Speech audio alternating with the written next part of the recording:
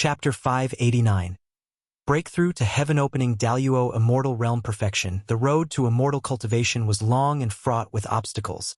The ancients said, "An immortal dreams for 3,000 years." This saying was validated in today's celestial spirit great world. After stepping into the nirvana realm, the time scale of cultivators began to lengthen, 100 years as a day, 1,000 years as a dream. For those on the path of immortal Tao, the higher their talent, the faster time passed. After becoming a disciple of the main vein of the Tao court, Xiao Lan entered a prolonged period of seclusion. At first, she worried about Guan, fearing that he would pass away during her seclusion. Fortunately, although Guan encountered many setbacks, he always managed to break through. Once Guan successfully achieved nirvana, she completely set her mind at ease and focused on her cultivation. Tens of thousands of years passed in the blink of an eye, and although the human world underwent tremendous changes like the transformation of the sea into mulberry fields, there were not many changes in the immortal cultivation realm. That year, Xiao Lan encountered a breakthrough opportunity. Under the protection of the great cultivators of the main vein, she successfully stepped into the wandering immortal realm, while Guan watched from a distance. He marveled at the uniqueness of the new era. Living for 10,000 years to reach wandering immortal realm was rare in the previous era. But in this new one, such geniuses were not few. Blood Prison Great Saint and an Xin even reached the heaven and earth flying immortal realm one after another. Tao treasures greatly aided their cultivation, added with the abundant spiritual energy of the Taoist field of the beginningless, containing the true meaning of the great Tao. Their cultivation speed was ever increasing, especially an Xin who seemed to be transforming into an Hao. Though Guan felt that he contributed significantly to his disciples' progress, thinking of the past, he still had many reflections. I should also break through a minor realm. Guan watched Xiao Lan consolidating her cultivation level at the horizon and made up his mind. Source: web novel. Com. Updated on Omicron New. He originally wanted to rely on his enlightenment to break through. However, for a heaven-opening Daluo immortal, breaking through a minor realm required much more time than he could imagine. Having thought that, Guan directly switched identities, his original body leaping out of the little world. Among the cultivators protecting Xiao Lan, the strongest had reached the Tao Void Profound Immortal Realm. This person did not detect any abnormalities and remained focused on Xiao Lan.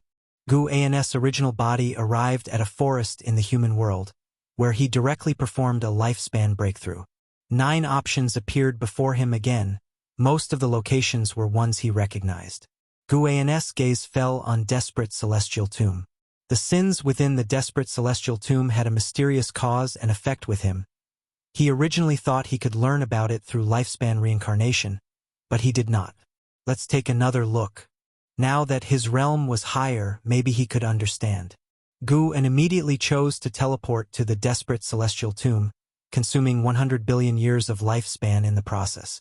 After a while, Guan opened his eyes and immediately activated the lifespan barrier.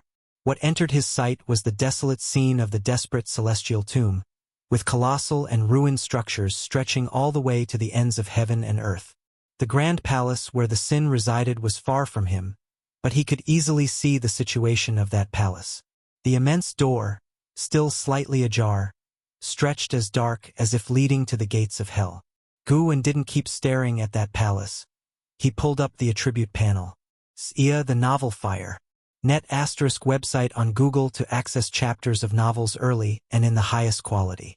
Name: Guan. Lifespan: 34, 362/487, 609, 219, 005. Physique: primordial reincarnation, undying body. Cultivation level: late stage of heaven-opening Daluo immortal realm. He directly invested lifespan into his cultivation level, in increments of 100 billion years each time. Prompt after prompt appeared, with 480 billion years of lifespan at his disposal. Guan barely heeded the failure notifications.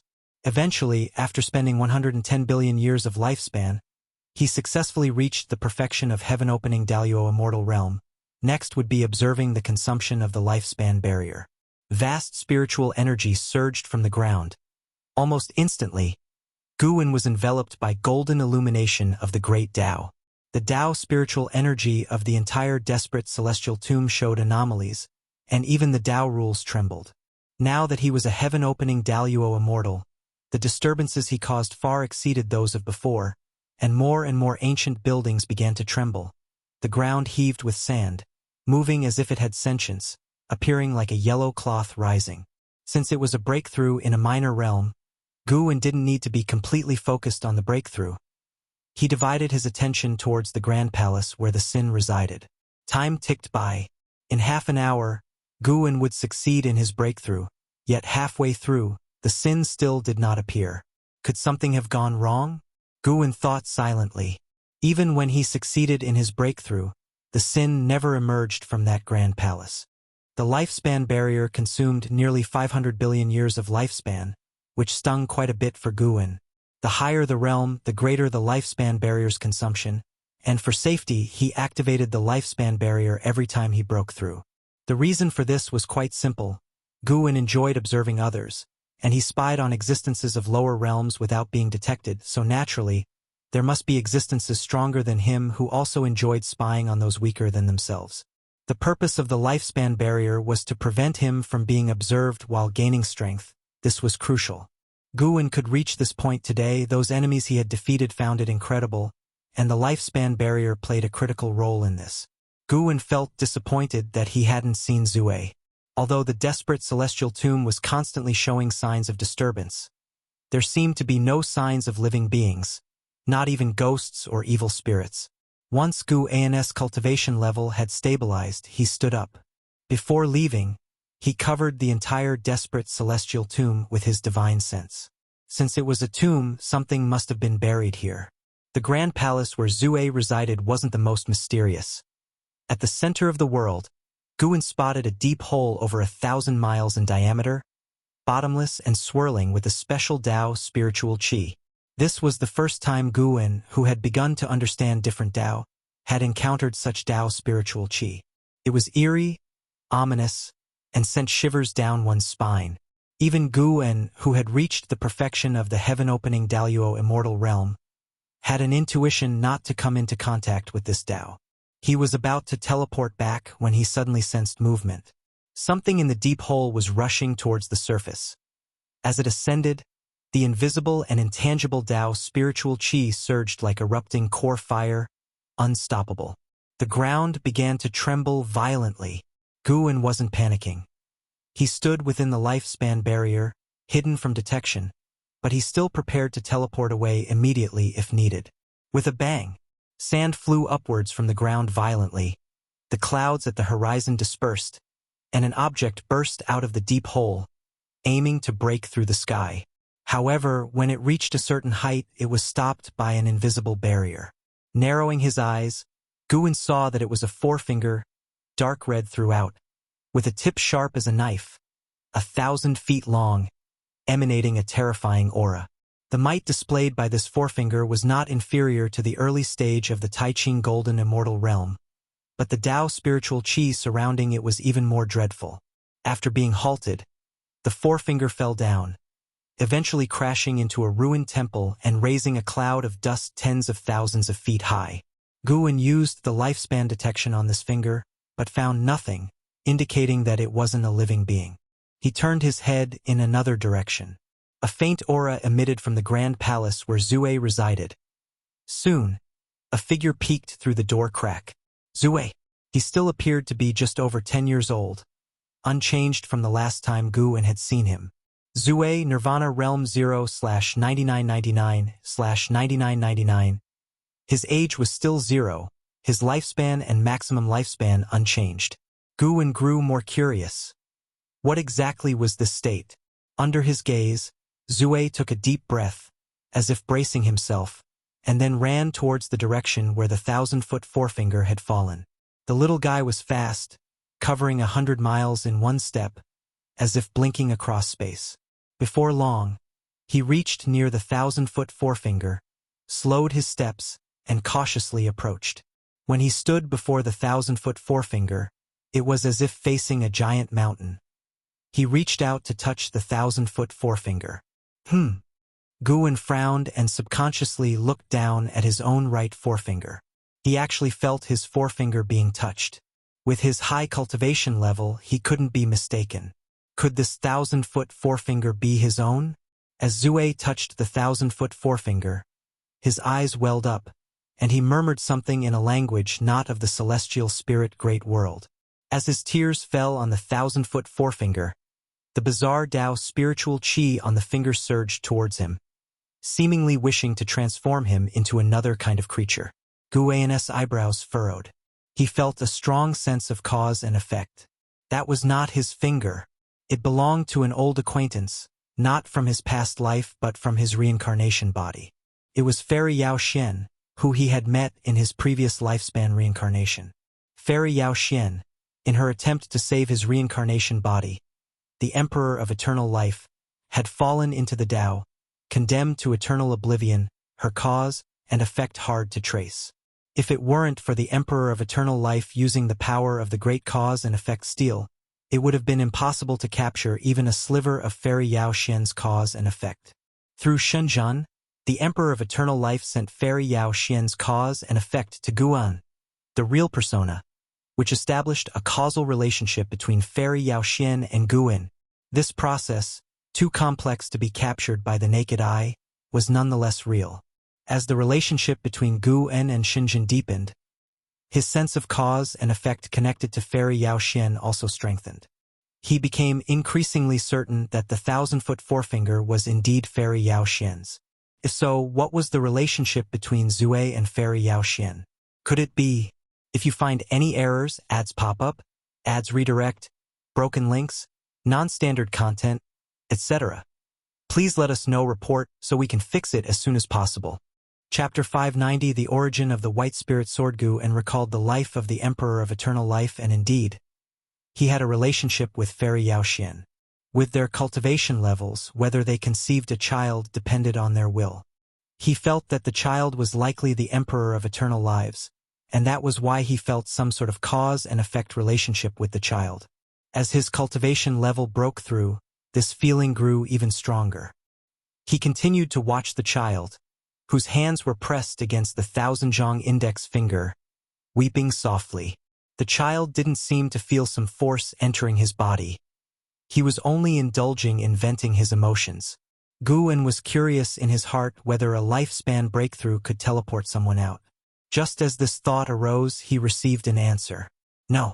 This answer inexplicably appeared in his mind, probably a response from the lifespan breakthrough.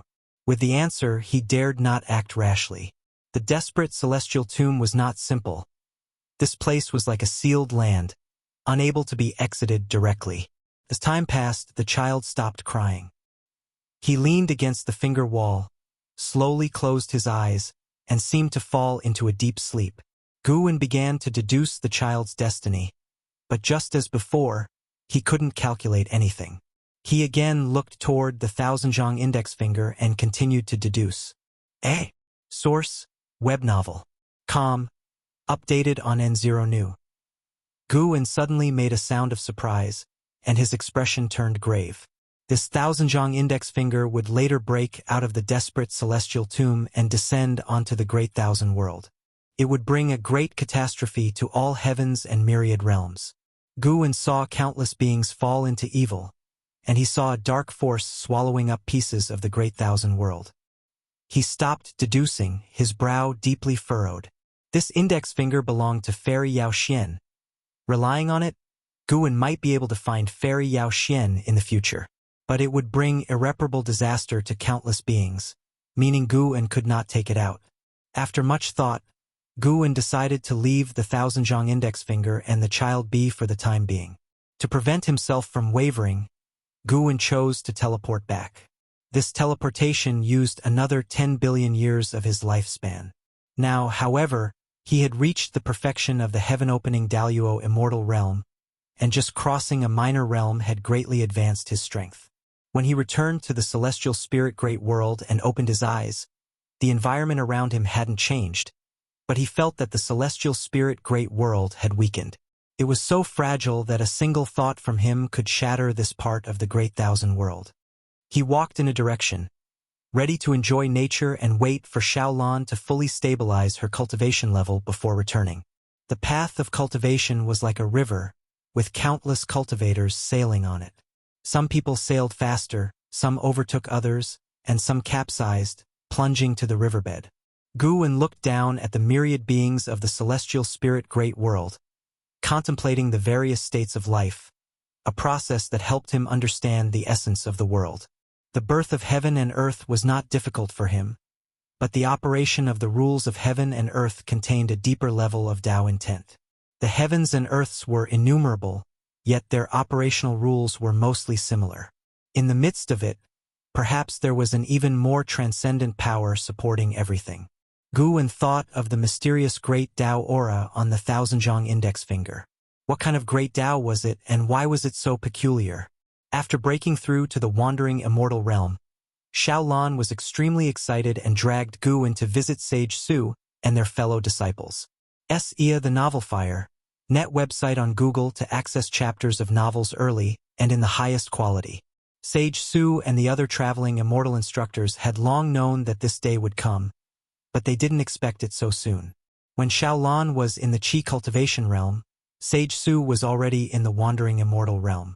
Yet when Xiaolan reached the wandering immortal realm, Sage Su was still in the wandering immortal realm. Even if the mentor-disciple relationship was as good as it got, Sage Su still felt a bit mixed inside, yet she hid her emotions very well. Standing on the side as a bystander, Guwen watched these people congratulating Xiaolan, thinking with a sigh how life was unfair, and he found it quite amusing. Afterward, Xiaolan wished to return to Xiao Manor for a visit, and Sage Su had no objections.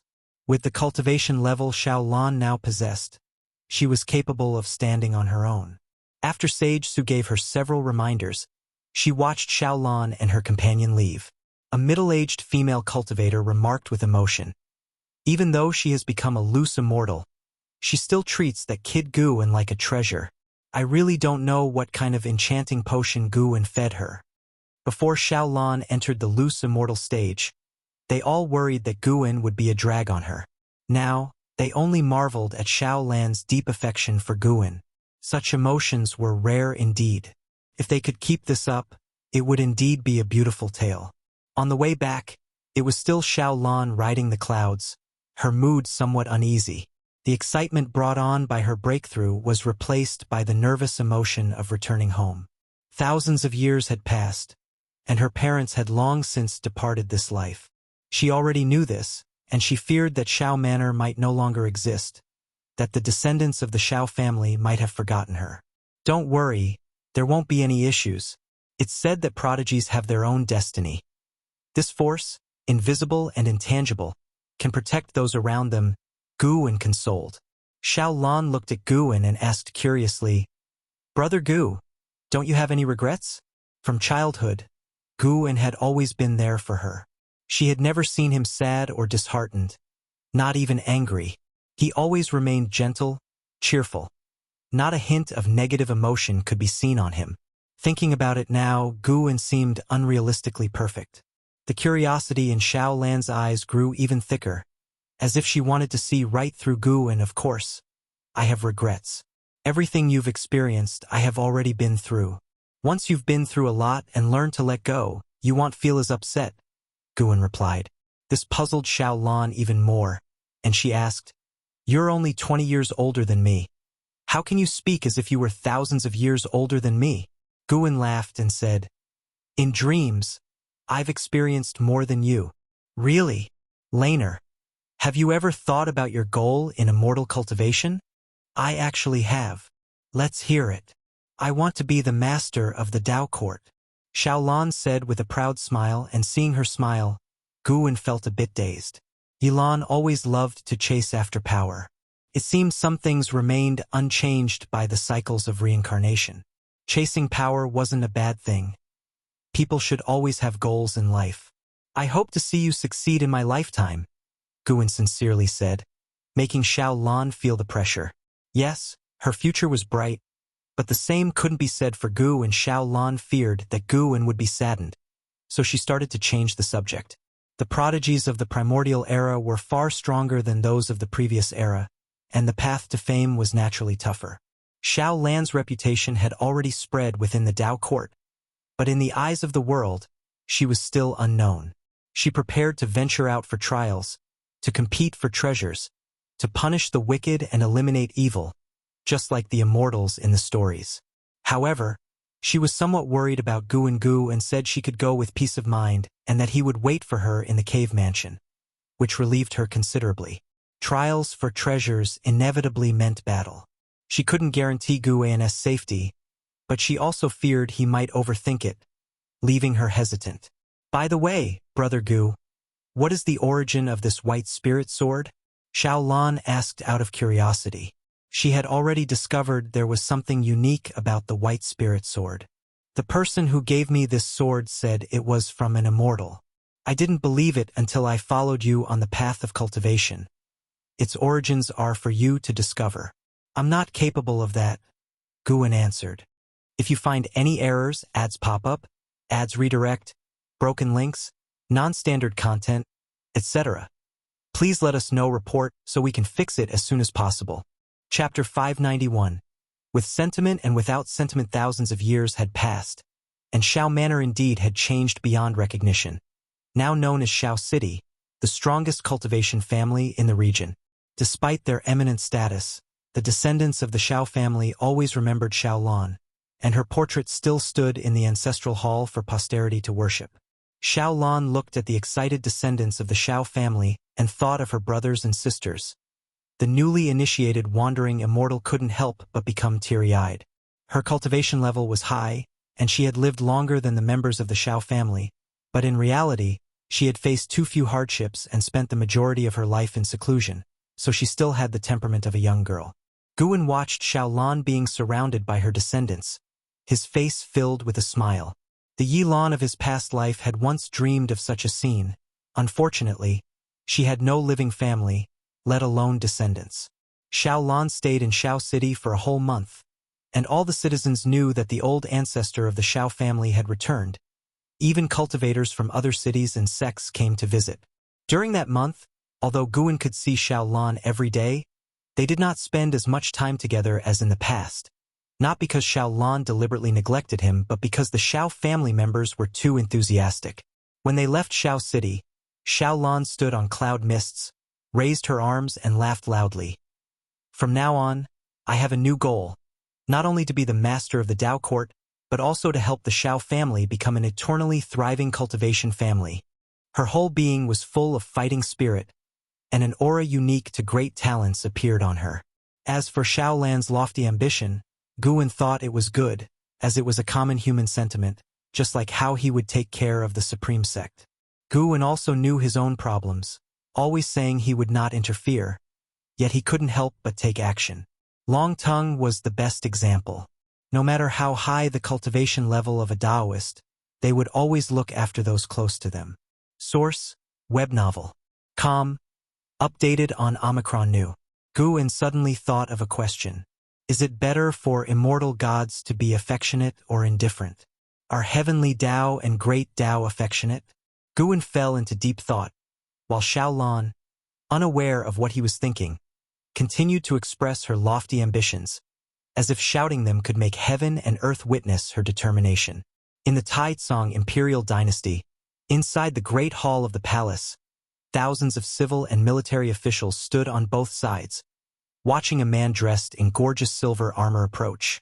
This man was Long Tongue, wearing thick silver armor, like a silver dragon wrapped around his body, his helmet adorned with 2 phoenix wings, and a white cape fluttering as if it had a life of its own.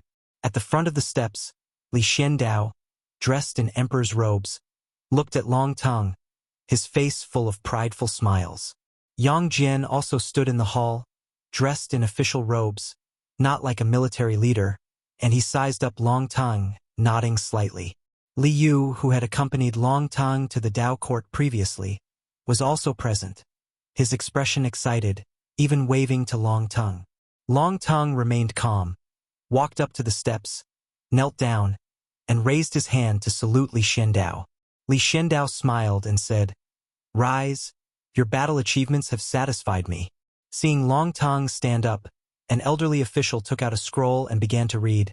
Admiral Long Tongue, who swept through the drowning sea demon domain, beheaded the Dark Demon Emperor, shook the seven seas, enhanced the holy might of Tai Tsong, is hereby bestowed the title of Admiral of Celestial Praise, ranked first grade, to enjoy Tai Tsong's destiny forever, and his divine statue to be listed in the Divine General's mansion. His voice was full of vigor, echoing in the great hall, stirring discussions among the officials. Many were incredulous. They knew the emperor would reward Long Tongue generously, but no one expected such treatment for Long Tongue. First grade, nearly second to none. The position of admiral, previously only achieved by Yang Jian. Li Xiandao was very pleased with the official's amazement.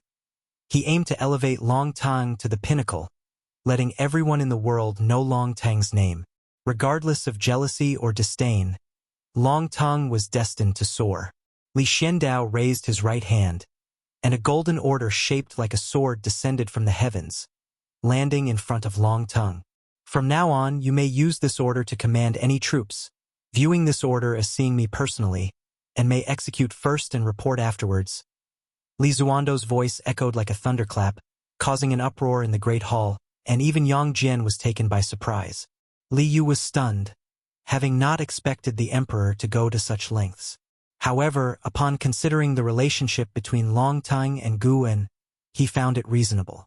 Although the Taizong imperial dynasty was strong, it was far from contending for supremacy over the world, and only with the support of supporting Dao Sword Venerable could there be hope. "Thank you, Your Majesty." Long Tongue received the order unflinchingly, his words resounding firmly. As he accepted the order, the courtiers all felt that a great change was about to come to the Taizong imperial dynasty, as not only had the emperor favored Long Tongue over the years, but had also promoted other members of the Long family. With Long Tongue being appointed as Admiral of Celestial Praise, the Long family had truly risen to the top echelon of the Taizong imperial dynasty, compelling even those with a deeper family heritage to take the Long family seriously. Hiss! A fierce wind swept into the great hall, causing everyone's complexion to drastically change. Long Tongue turned around, squinting his eyes. Suddenly, a figure appeared in front of him and pushed forward with a palm. It was Yang Jian. As Yang Jian swung his palm, a tremendous mana erupted, seeming to strike an invisible existence, dispersing into a mist of energy. Slaughter my demon soldiers and still wish to boast? Ridiculous! A cold sneer sounded, and Yang Jian's complexion abruptly changed as a powerful demonic power dispersed his mana, forcing him to retreat. As he retreated, he did not bump into Long Tongue. Instead, he fixed his gaze, but Long Tongue's figure had already disappeared.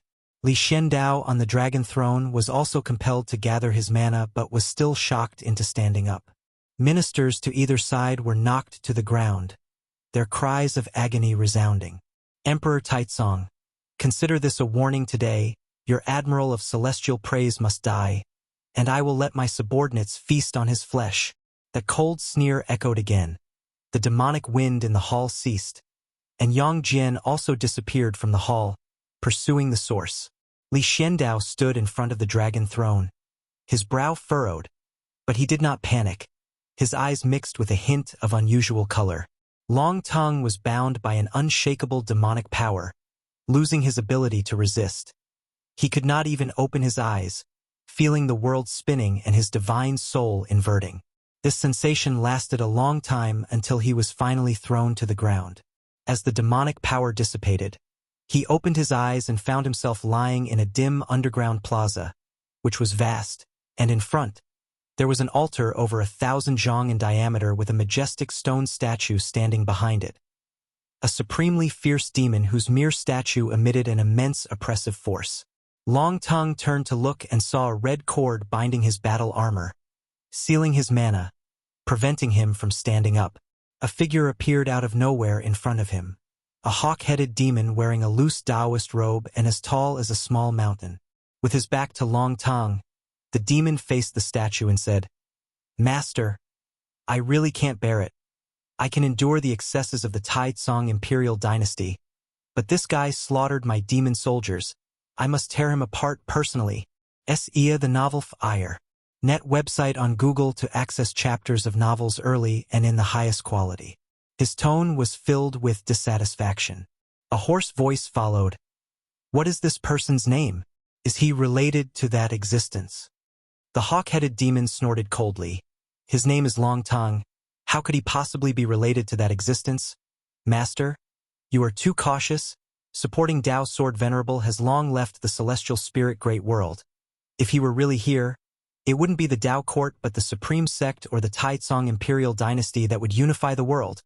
If you find any errors, ads pop up, ads redirect, broken links, non-standard content, etc., please let us know. Report so we can fix it as soon as possible. Chapter 592.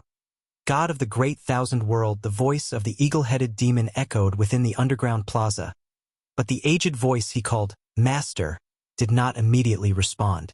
Long Tong heard him mention supporting Tao Sword Venerable, but his expression remained unchanged, and he did not disclose his relationship with the supporting Tao Sword Venerable. The underground plaza fell into silence. The eagle-headed demon turned to look at Long Tongue lying on the ground. His right hand lifted. His palm transformed into an eagle's claw, elongated and sharp, with tips even flickering with a cold light. He looked down at Long Tongue with a cold smile on his face, unable to hide the murderous intent in his eyes. Long Tongue looked up at him, his face still calm, showing no fear. Seeing Long Tongue's composure, the eagle-headed demon's anger flared. His face became ferocious as he raised his claw towards Long Tongue. Wait! The ancient voice suddenly rang out. The fierce demon stone statue exuding tendrils of demon chi, quickly coalescing into a transformed demon. This was an old man, dressed in a black robe made of animal skin, flying in the air like a ghost. His white hair casually draped, covering most of his face. His gaze fixed on Long Tongue with furrowed brows. He is called Long Tongue. What is his relationship with Long Qing, the sect leader of the Supreme Sect? The old man asked. He was unable to foresee the cause and effect involving Long Tongue, which made him uneasy and filled with a strong sense of dread. Sar the novel F. Iyer. At website on Google to access chapters of novels early and in the highest quality. He felt a disaster was imminent. The eagle-headed demon turned to look at his master, frowning. Even if he is related to the sect leader of the Supreme Sect, so what? When the outer heaven power attacked before, the supporting Tao Sword Venerable did not appear, and over these years, descendants of the Long family have been harmed without all their adversaries being destroyed. He knew the identity of the sect leader of the Supreme Sect, a disciple of the supporting Tao Sword Venerable. But the disciples of supporting Tao Sword Venerable were not limited to one, Yang Jian included. When Yang Jian assisted the Taizong imperial dynasty in its conquests, he too had been captured by great powers, surviving countless life and death ordeals, never witnessing supporting Tao Sword Venerable in action. There were still enemies of Yang Jian roaming free, which was why the eagle-headed demon felt his master was too cautious. He even thought that his master was terrified by the supporting Tao Sword Venerable, lacking the spirit of a free immortal. The black-robed demon flickered, appearing before Long Tong, the eagle-headed demon turning as well. What is your relationship with the Supreme Sect's Long family? The black-robed demon sternly asked Long Tong. Long Tong snorted, kill or shred. I will heed your decision. He could tell this demon was deeply wary of the supporting Tao Sword Venerable, and he did not want to disgrace his ancestors. His attitude made the black-robed demon even more nervous, completely a stance full of confidence. The eagle-headed demon frowned. Master, let me kill him. The black-robed demon turned to look at him, his eyes fierce, deep voice declaring. If you dared, you would have killed him already. Why bring him before me? Isn't it because you're also uncertain and want your master to take the pressure off you? The eagle-headed demon's eyes widened, wanting to retort, but facing his master's gaze, he held back. Indeed, as his master said, although he was angry, deep down he did not scorn as he claimed verbally. If he truly feared no retribution from the supporting Tao Sword Venerable's legendary influence, he wouldn't have just watched Long Tongue slaughter demon soldiers. The more he thought about it afterward, the angrier he got, so he couldn't help but go to the Taizong imperial dynasty when he heard Long Tongue was being enthroned, and he blew up in rage, thus capturing Long Tongue. He was a divine thought true immortal, before whom Long Tang had no power to resist. Moreover, you've underestimated the Taizong imperial dynasty. Someone has already caught up, the black-robed demon coldly remarked, his tone icy. The eagle-headed demon's face turned gloomy. The black-robed demon looked back at Long Tang, and for some reason, seeing Long Tang's calm face made him increasingly anxious. He also started to get angry.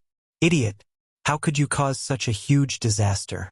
In today's world, a great era of strife with treasures emerging endlessly, he too needed demons to help him, which is why he supported this disciple. Now he regretted it. The black-robed demon took a deep breath and said, "Send him back. He must not be harmed at all." What? The eagle-headed demon's face changed drastically. Its eyes filled with disbelief and anger as it looked at its master. The black-robed old demon suddenly erupted with an overwhelming aura, causing the eagle-headed demon to stagger back. Either send it back or our master-disciple relationship is over. I shall leave now, the black-robed old demon stated irrefutably. Upon hearing this, the eagle-headed demon panicked.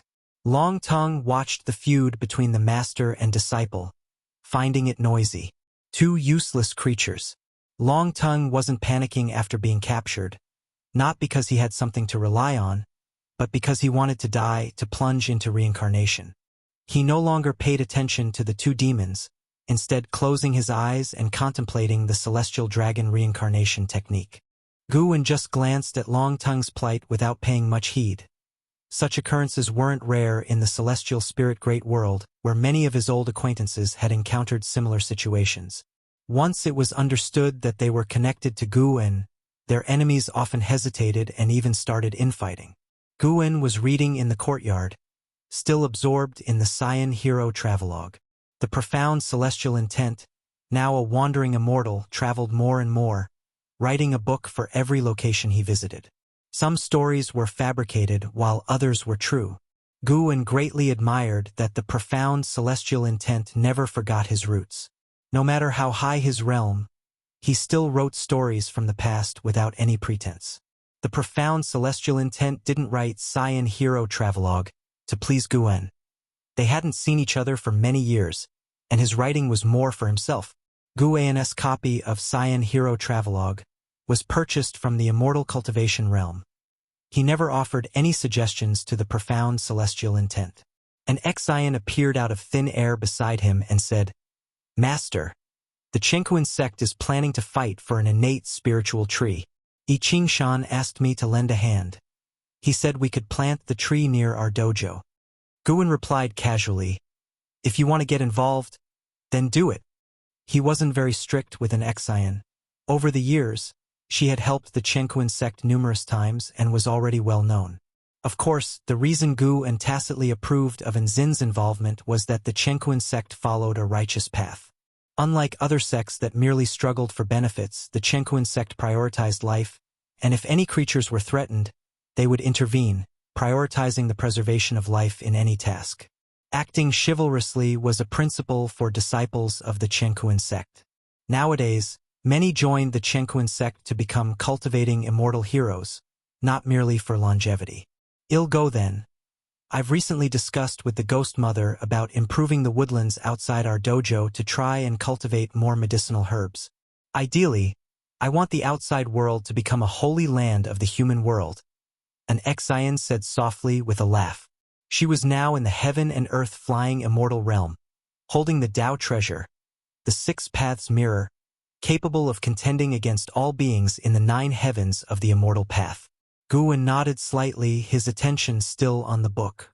An Xian glanced at the book cover and thought to herself, "The same book again. How can he never tire of it?" She bowed to Guwen, then exchanged a few words with Xinjun in front of the artifact refining cauldron, before she left.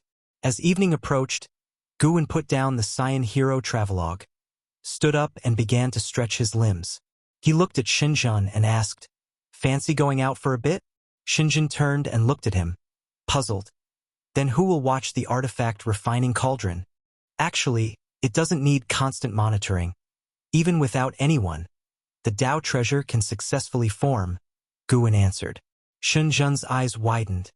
She almost cursed. Biting back her anger, she asked, "So, where do you want to take me?" Guwen replied, "To meet the gods of the great thousand world." Gods. Shinjun's anger faded, replaced by curiosity. Source: Webn 0 vel. Com. Updated on Nav 0. Co. If you find any errors, ads pop up, ads redirect, broken links, non-standard content, etc., please let us know. Report so we can fix it as soon as possible. Chapter 593. The mischievous fate under the night sky.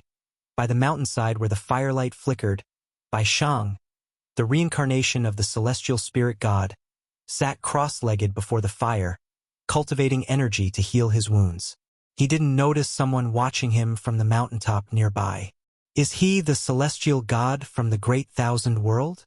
Shinjun looked down at Bai Shang, asking with a face full of curiosity. To her, Bai Shang appeared quite ordinary, hardly resembling a celestial god. Although Bai Shang had undergone nirvana, he remained an insignificant figure in the world and was now facing the greatest ordeal of his life. The most important person to him had been captured by a peerless demon and was to become the demon consort. The news had spread across the demon lands, and demon kings from all quarters were preparing to offer their congratulations.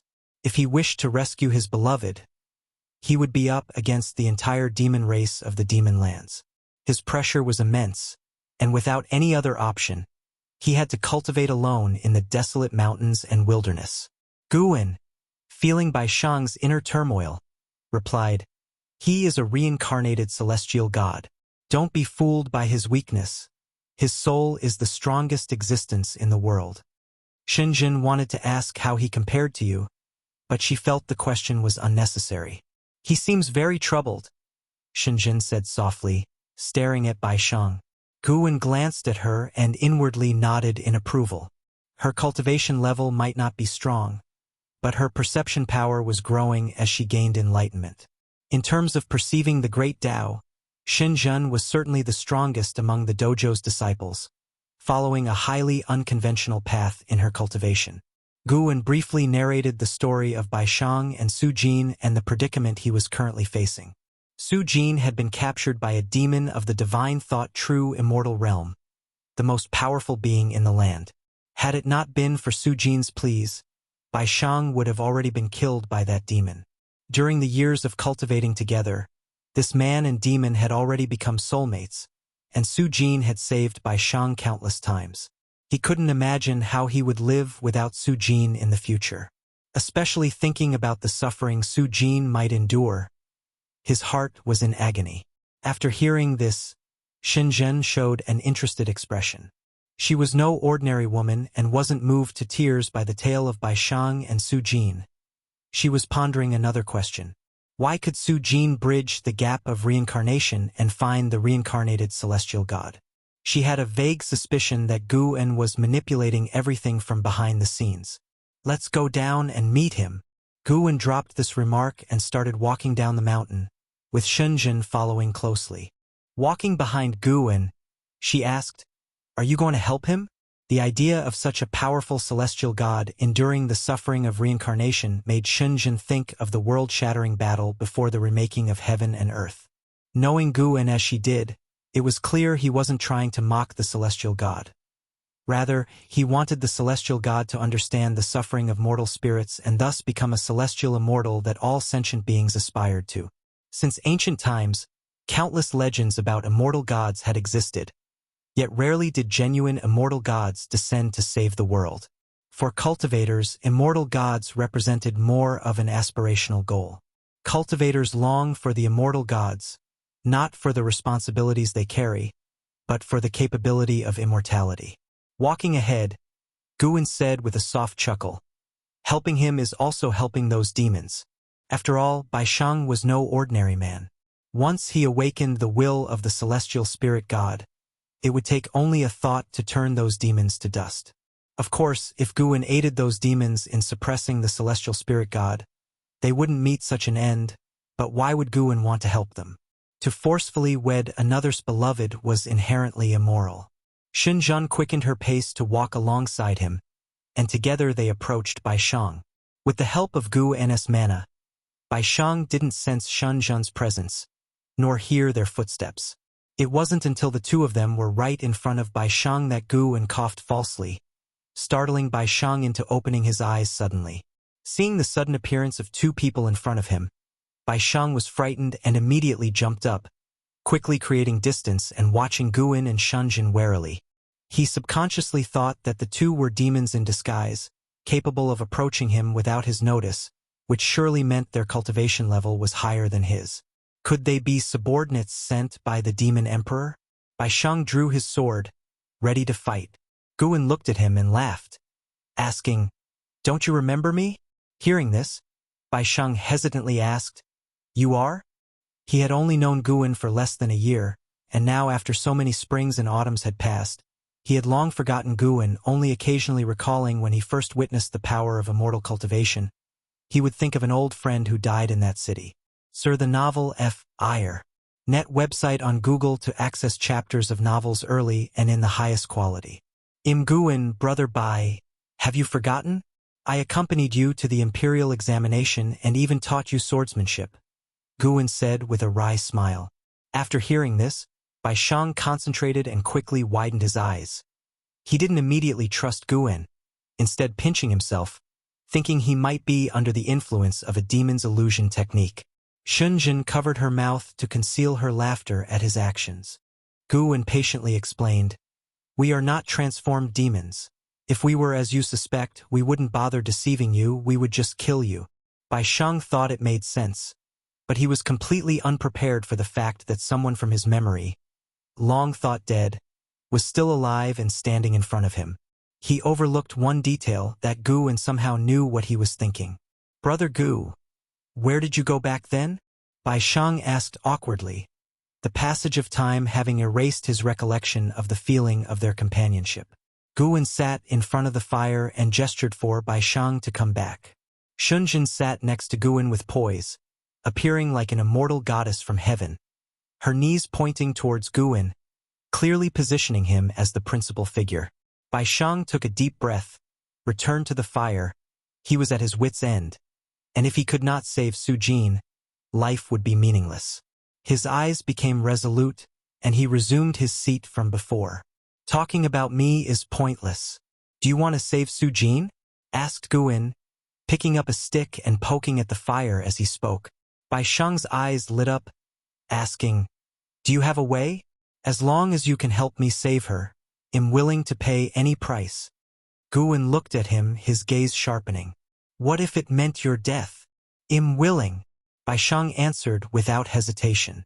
Gu En continued, "If you die, she might marry someone else. How would that be any different from now? That demon doesn't want to kill her." Bai Shang's complexion changed slightly, but he still said through gritted teeth, "It's different. I want her to be able to pursue the happiness she desires, not be coerced. As long as you can save her, I'm ready to die at any time." This scene reminded Gu En of when the boss had saved number 5 all those years ago. Back then, as now, Su Jin had given hope to the boss, but at the cost of his life. Destiny really had a way of playing tricks on people. Gu En looked down at the fire, as if contemplating whether or not to save Su Jin. Bai Shang pressed, "That demon emperor is a divine thought true immortal from the 8th heaven of immortal Tao. Do you know of a being stronger than him?" He noticed his question made the woman beside Gu En laugh again, the corners of her mouth lifting uncontrollably as though she were mocking him. Gu En leisurely said, "Don't rush. Let me tell you a story." Bai Shang's heart was burning with urgency, hardly in the mood for stories. But before he could refuse, Gu En began to speak. "In outer heaven, far in the depths of the universe, there is a gate known as the World Gate, below which resides a deity called the Celestial Spirit God, Outer Heaven. God." Bai Shang was suddenly captivated and listened intently to Gu En's continuing tale. Xin Zhen was also listening intently, even beginning to imagine such a scene. A towering gate standing in the cosmos, beneath it, a deity. Images began forming in her mind. She even saw other scenes. Source: Webn0vel.com. Updated on Nav0. Co. If you find any errors, ads pop up, ads redirect, broken links, non-standard content, etc. Please let us know report so we can fix it as soon as possible. Chapter 594. The price of becoming a god. The night was like water, the fires on the hillside illuminating a 30-foot radius. Bai Shang listened to Gu and telling the story of the celestial spirit god, his heart longing, his face full of disbelief. There were such beings beyond the heavens. The resolute, almost invincible celestial spirit god filled Bai Shang with admiration. Even the strongest gods have desires, said Guin with a sigh. For the sake of the ultimate treasure, he decided to destroy the great thousand world, and for that, he paid a painful price, cast into reincarnation by a greater power, to undergo the suffering of mortal spirits. Listening to this, Bai Shang's thoughts churned dramatically. He couldn't help but ask, "So, you know who the celestial spirit god reincarnated into? Can you have him help me?" In his eyes, the 9 heavens of the immortal path was the pinnacle of immortal cultivation. The great demon who had reached the 8th heaven was already unparalleled, so surely the celestial spirit god must be of the 9th heaven cultivation level. Why would Guin bring up the celestial spirit god for no reason? He must have a way to find the celestial spirit god. Faced with Bai Shang's eager gaze, Guin replied, "I do indeed know where he is, and if he takes action, he will surely be able to deal with that demon emperor. But what? But celestial gods are only bound by the heavenly Tao. No one knows what he thinks. Reviving him might bring catastrophe to the entire world." Hearing this, Bai Shang fell silent. He felt that Su Jin was most important, but to gamble the freedom of all living beings on Su Jin's freedom was far too selfish. Search * the novel F. Ire. Net website on Google to access chapters of novels early and in the highest quality. He admitted he was no great philanthropist. He could be selfish, but he could not hurt innocent people. Xinjin watched Bai Shang caught in his dilemma, finding it amusing, wondering whether Bai Shang's feelings for Su Jin would change after he had restored the will of the celestial spirit god. Bai Shang gritted his teeth and asked, "Is there no other way? The lives of all living beings, including me, including Su Jin, and including all of you, if saving them requires such a cost, it's meaningless." Guin said with profound meaning, "Of course there is, and that is for you to convince the celestial spirit god to change his views, to become the god that all living beings want." "How could I possibly do that?" Bai Shang asked with a frown. Upon entering the immortal cultivation realm, he felt his own mediocrity. There were far too many people in this world with far greater talent than him. He had only come this far by the help of Su Jin. Could someone like him persuade a celestial god? He didn't see himself as the protagonist of a story. He looked at Guin, anxiously awaiting an answer, but Guin didn't respond, just staring at him with a smile that wasn't quite a smile, which confused him even more. Suddenly, Bai Shang had a thought. His face turned pale, and his eyes widened. His body began to tremble. Could I be the reincarnation of the celestial spirit god? Bai Shang struggled with the turmoil in his heart and asked cautiously. Guin met his gaze and said, "If you become him, Su Jin will not be as important in your heart, but your will could make him help you save Su Jin." At those words, Bai Shang's face darkened. "Don't worry, you still have time to choose. The long night stretches before us. Why not think about this life?" As Guin spoke, he raised his hand, and a plump chicken, plucked clean of feathers, appeared in his hand, and he began to roast the chicken. Xinjin added from the side, "Sprinkle on more cumin." This was the first complete sentence she had said in front of Bai Shang. Bai Shang looked at the plump chicken in Guin's hands, his thoughts drifting off to a time long ago. Deep within a tranquil palace, Su Jin sat in front of a large bronze mirror, looking at her own beautiful reflection with hollow eyes. She began to feel weary. In pursuit of Bai Shang, it took her 10,000 years. Helping Bai Shang with his immortal cultivation, it took her another 10,000 years. Alas, there were always endless troubles in the world, standing in their way. She even wondered, would Bai Shang have lived a better life without her? She had come to understand that in life, suffering is inevitable. No one is forever happy and content. Instead of being perpetually dissatisfied, it's better to think about the times once had. Su Jin began to reminisce about the moments she and Bai Shang carefully spent in the human world, her face revealing a sweet smile. Just then, a graceful figure emerged from the darkness behind her. A female demon in a purple dress, with a slender figure and delicate features. Tiny purple scales adorned her cheeks. She approached Su Jin from behind and bowed gently. "My lady, it's said that the Demon Emperor has invited the Demon Emperor from the human world as a guest. This grand marriage is no small matter. It will be a moment for the Demon Emperor to demonstrate his influence to the entire demon race, and your fame will spread throughout the world." The purple-dressed female demon spoke softly, her voice filled with admiration and longing. Su Jin replied calmly, "It seems the Emperor has even bigger ambitions. Yes, there are countless demon emperors and demon kings in this world. The human race has the Tao court to unite all, but the demon race doesn't have an absolute ruler yet. The Emperor wants to become such an existence," continued the purple-dressed female.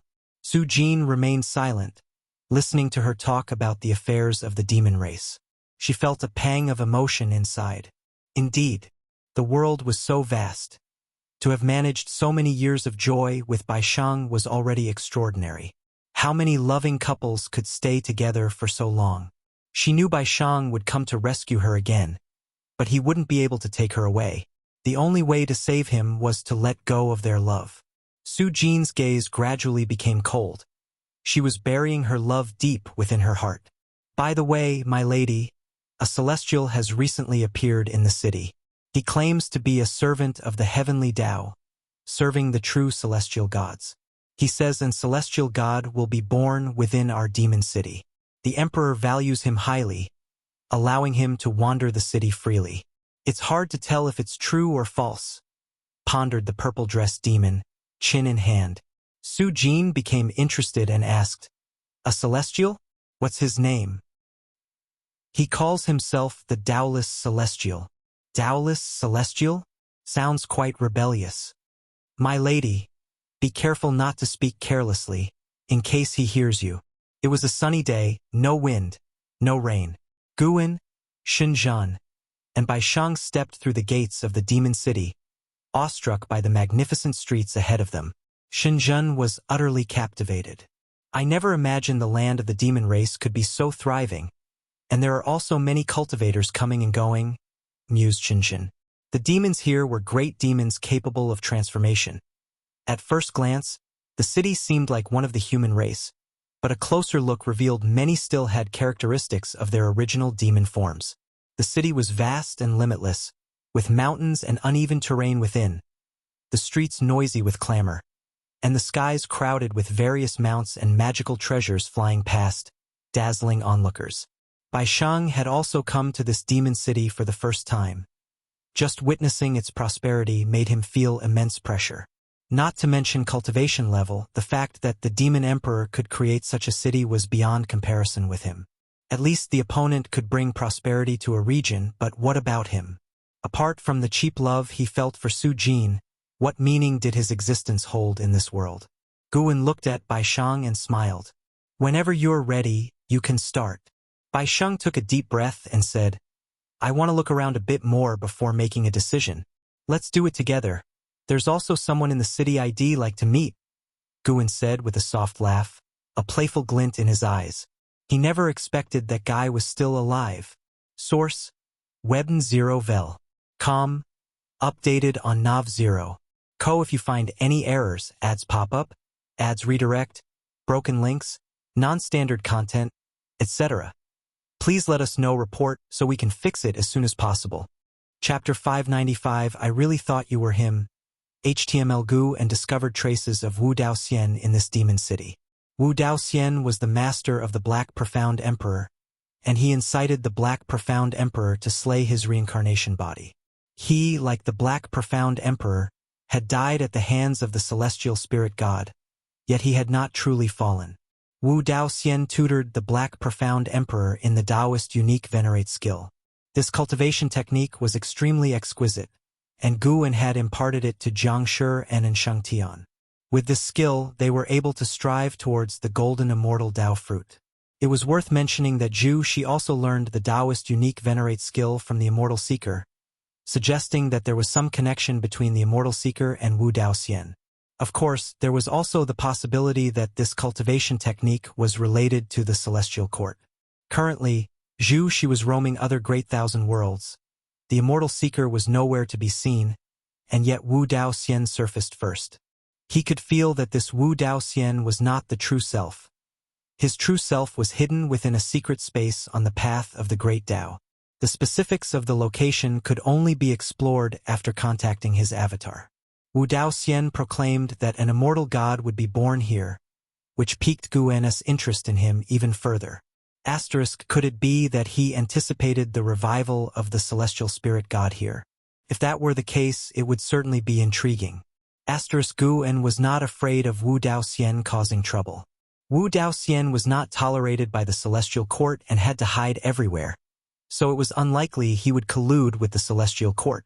As for what sort of backing Wu Daoxian had, Guan was also quite interested.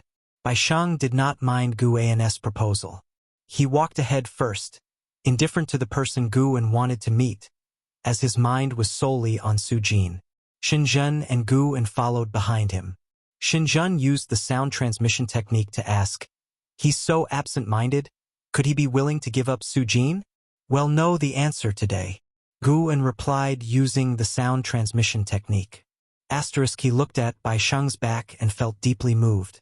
It wasn't Bai Shang and Su Jin's relationship that moved him, but his brotherhood with Bai Shang. He somewhat missed the days of exploring mountains and waters and drinking joyously with Bai Shang.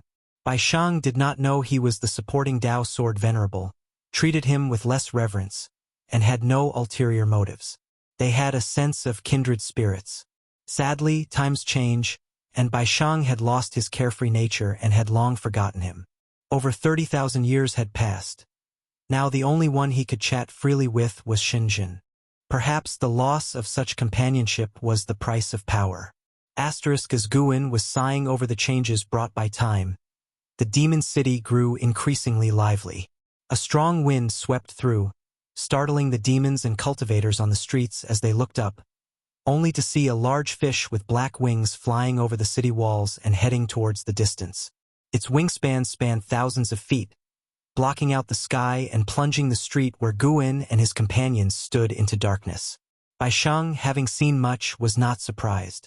But if he knew that there was a pavilion on the fish's back, with someone inside not weaker than the Demon Emperor, he would surely be shocked. The Demon Emperor of the city was named the Great Liang Demon Emperor. Although he was a divine thought true immortal in cultivation, he possessed clues to a heaven and earth ultimate treasure, which was why all the great powers came to celebrate. Heaven and Earth Ultimate Treasure was the immortal cultivation realm's term for the most powerful magical treasures. These treasures were rich with destiny, even capable of creating a world, harboring the power of heaven and earth. These Heaven and Earth Ultimate Treasures also originated from the battle court. Those who crafted them were all golden immortals, thus they contained world power. Guan did not harbor ill feelings towards the Great Liang Demon Emperor. Although this guy kidnapped Su Jin, he treated her politely and promised to only win her heart before taking her. The reason for holding the grand wedding in advance was because that Heaven and Earth Ultimate Treasure was about to be born. It was worth noting that people from the Dao Court also came to congratulate the Great Liang Demon Emperor. Different realms had different circles. The Great Liang Demon Emperor could at most invite those in the Zizai immortal realm. Such beings were rare great powers in the world and were considered ancient myths to mortal spirits. Bai Shang, though wandering aimlessly, was being subtly guided towards Wu Daoxian under the influence of Guan's Dao intent. As time went by, more and more powerful beings arrived, with steeds even grander than the previous black-winged fish, bringing glory to the city's demons. They did not know just how strong those powers were. They only felt the commanding presence of the Great Liang Demon Emperor. An hour quickly passed. Unknowingly, Bai Shang arrived in front of a giant stele, located at a crossroads on the street, towering 100 feet high and surrounded by hundreds of beings. Wu Daoxian was also here. In this lifetime, Wu Daoxian wore a blue Taoist robe, his hair completely white, and held a horsetail whisk in his hand. exuding an immortal-like aura. He held the whisk in one hand and stroked his beard with the other, seemingly deep in thought. Guwen walked directly towards him, brushing past Bai Shang. Following close behind, Xinjin's steps made Bai Shang subconsciously follow suit. This stele seems to contain some profound meaning. Guwen approached Wu Daoxian and spoke softly. Wu Daoxian glanced at him, initially dismissive, but upon seeing him, Wu Daoxian's expression suddenly changed. Sar the Oval Fire. Net website on Google to access chapters of novels early and in the highest quality. Wu Daoxian scrutinized Guwen, asking, "What?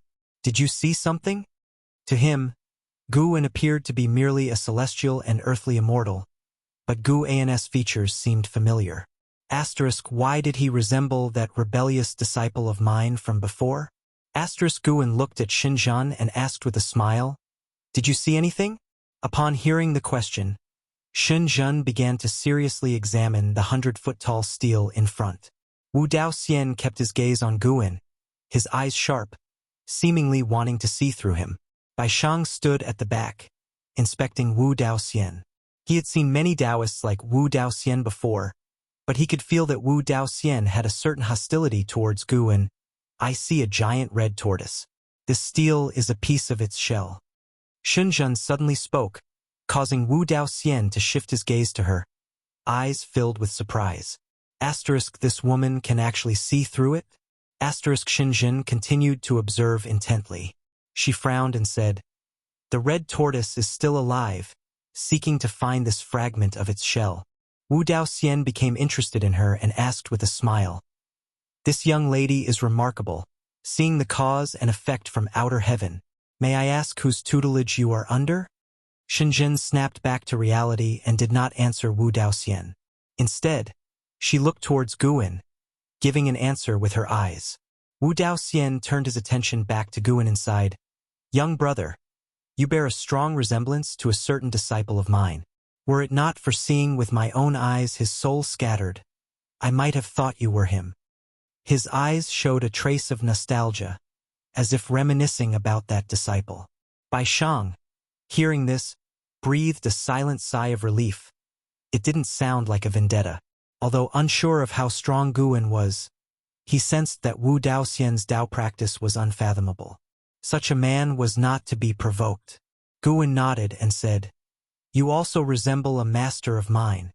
Were it not for seeing with my own eyes his beheading, I might have thought you were him." With these words, Wu Daoxian's pupils shrank suddenly. Almost instantly, he lifted his right hand. Xinjian and Bai Shang were unable to react in time. However, Guwen's movement was quicker. Slap! Guwen's right hand landed on Wu Daoxian's shoulder, and with this pat, his mana dissipated instantly, his eyes widening. Source: Webn 0 vel. Com. Updated on Nav 0. Co. If you find any errors, ads pop up, ads redirect, broken links, non-standard content, etc., please let us know report so we can fix it as soon as possible. Chapter 596 Innate Immortal Gods. Guwen stared at Wu Dao Immortal, his eyes full of shock and anger. Because it wasn't his real body, he didn't despair. He stared intently at Guwen and said in a deep voice, "I didn't expect you to still be alive." Guwen pressed on him, saying, "I didn't expect you to be alive either." Xinjian and Bai Shang sensed something was wrong and became vigilant.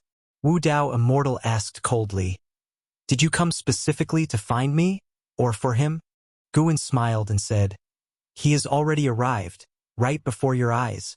Hearing this, Wu Dao Immortal was stunned for a moment and subconsciously looked towards Xinjian. Could it be that Xinjian, with such low cultivation level, was a reincarnation of the celestial spirit god? Although Xinjian was female, Wu Dao Immortal, who had seen and known much, found the notion of a man reincarnating as a woman not strange at all. Guwen shook his head and turned to glance at Bai Shang, saying, "The god who slew me back then is him." Wu Dao Immortal couldn't help but look towards Bai Shang, his eyebrows tightly furrowed. In his eyes, Bai Shang seemed so mediocre. Bai Shang was also stunned. He subconsciously looked at Guwen. Had Guwen died at his hands in a previous life? Wasn't that a deep grudge and great hatred? In such circumstances, why would Guan want to help him?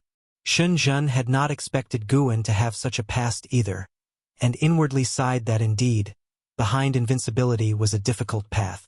Wu Dao Immortal fell into silence, more concerned with what Guan wanted to do than the reincarnation of the celestial spirit god.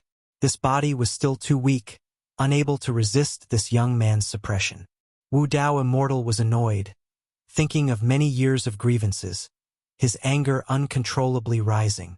Once, he had placed great expectations on the Black Profound Emperor, but unfortunately, the Black Profound Emperor resisted him and even caused him to be executed by the celestial spirit god, and his real Bodis injuries hadn't fully recovered to this day. Guan saw through what he was thinking and said, "Let's watch a good show together next." As his words fell, Guan withdrew his hand, but Wu Dao Immortal felt his chi power being sealed within his body. He was now like a mortal, utterly powerless. Wu Dao Immortal knew he couldn't escape, so he didn't act rashly. He turned his gaze to Bai Shang and said, "The immortal god I'm looking for is not him." Guan asked, "Are there other immortal gods in this realm?" He hadn't detected the traces of other immortal gods, but he didn't doubt Wu Dao Immortal's words. Instead, it piqued his curiosity. Even though there were no traces of immortal gods, the legacies of immortal gods were there. Xian held an immortal god's legacy, and before the reshaping of heaven and earth, followers of immortal gods wandered the human world, promoting the name of the heavenly Tao. These signs proved that an immortal god could appear at any time. Yes, this god is not an ascended god but an innate immortal god, born from the celestial Tao destiny. Wu Dao Immortal replied, not minding sharing this information with Guan despite being sealed by him. Though they had deadly enmities, both stood against the celestial court. Guan thought of Fairy Yao Xian and suddenly guessed something, directing his gaze toward Su Jin. Indeed, Su Jin was pregnant, deliberately hiding and sealing the fetus, stopping its development, undetected even by the great Liang Demon Emperor. CTH Nell Fire. NT website on Google to access chapters of novels early and in the highest quality. Bai Shang had reincarnated many times and fathered children but had never begotten an innate immortal god. Why could he this time? Guan carefully observed. The child in Su Jin's womb had no trace of celestial Tao destiny. Could it transform later? Guan pondered as his gaze shifted towards the 100-jong stele ahead. He began to chat idly with Wu Daoxian, discussing the heavens and earth and the origins of the stele. Bai Shang noticed that those around them showed no reaction, as if they hadn't heard the conversation about the immortal gods. He realized he had embroiled himself in great trouble, yet he was prepared to face death if only it could save Su Jin. Past lives, destinies, he didn't believe in any of it. He was him. He was not a god, and should he become one, the godhead turn into would surely not be ruled by his current will. Whatever being you are, your resurrection was caused by my sacrifice, and you must help me save her, just save her without harming anyone else. Bai Shang silently recited this to himself, as though he were conversing with his own soul. Time continued to advance, and the hour of the great wedding grew ever nearer. In the heart of Demon City, a sumptuous feast had already begun. The great Liang Demon Emperor was making small talk with various guests. Female demons danced and sang, and various spirit fruits and spiritual wine were presented, making everything appear luxuriously lively. Although Bai Shang couldn't see the details of the grand wedding, listening to conversations of passers-by made him increasingly anxious. Within Demon City, his divine sense met obstacles everywhere, forcing him into wild speculations. He frequently glanced at Guan, who was steadily chatting with Wu Daoxian, oblivious to the matter of him becoming the celestial spirit god. This only heightened his unease and anxiety. Today is the great wedding day of the great Liang Demon Emperor and his beloved Su Jin. I thank all who have come to support this event. To make your journey worthwhile, I will present a heaven and earth ultimate treasure for all to experience the true meaning of the great Tao. Whether high or low in cultivation level, all may find a connection with the Tao. The voice of the great Liang Demon Emperor suddenly boomed through the city, interrupting the conversation between Guan and Wu Daoxian. Bai Shang immediately became desperate, unable to resist speaking out. "Brother Gu, aren't we starting yet?" Guwen turned to look at him, asking, "Have you thought it through?" Bai Shang took a deep breath and said, "I've thought it through. Let me become him, become the celestial spirit god." Hearing the voice of the great Liang demon emperor had driven him to lose all reason, with his only thought being to save Su Jin. Wu Daoxian also glanced at Bai Shang, a sneer appearing in his eyes.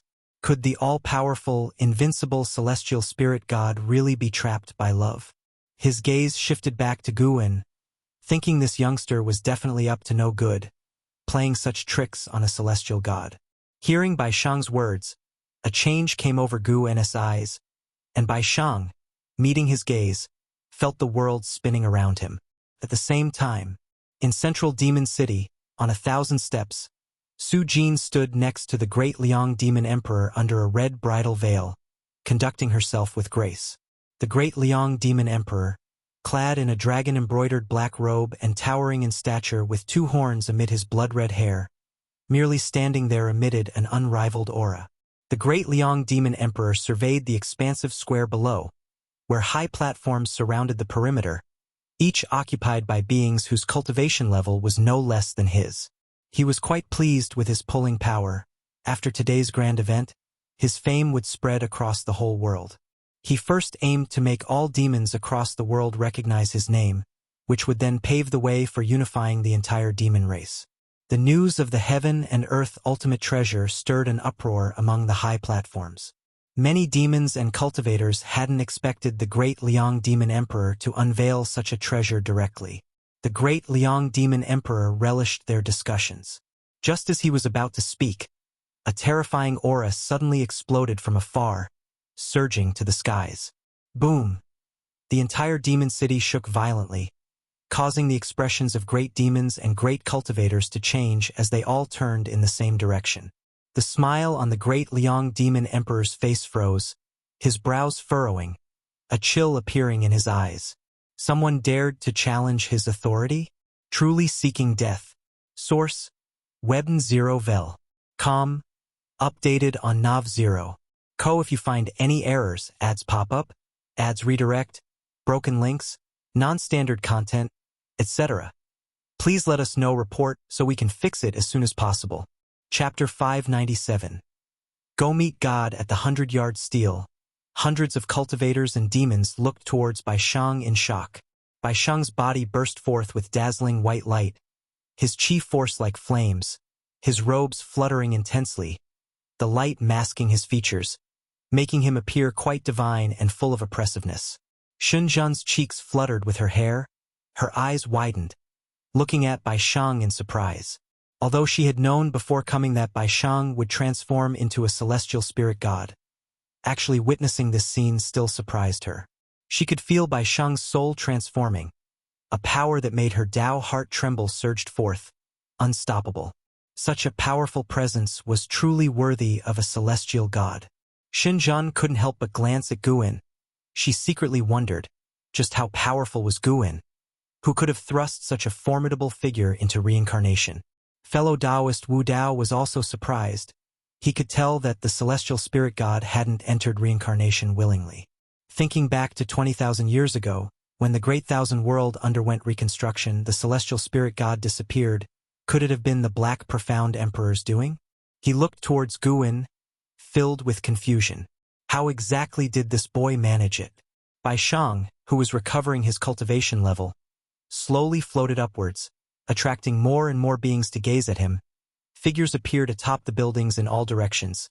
Those were demon soldiers of the great Liang demon emperor, none with small cultivation levels, but upon seeing Bai Shang, each showed a face full of fear. As Bai Shang's aura grew stronger, powerful figures continuously appeared in the sky. On the steps above, Su Jin couldn't help but lift her veil, her makeup exquisite, as beautiful as an immortal in a painting, her eyebrows furrowed. For some reason, this momentum felt vaguely familiar to her. She tried to remember, but couldn't recall where and when she had felt such an aura before. "My beloved, don't panic, I will return momentarily," said the great Liang demon emperor in a low voice, though his face didn't appear as calm as he felt inside, because that mysterious aura was rising too quickly, so much so that he couldn't remain seated. Just after speaking, he vanished from the spot. Su Jin still looked towards the sky where the aura soared. Her pupils suddenly widening. She seemed to think of something. Boom! A gust of fierce wind came howling, making Su Jin's dress flutter violently. Time seemed to freeze. She instinctively glanced over and saw a figure glowing with intense light standing next to her. In this figure's hand held a demon, the Great Liang Demon Emperor. The Great Liang Demon Emperor was held by the throat by the glowing figure's right hand, lifted into the air, unable to break free, his face showing pain and anger. Su Jin's heart churned wildly. Too late to think. The Great Liang Demon Emperor had just flown out and was captured. Even after living more than 20,000 years, she was stunned at that moment. Outrageous! A roaring shout shook heaven and earth. A great power cultivator from the Zizai immortal realm appeared next to the Great Liang Demon Emperor, wanting to rescue him. Accompanied by a deafening explosion, this great power cultivator was knocked back away, smashing through a palace and further buildings, disappearing into the distance. The glow on Su Jin's face faded. She gradually saw the true face of the person next to her, and she couldn't help but widen her eyes. This person was Bai Shang.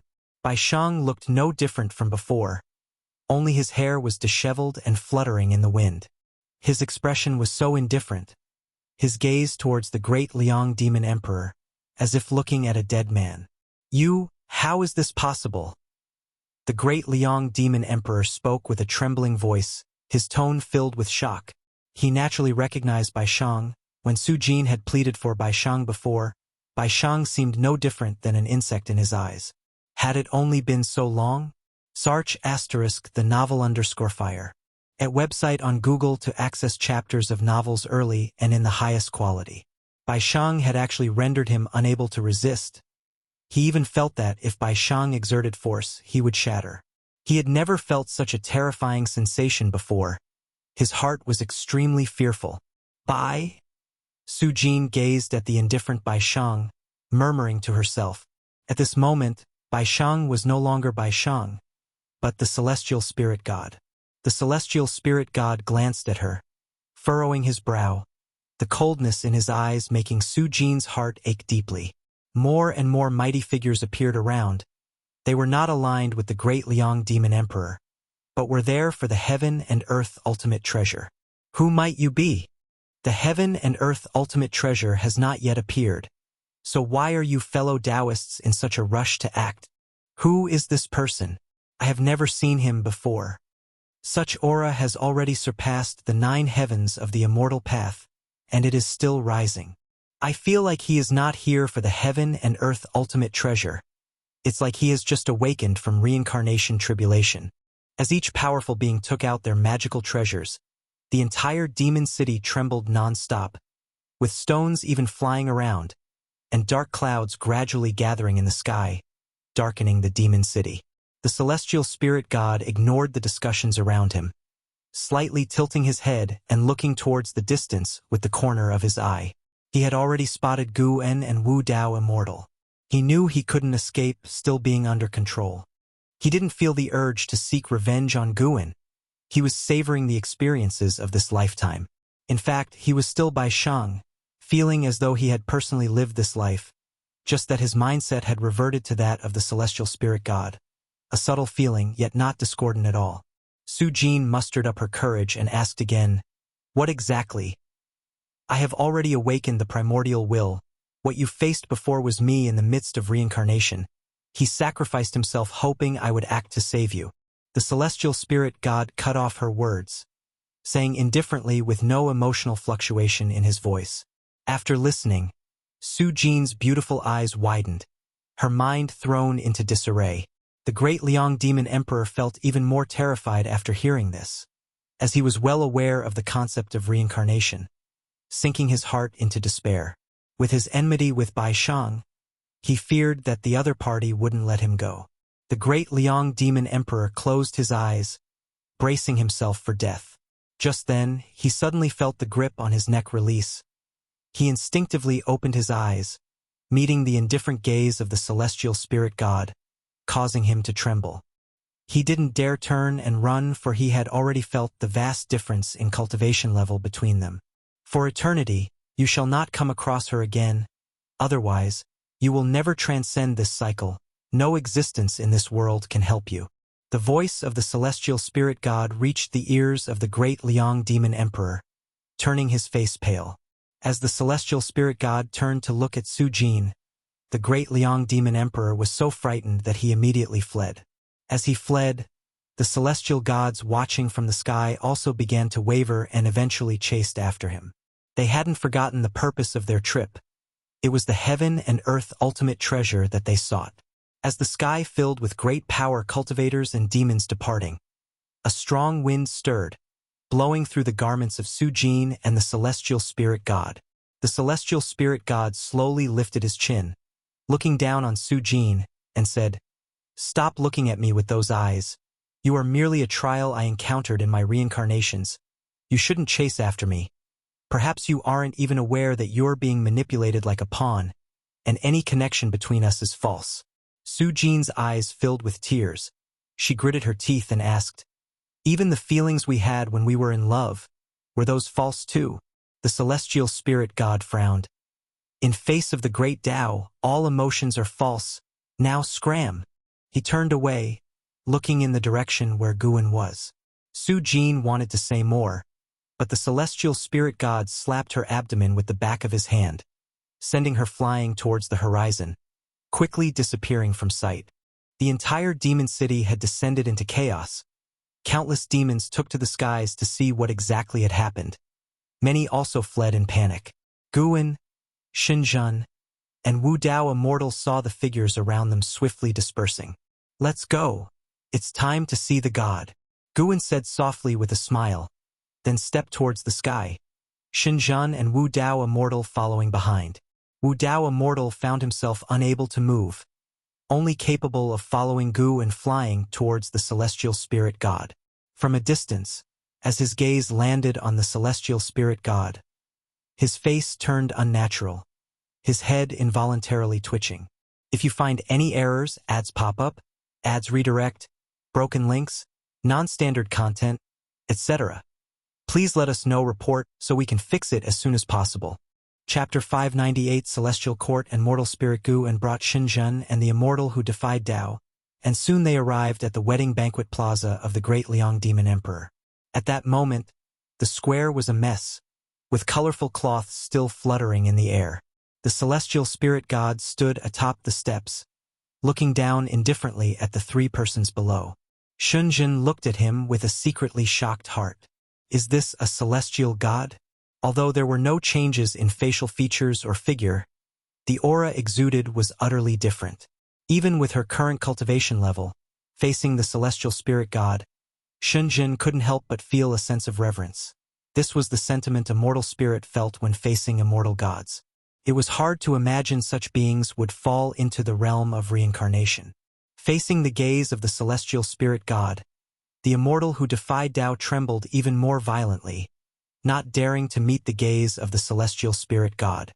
"So it is. I have seen you before. I felt then that those guys were not their true selves."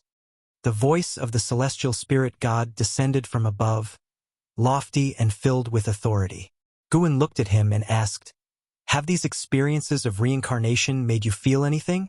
The celestial spirit god's expression remained unchanged as he said, "I know what you want to do, hoping I understand the experience of mortal spirits, to feel pity for them. Do you think I have never had such experiences?"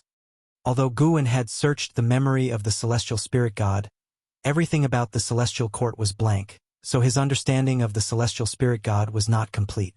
Before becoming a celestial god, we must all go through the ordeal of reincarnation. The celestial court doesn't make us pity mortal spirits. Instead, it makes us clearly understand the difference between immortals and mortals. You help those mortal spirits, and they will indeed appreciate you. But the moment you stop helping, even if you do nothing at all, mortal spirits will hate you, believing their misfortunes are all you're doing. The tone of the celestial spirit god grew colder, even revealing his disdain for mortal spirits. Immortal gods created the heavens and the earth to achieve enlightenment, Yet the world nurtured all living beings. The immortal gods did not abandon all living beings. Instead, they created the heavenly Tao so that all living beings could live better lives. Immortal gods even imparted the method of cultivating immortality to all living beings in the all heavens and myriad realms. Yet what they received in return was rebellion after rebellion. Wuxia the Nelfer. Net website on Google to access chapters of novels early and in the highest quality. The words of the celestial spirit god shook Xinjin. She didn't question it because all cultivators had such ambitions. It's just that she had never considered these issues from the perspective of immortal gods. The celestial spirit god gazed at Guwen and said, "Do you think what you're doing is for justice, or to cover up your compassion for your own kind? If you became an immortal god, would you still act the same?" Guwen responded, "There are indeed many things in this world that are hard to judge as right or wrong. But if you say the immortal gods created everything, that may not be so. Did you create the great Tao? Was it your choice for the world to foster all living beings?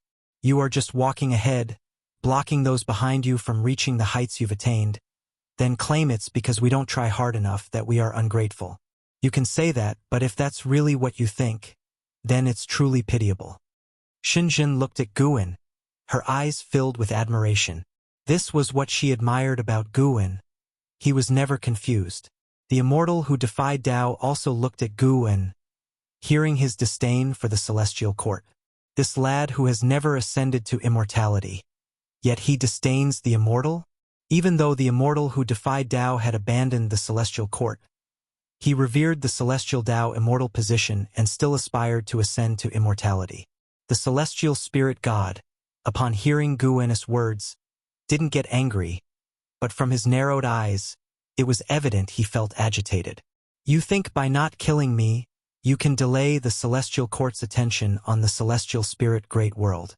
You're wrong. In fact, it's not I who insist on destroying the celestial spirit great world, but this world must perish.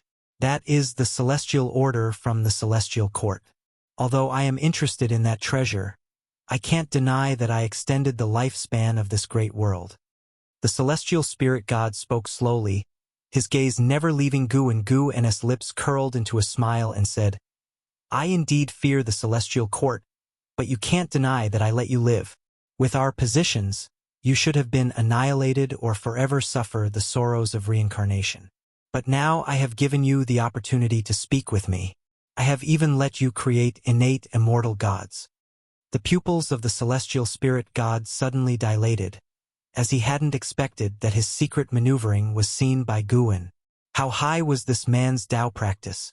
Guwen looked at him and asked, "I wonder if an immortal god can create innate immortal gods privately."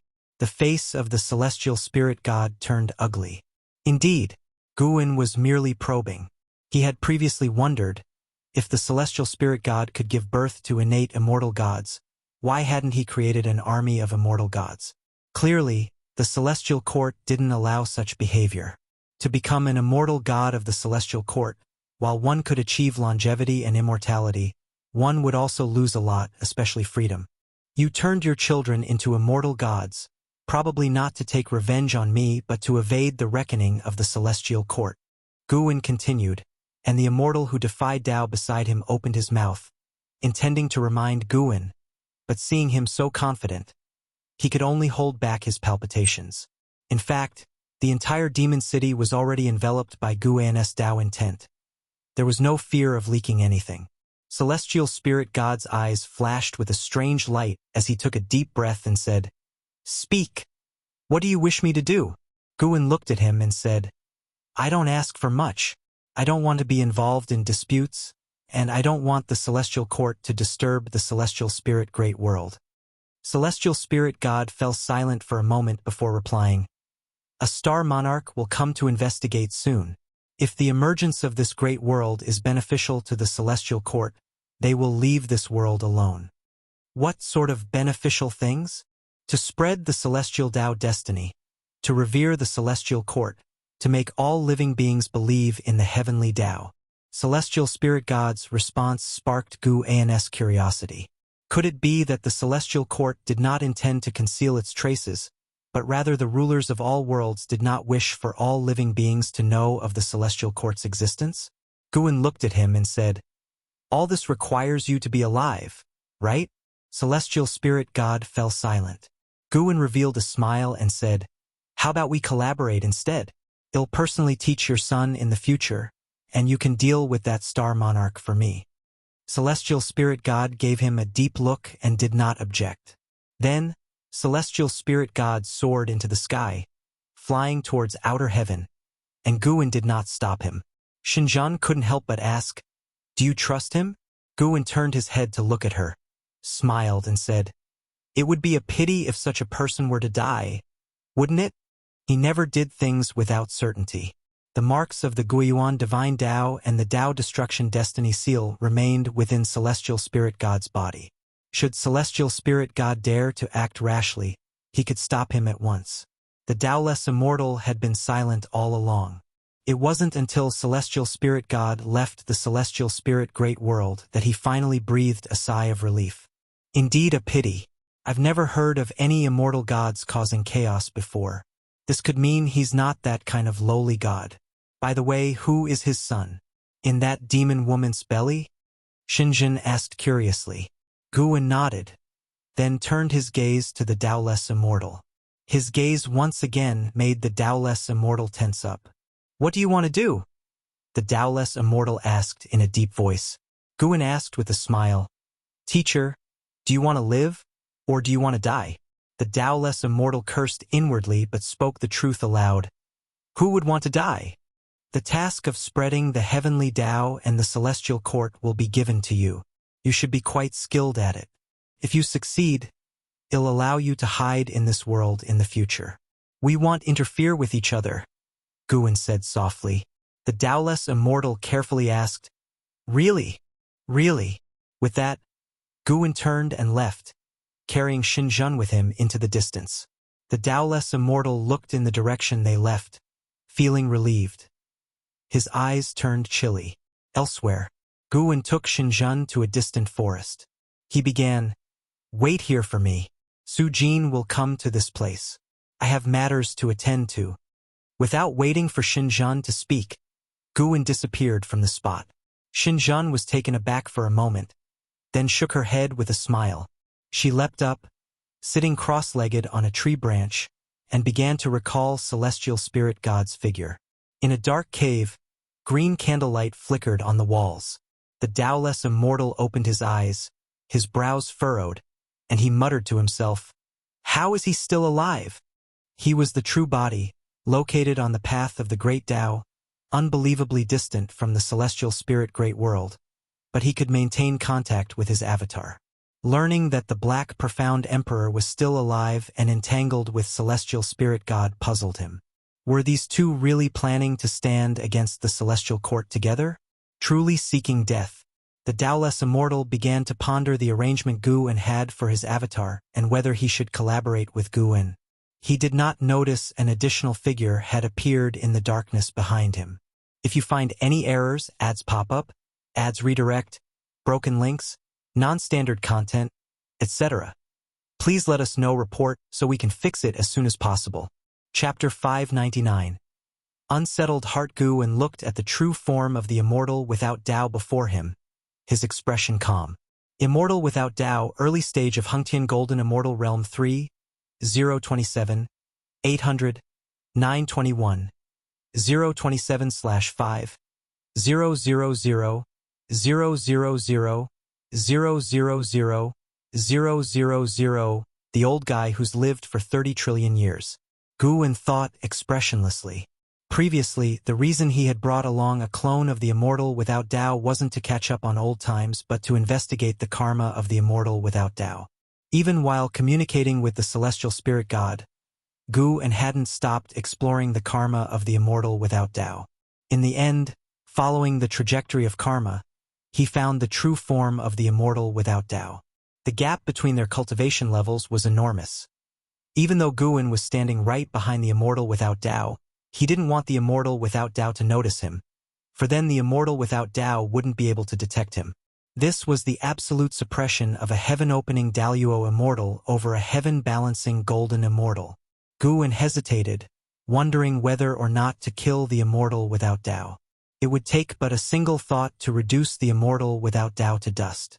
But he felt that since the immortal without Tao had managed to escape from the celestial court and survive all these years, he must have other reliance. After so many years, the immortal without Tao had reached the heaven-balancing golden immortal realm, and must have endured many hardships. Guan guessed the immortal without Tao would be quite frustrated if he died here without a clue. As Guan pondered this, he raised his right hand. Enough, then I shall cooperate with him for a while. If I can find a place to belong, it beats living in fear here.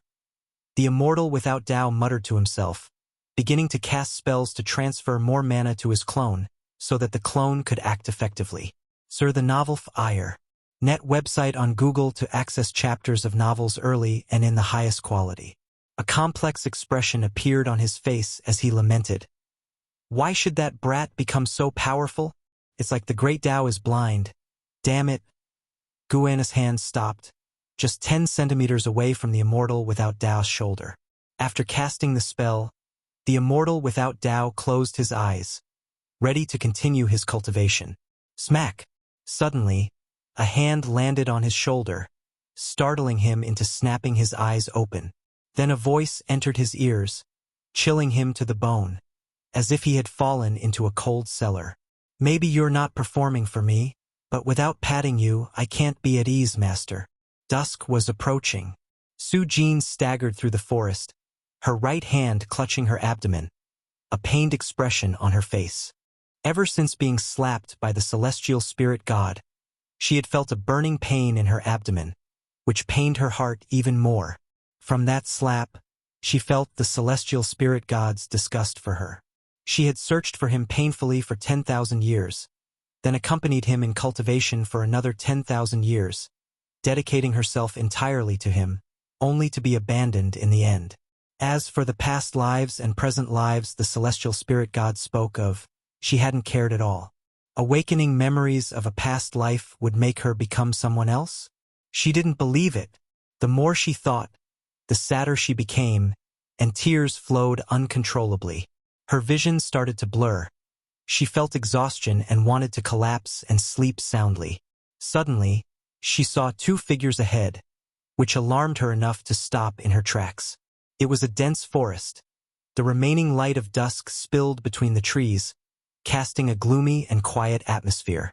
Su Jin's vision cleared, and she frowned as she looked ahead, a sword suddenly appearing in her hand. Miss Su Jin, long time no see. Do you remember me?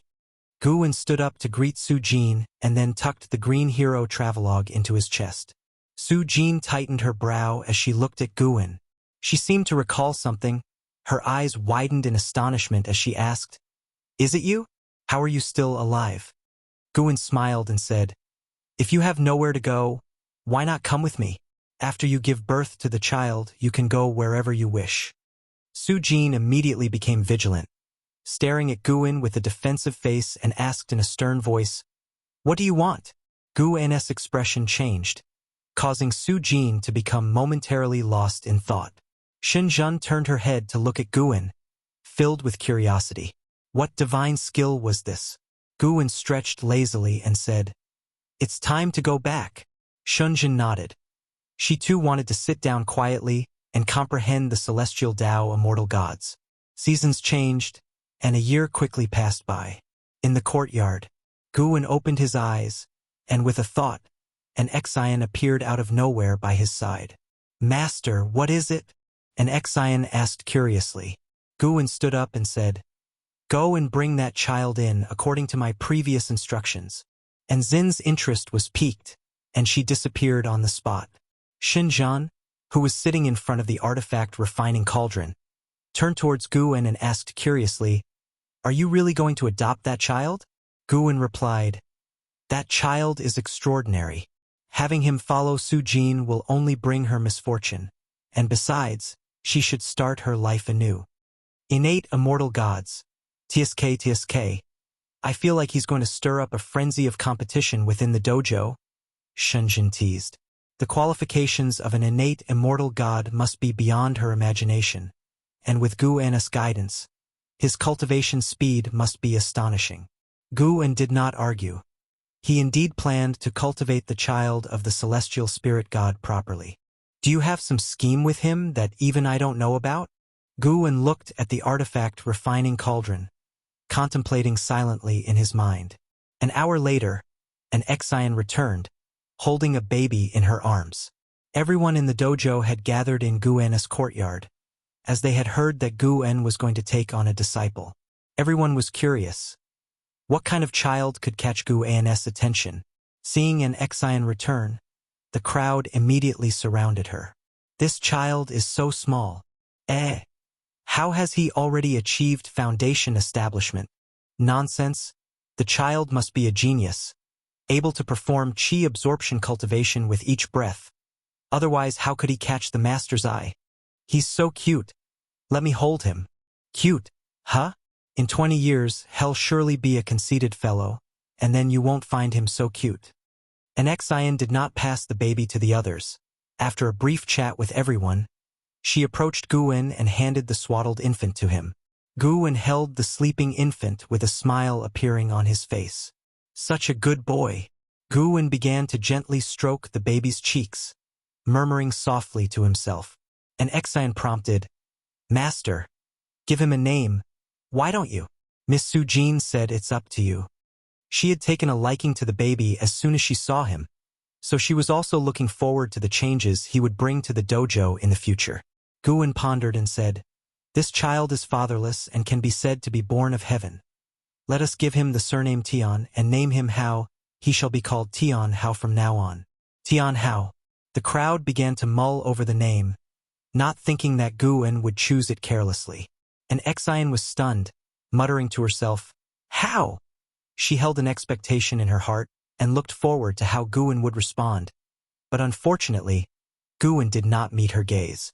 Gu-en lifted little Tian Hao above his head, looked up at Tian Hao and smiled. "From now on, you are my disciple." At the same time, in outer heaven, deep in the cosmos, below the world gate, the celestial spirit god who was shimmering with a strong light suddenly opened his eyes, flipped over his right palm, and two characters appeared in his palm. "Tian Hao, I see, no wonder I could not find it. This twist of fate is truly remarkable. Celestial spirit, immortal, venerable, I have lost to you. If you find any errors, ads pop up, ads redirect, broken links, non-standard content, etc., please let us know, report, so we can fix it as soon as possible." Chapter 600 Tian Hao Immortal Cultivation. The dojo had gained a new little junior brother, and for the disciples who had been diligently cultivating for years, this was an extraordinary event. Everyone went to visit Tian Hao and took turns playing with him. The one who spent the most time with Tian Hao was the ghost mother of Ephemera. Originally, she just wanted to help Gu-en share the burden of taking care of Tian Hao. But as she watched this little one grow up, her heart began to stir. Especially when Tian Hao, at 2 years old, called out to her as mother. She was stunned on the spot. This scene was witnessed by Gu-en, but he didn't stop it. The ghost mother had always been on the outskirts of the Taoist field of the beginningless, unable to blend in with the other disciples, and her actions over the years had already made Gu-en consider her as one of his own. Tian Hao's presence was a perfect opportunity to break down the barriers between her and the Taoist field of the beginningless. With Tian Hao's arrival, time within the Taoist field of the beginningless seemed to pass even more slowly. In the blink of an eye, Tian Hao had reached the age of 17. Without any real cultivation, Tian Hao had already achieved the Mahayana realm cultivation level. He only needed to breathe, and his cultivation would surge, much to the envy and stimulation of LV Xian, Chun Chuan, and others. Shenzhen, on the other hand, thought it was normal. Aside from Gu-en, she was the only person in the dojo who knew that Tian Hao was an innate immortal god. The immortal spirits of the immortal dynasty were naturally in the nirvana realm at birth, so innate immortal gods should be even more extraordinary. She even felt that Tian Hao's growth rate was a bit slow. On this day, Tian Hao arrived at Gu-en's courtyard, and before he could be seen, his voice was heard, "Master! Master! Master!" An Exian, who was meditating in front of the artifact refining cauldron, turned to look, and became momentarily lost in a daze. In the sunlight, Tian Hao wore a tight-fitting white robe, embellished with intricate gold thread, which made him appear even more dashing. He had a handsome face, with his hair tied up high, and 2 strands of hair fluttering in front like willow fluff. Looking at him, an Exian felt as if she saw an Hao, which stirred a mixture of emotions in her. Guwen was lounging in a chair, taking a nap. Without opening his eyes, he asked, "What's all the fuss about? You're so loud." Tian Hao came over with excitement and said, "Master, when I woke up this morning, I discovered I have a new amazing ability." Although 17-year-old Tian Hao hadn't completely shed his childishness, his facial features had matured, and he was very handsome. Before Guwen could speak, the nearby an Exian asked curiously, "What ability?" Xinzhen also glanced at Tian Hao. She was the person in the dojo who interacted with Tian Hao the least. As she seldom spoke to him, Tian Hao was a bit afraid of her from a young age, feeling she was not someone to be trifled with. Tian Hao turned around, raised his right hand, and as he focused on his palm, something gathered there under the watchful eyes of an Exian and Xinzhen. Strands of golden flames swiftly wrapped around each other, forming a fireball. And within this fireball emitted a light. At first glance, it seemed like a tiny sun. An Exian and Xinzhen's expressions changed, because they could feel that the flames Tian Hao had summoned were not ordinary. "This fire never extinguishes. I've tried it. If I release it, it can float in the air and keep burning," Tian Hao said with a proud smile. Although he hadn't formally started immortal cultivation, he was already aware of its existence. As for immortal cultivation, he didn't see it as all that important, because he was getting stronger every moment. Tian Hao looked toward Guwen, wanting to see his master's reaction, only to find that the master was still lying on the chair with his eyes closed. "Master!" Tian Hao shouted loudly, startling the birds in the forest into flight. Guwen dug in his ears, rolled over, and stood up. He looked helplessly at Tian Hao, who then raised his hand as if offering a treasure, showing the small sun to his master. "Is that it?" Guwen looked disdainful, his tone filled with contempt. Just as Tian Hao was about to retort, Guwen raised his hand, his palm facing the celestial vault. In almost an instant, the entire world plunged into crimson, and the temperature between heaven and earth soared. Tian Hao subconsciously looked up, then his mouth fell open, his face showing an expression of disbelief. An Exian and Xinzhen looked up to see a colossal sun occupying the entire celestial vault, with no edges visible in any direction. Impressive, awe-inspiring. It was the first time Tian Hao had witnessed such a spectacular sight. He had lived for 17 years, all within the Taoist field of the beginningless, where no disciples had engaged in combat, so this was truly his first real encounter with the power of the immortal Tao. He shuffled his feet, turned around, and looked in all directions, gradually becoming excited, his body starting to tremble. The corners of Guwen's mouth lifted, and with a squeeze of his right hand, the blazing sun in the sky suddenly vanished as if it had never been there. But the warmth still felt around him told Tian Hao that what he had just seen was no illusion. Tian Hao turned to look at Guwen, suddenly exhilarated, and ran to kneel beside him, grasping Guwen's arm, excitedly saying, "Master, teach me. I want to cultivate as an immortal." Having grown up, he naturally understood the difference between a master and a father. Since his master had taken him as a disciple, he would certainly teach him to cultivate. "Go to the Chenkuan sect for immortal cultivation." Guwen raised his hand to touch Tian Hao's head, speaking with a soft smile. "The Chenkuan sect?" Tian Hao showed a look of confusion. Guwen looked toward an Exian. Coming back to her senses, she asked, "Now, as soon as he asks, we should send him. It's just right to let her meet him and dispel the regrets in her heart," said Guwen, then vanished into thin air. Tian Hao stood there, stunned, then got up and looked toward an Exian. An Exian calmed her emotions, her face returning to its usual dignity, and she walked toward the courtyard gate. Tian Hao looked at Xinzhen, intending to greet him, but seeing Xinzhen's indifferent gaze, He quickly turned his head away and then quickened his pace to catch up with the Nexian. Universe World Gate. The celestial spirit god, exuding endless divine light, opened his eyes, and reflected in his pupils were the figures of Tian, Hao, and an Nexian. He's finally come out. What exactly do you want to do? The celestial spirit god murmured to himself. Ever since Tian Hao was taken away by an Nexian, he had been unable to peek into Tian Hao's specific circumstances, and it didn't take much to guess that it had to do with Guan. He had originally thought that Guan would hide Tian Hao away, but he didn't expect Guan to let Tian Hao out. Watching the way Tian Hao questioned an Nexian, a sense of feeling emerged in his heart that he couldn't quite define or articulate. In truth, he didn't really care about Tian Hao. The reason he helped Tian Hao become an innate immortal god was to give Su Jin a chance at life. Now it seemed that Guan wouldn't harm Su Jin, but his creation of an innate immortal god might instead sow the seeds of some disaster. He had gone through countless reincarnations, and the ones Guan had led him through were only a small part of it. He had experienced various relationships, had kinship, and his heart had long been calm. He looked down on Tian Hao coldly, with not a trace of pity in his heart. He just wanted to see what heights his created innate immortal gods would achieve. Silence reigned in the universe, and he just stared motionlessly at Tian Hao. Time passed, the length unknown.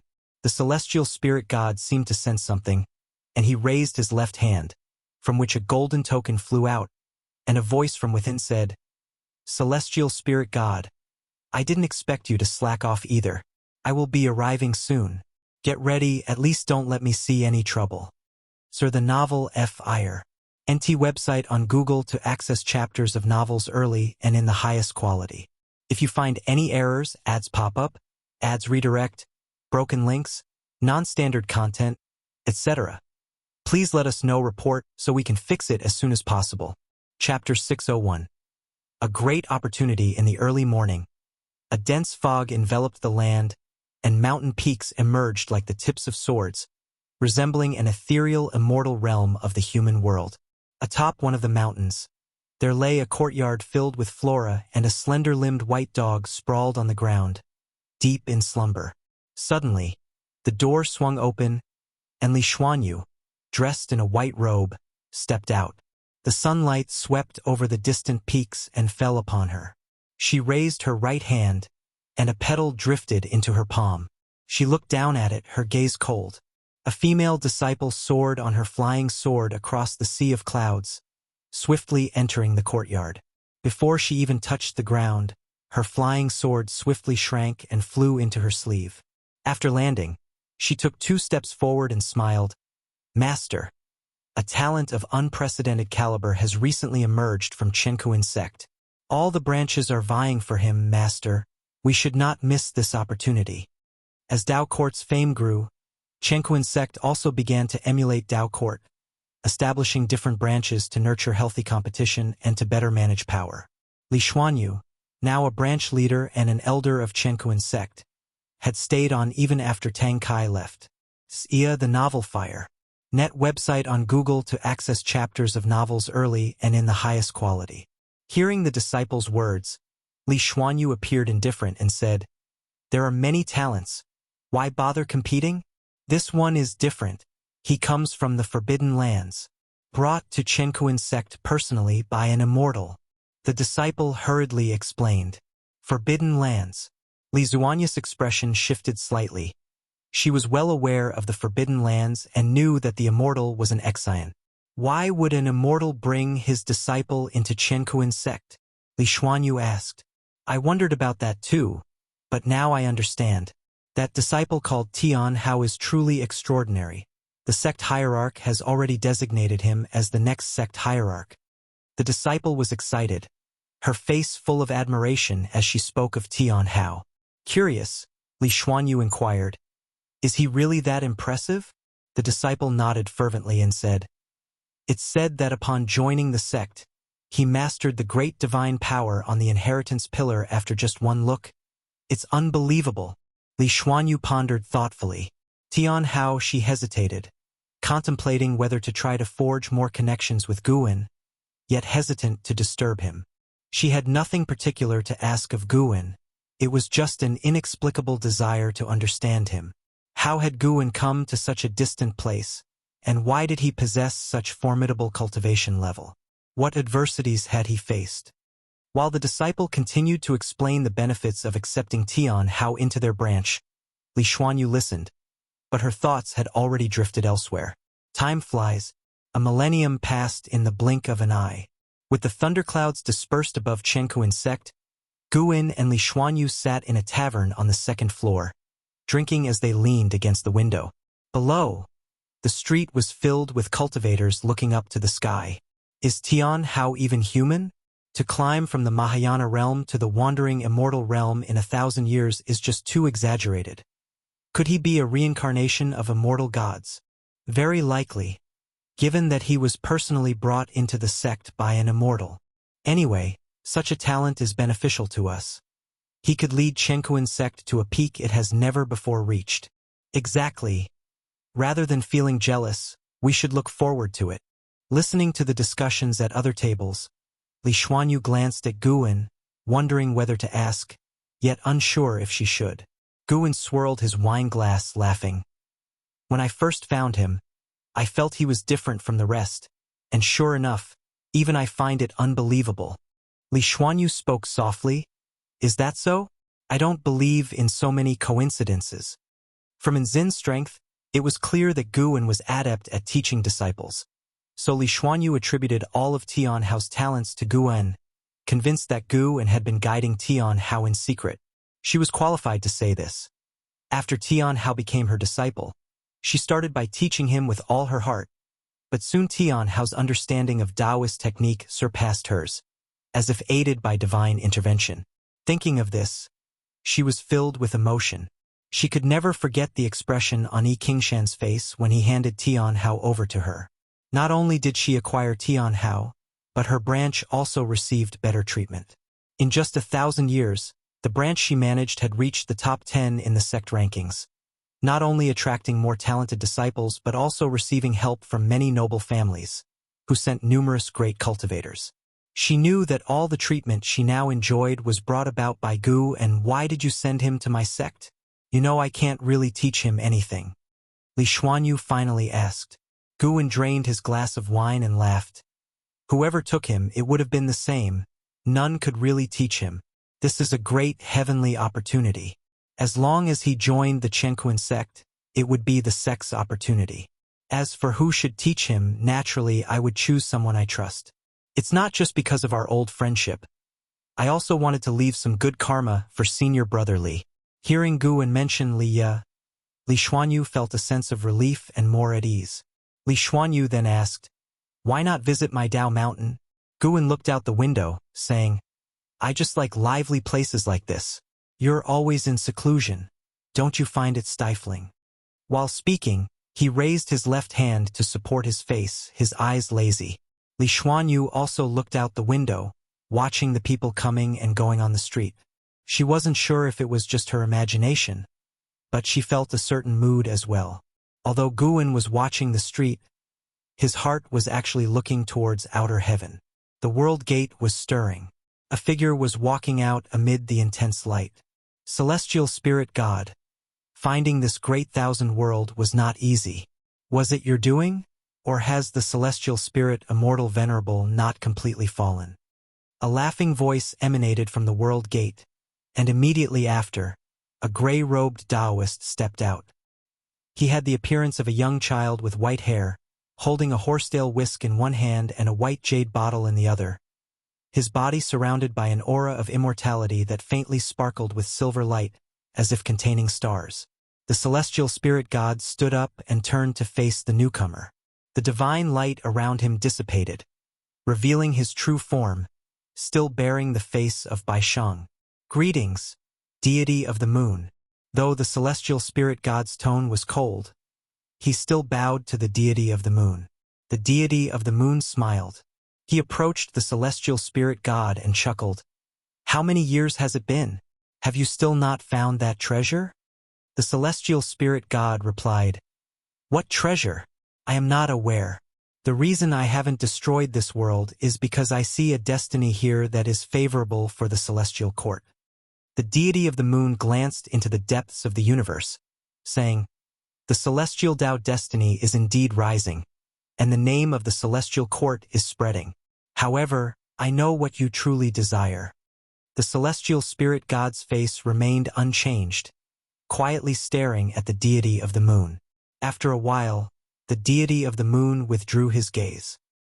He looked at the deity of the moon and said, "With your talent, your cultivation level shouldn't be this low. When will you ascend?"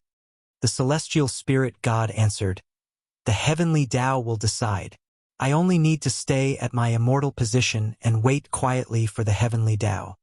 "Haha, if you don't bow your head, how can he allow the heavenly Tao to fall upon you?" The deity of the moon taunted. The celestial spirit god fell silent once more. The deity of the moon's expression turned cold as he said, "Do something for me, and I will help conceal your crimes, allowing you and this great thousand world to continue to exist. If you find any errors, ads pop up, ads redirect, broken links, non-standard content, etc., please let us know. Report so we can fix it as soon as possible." Chapter 602. Thousand-year-old wandering immortal, 100-year-old ascending immortal facing the gaze of the deity of the moon. The celestial spirit god was silent for a while before he spoke. "What is it?" The deity of the moon raised the white jade bottle in his hand, from which radiance escaped, rapidly spreading to form an invisible barrier. He stared back at the celestial spirit god and slowly uttered 4 words: "Spreading influence, sealing fate." The celestial spirit god frowned, a trace of a strange color flashing in his eyes. "You can think it over. It'll take a trip to the great world. It's rare for me to come here, so I might as well have a good travel around." With those words, the deity of the moon turned and left. The celestial spirit god didn't stop him. He stood there, watching as the deity of the moon departed. Far away in the Chenkuan sect, Guwen heard their conversation. The methods of the deity of the moon could not stop Guwen from spying. This deity of the moon possessed a mid-stage Tai-Ching golden immortal realm cultivation level, and the celestial Tao destiny about him was extremely dense. Because of his words, Guwen became even more interested in the celestial spirit god. The celestial spirit god seemed to have a stronger background than he had anticipated. Regarding the arrival of the deity of the moon in the celestial spirit great world, Guwen was not worried that Tian Hao would be discovered. He had already sealed Tian Hao's destiny pattern, leaving only his talent and comprehension. If his destiny pattern were released, Tian Hao's power would reach an incredibly exaggerated level. It would be impossible to meet an opponent within the same realm, as the whole heaven and earth would aid Tian Hao. Not only was Tian Hao an innate immortal god, but also the child of heaven and earth.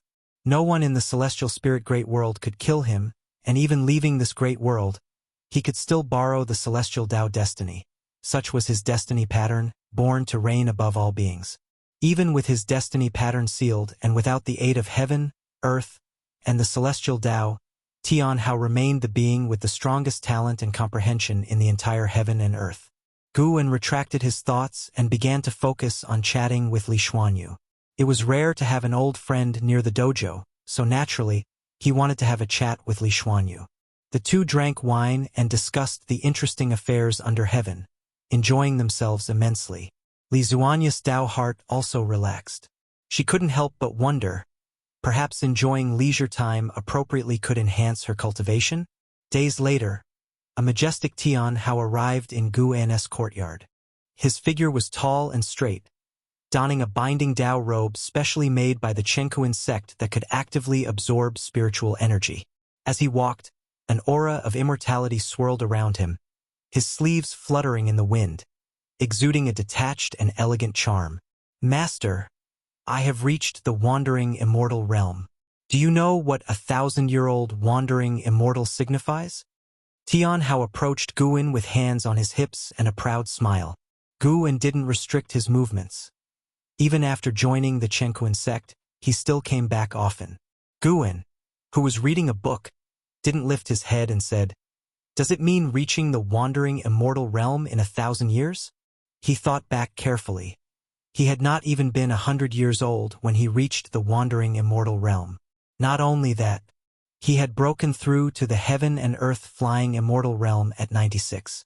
Hearing Guen's words, Tianhao couldn't help but widen his eyes and exclaimed loudly, "Master, can't you praise me just once?" Guen looked at him helplessly and said irritably, "How old are you, still making such a fuss?" Besides them in the courtyard was another person, Shenzhen, who sat in front of the artifact refining cauldron without looking at Tianhao. Hearing Guen's words, Tianhao instinctively looked toward Shenzhen, and seeing Shenzhen frown slightly, he gave an awkward smile. He quickly changed the subject and asked in a lowered voice, "Master, is the Green Hero Travelogue any good? Give me a copy. I couldn't find this book in the Chenkuan sect." Guen immediately tucked the Green Hero Travelogue away and stood up, looking at Tianhao seriously. "Do you think your cultivation level is sufficient?" Tianhao replied, "Not enough, but I will become stronger." He was full of confidence, feeling that cultivation was the easiest thing in the world. Looking at him, Guen asked, "Would you like to spar with your master?" At those words, Tianhao's eyes lit up with excitement. "Can I?" He had long wanted to test out his master's prowess. SAR the Novel Fire, any *T website on Google to access chapters of novels early and in the highest quality. Now a wandering immortal, he could also create a sun that blotted out the sky, and any spell or divine skill he only needed to see once to master, which also made his protective methods quite extensive. Shenzhen turned her head to look at the master and disciple with interest. Figures appeared in the courtyard. They were an Exian, celestial demon child, Chun Chuan, and others. They all heard Tianhao's words. Hearing that this youngster dared to challenge Guen, they all became excited. "You brat, you'd better give it your all," the blood prison great saint teased. And Shangtian laughed. "After sparring with the ancestor, have a match with me." He had already become a wandering immortal and wanted to test Tianhao's capabilities. Chun Chuan and Lvcien issued a challenge, and Tianhao accepted them all in one breath. The ghost mother of ephemera opened her mouth, wanting to persuade Tianhao, but she had no standing to do so here. She looked towards Guen and, seeing that he was not angry, felt somewhat more at ease. Guen twisted his neck and raised his hand to snap his fingers. In an instant, the surrounding environment dramatically changed, and everyone found themselves on a gloomy wasteland, under a cosmic starry sky, with an exceptionally broad view. Tianhao was stunned by Guen's move and dazedly looked all around. The others were equally shocked by the scene before them. "It's not an illusion. It's real. There's still spiritual energy here, although it's thinner than inside the dojo. What divine skills are these? So formidable, completely impenetrable. What a perfect place. Only here can one truly let loose. The previous barrier was too small, unsuitable for battles to the death." "What? You still want to fight to the death with your own people?" The crowd buzzed with discussion, all very excited. Guen soared into the air, turned in the sky, and looked down at Tianhao with a smile. "Show me whatever abilities you have." As soon as the words fell, a heaven-piercing momentum erupted from Tianhao, shocking the others into quickly gathering their mana to form protective barriers. Everyone was surprised by Tianhao's display. Even an Exian seemed somewhat bewildered. They knew Tianhao's cultivation level advanced at an astonishing pace, but only when they truly felt his aura did they find it incredible. Just a mere 1,000 years, and this brat surpassed them already? Especially those who loved to undergo closed-door cultivation, they all had a sense of absurdity. It was as if they had woken from sleep to find the baby from before had grown stronger than themselves. How could they accept this? Tianhao started walking towards Guen. The celestial Dao true fire surged out from his body, blazing fiercely, taking the form of 9 fire dragons coiling around him. Behind his head, a sun rapidly grew in size, his black hair waving violently, his expression becoming arrogant. His lips curled up involuntarily, radiating an air of untouchable superiority. Guen gazed down at him, thinking of Hao and Tianhao's figures overlapped at this moment. "Master, I will surprise you." Tianhao's voice echoed through the cosmic starry sky. Chenkuan sect, Amidst a range of mountains, a stream flowed by, and next to the river stood a small pavilion. Yi Qingshan, Lin Chuan, Cheng Meng, Gu Changsheng, and Gu Chengdao sat inside the pavilion. The five of them were the highest authorities of the Qianquan sect, with Yi Qingshan as the sect hierarch, and the other four as elders with great power. Even though they were high in status and entangled in many interests, they still gathered together whenever they had a chance. Big brother, Tianhao's talent is indeed beyond ordinary. With his recent breakthrough to the wandering immortal realm, I'm afraid we can't keep him hidden any longer, Gu Changxing said with concern. Lin Chuan sighed. More than his reputation, I worry that he will become arrogant.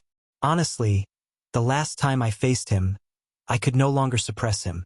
He's had too smooth a ride, never faced hardship, and it's hard to imagine what kind of person he'll become in the future. Cheng Meng rolled her eyes at him. What's there to fear? He's not just backed by the Qianquan sect. He has elder and to guide him. That may be true, but you've also met Tianhao. The boy isn't arrogant or domineering, but he's very proud. Once he's set on something, nobody can tell him otherwise. The four discussed among themselves, while Yi Qingshan remained silent, sipping his spiritual tea, lost in thought. Just then, a figure descended from the sky and landed outside the pavilion, prompting all five to look over and rise to their feet in shock. The newcomer was Tianhao. At that moment, Tianhao had a somber face and his gaze was full of oppression. A sudden unease gripped the hearts of those in the pavilion. Had the brat overheard their conversation?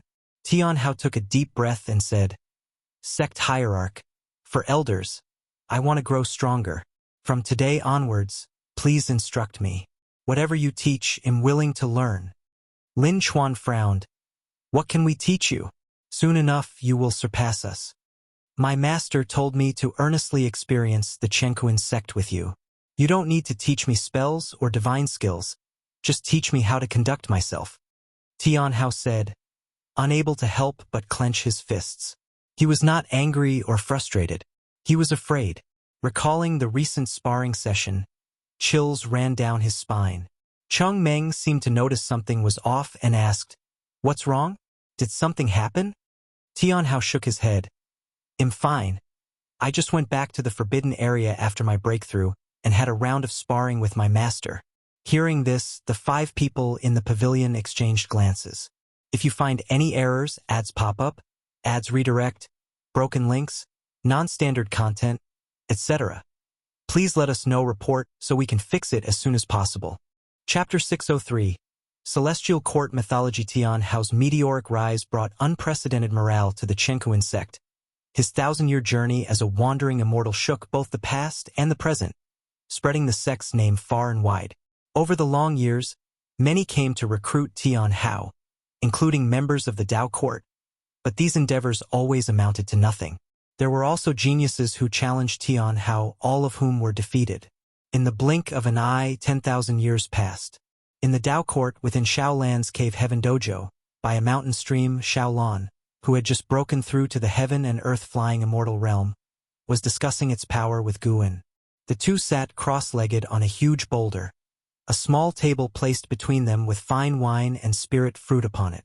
As Shaolan shared her experiences and pondered the true meaning of heaven and earth, she was unaware that the person before her, whom she held dear, was merely an avatar. Guan's gaze subtly shifted, and his true self replaced the avatar. He had just returned from collecting medicinal herbs at the Mountain God Temple on Taicang continent. Feeling pleased, he called up his attribute panel and began to admire it. Frowny face name, Guan, lifespan, 45, 402/760, 382, 411, 523, physique, primordial reincarnation, undying body. Cultivation level, heaven opening Daluo, immortal realm perfection. The 1 trillion years of life were drawing ever closer. Guan liked this peaceful and tranquil life, devoid of external foes, yet his lifespan continued to grow steadily. For him, the lifespan digits were like the experience bar in a video game.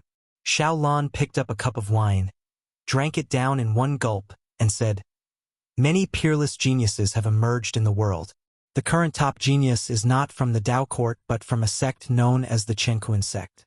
His name is Tian Hao, a name as audacious as the heavens themselves. Yet his breakthrough speed is truly inconceivable. He seems to be just over 11,000 years old and has already achieved the cultivation level of a carefree primordial immortal. Upon mentioning Tian Hao, her face showed her deep emotions. Guan laughed and said, "You aren't doing too badly either.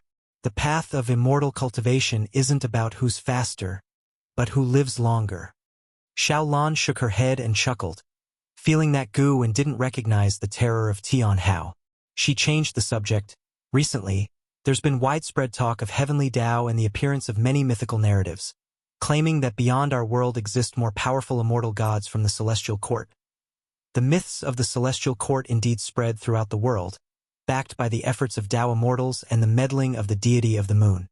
As more and more beings became aware of these myths, the celestial Tao destiny within the world began to rise noticeably, and the celestial Tao light layer above the celestial spirit great world grew increasingly bright. This also made Guan realize something. Despite the difference between immortals and mortals, the celestial court did want all beings to be aware of their existence. In the currently circulating myths of the celestial court, the most formidable was the profound star immortal monarch. He was omnipotent, creating heavens and earth, could hear the hearts of all living beings, and could save them from their suffering. The profound star immortal monarch was the master of the deity of the moon, who was zealously crafting the immortal monarch's image. Guan had an impression of this immortal god. Before the reconstruction of the world, this god's followers roamed the human world, widely spreading his name. This resulted in many ancient texts written by old believers, allowing descendants to learn of history and further believe in these myths.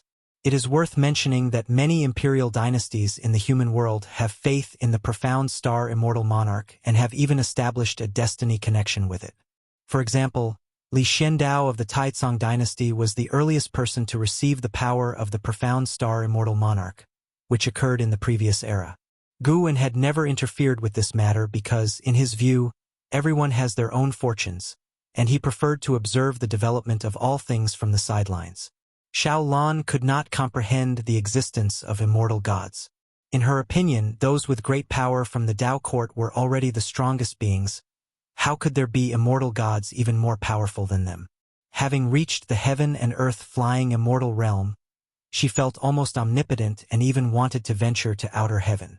It was hard for her to imagine just how powerful the mythical immortal gods, if they truly existed, would be. Xiaolan began to conspire, suspecting that there were forces beneath the heavens harboring the intent to subvert the Tao court. The Tao court is the common master of the world, equivalent to the heavenly Tao, and essentially assumes the role of immortal gods, making rules for heaven and earth. Now that all beings are aware that there are even more formidable immortal gods above the Tao court, what should they think of the Tao court? Guan did not pay much attention to Xiaolan's thoughts. Everyone has a perspective, and Xiaolan, now situated within the Tao court, would naturally consider its interests. The world is still too vast, and the Tao court has not fully unified heaven and earth. Guan sighed. Xiaolan picked up the liquor bottle and, while pouring Guan a drink, asked, "Why is it always me talking? Brother Gu, don't you have any questions? Or is there something you desire? I can help you obtain it now." Guan replied with a smile, "Don't worry about me. I was originally just an ordinary person. To have come this far, I'm already very satisfied. I know what you're worried about. I have not lost my freedom. While you've been in seclusion, I often went out for a walk. I've made quite a few friends in the Tao court. I'm truly content, and my greatest joy is hearing others marvel at your prowess. It makes me proud as well." Xiaolan was deeply touched by his words. She put down the liquor bottle, rose involuntarily, then moved closer to Guan, looking at him with affection. Xiaolan held Guan's hand. He didn't refuse, watching her slowly lean closer to him. When Xiaolan's face obscured the lower half of Guan's face, his eyes looked up to the heavens. At that moment, Liya was being intercepted by the deity of the moon. Ia the novel F. Ire. NT website on Google to access chapters of novels early and in the highest quality. Wave after wave crashed onto the beach. Dressed in black, Leah frowned deeply, staring coldly at the deity of the moon who was blocking his path. "What exactly do you want?" Leah asked bluntly, his right hand resting on the hilt of his sword at his waist. The deity of the moon smiled and said, "Your fate has deviated from the trajectory that the heavenly Tao had laid out for you. It seems you've had the help of a noble person, and not only that, but this change is ongoing. In the future, you might even form a connection with immortal gods. Although I'm not sure which immortal god it is, a bit of immortal fate has indeed touched you." Leah scoffed disdainfully and retorted, "What about you? Are you one of those sanctimonious Taoists who espouse the heavenly Tao and the celestial court? I don't believe in immortals, and I don't believe in gods. If there truly were immortal gods, how could this world have suffered so many tribulations, and each time, it must rely on his junior brother Gu to save the day? If there truly were immortal gods, then it could only be junior brother Gu. The nature of junior brother Gu would not allow others to sing his praises." The deity of the moon smiled, waved the horsetail whisk in his right hand towards the white jade bottle in his left, and from the mouth of the bottle, a droplet of liquid flew out, suspending between the two. "Our meeting is also a kind of fate. This is a mortal brew, capable of transforming you completely, bestowing upon you an innate body. Let this be the foundation of a good relationship," said the deity of the moon with a smile. No sooner had he spoken than the droplet of immortal brew struck Lia's forehead fiercely. He had no chance to dodge. Lia, startled, quickly reached for his forehead, but there was nothing to touch. He could not track the droplet of immortal brew, nor could he detect any abnormalities within his body. The deity of the moon turned and walked away, saying, "This great world is no simple place. In the future, there will surely be many exciting stories to unfold. Interesting. If you find any errors, ads pop up, ads redirect, broken links, non-standard content, etc. Please let us know, report, so we can fix it as soon as possible." Chapter 604, Trillion Years Lifespan. Lifespan projection. Watching the departing figure of the deity of the moon, Leah still felt uneasy. He checked himself for a long time on the spot, and after confirming that there was nothing abnormal about him, the deity of the moon had already disappeared. A divine exotic immortal spirit appeared out of thin air, seemingly leaping suddenly onto his shoulder, and curiously asked, "Could you see through that person's cultivation level just now?" Leah regained his composure, furrowed his brows, and said, "I couldn't see through.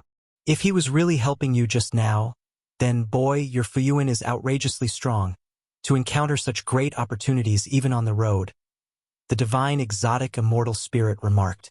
After hearing the words of the deity of the moon, it had actually believed them.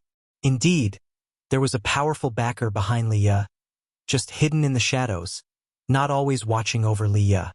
Yet, Leah kept encountering various opportunities, which compelled it to ponder Lia's destiny pattern.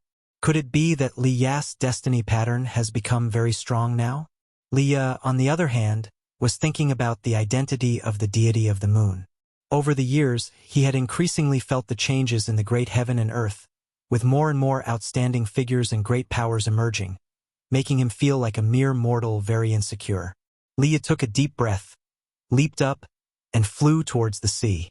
The sea wind howled, and the divine exotic immortal spirit stood on his shoulder, pulling at his earlobe, and asked, "Leah, are you really going to the Tao Court? I heard that the Tao Court is created by top cultivators from different great worlds. If you cause trouble there, it will be very troublesome." "What do you mean? Am I the kind of person who loves to cause trouble?" "How so? Don't you know yourself? I never act recklessly. It's just that those people are too oppressive." Yes, you're always right. You can't stand others being bullied. But who reaches out to help you when you suffer? Isn't today's opportunity a repayment? Do good deeds without asking about the future. Leah hummed, not wanting to continue this conversation. Changing the subject, he asked, "Do you think Tian Hao is really that powerful? Born in an unknown small sect, yet he has become famous throughout the world. A 1,000-year-old wandering immortal, that's too fake." The person is now not a wandering immortal but a carefree primordial immortal, joked the divine exotic immortal spirit. If and how were still here, would he allow this Tian Hao to be so prestigious? Liya lamented. He considered and Hao as his greatest rival in life. Unfortunately, and Hao was no longer in this world, and every time he thought of this, his heart ached and he felt regret. The divine exotic immortal spirit fell into contemplation. And Hao, Tian Hao, both named Hao. Could it be such a coincidence? On the other side, seeing that Liya was unharmed, Guan then wrapped his arms around Xiao Lan's waist, starting to respond to her affection. After a while, Guan suddenly pushed Xiao Lan away, embarrassedly saying, "Under the broad daylight, isn't it inappropriate?" Xiao Lan hooked his neck, her eyes flirty, and she licked her lips, softly saying, "Brother Gu, don't be afraid. This is my grotto heaven, just you and me. With the sunlight, I can clearly see everything I enjoy." With that, she kissed Guan again. Guan's tightly clenched hands involuntarily opened. So be it. After seeing Liya, the deity of the moon left the celestial spirit great world, flew to the world gate, briefly chatted with the celestial spirit, then entered the world gate. Guan witnessed the whole process, feeling that the threat from the celestial court was temporarily over, and there would be a long period of peace. Indeed, it was so. Human affairs were like tides, but these tides could not shake Guan. His time naturally passed even faster. In the blink of an eye, more than 6,000 years had passed. On this day, as Guan was picking medicinal herbs in the Taoist field of the beginningless, his hand paused as 3 prompts appeared before him. You have successfully harvested dandelion grass, Tier 4, adding 30 years to your lifespan.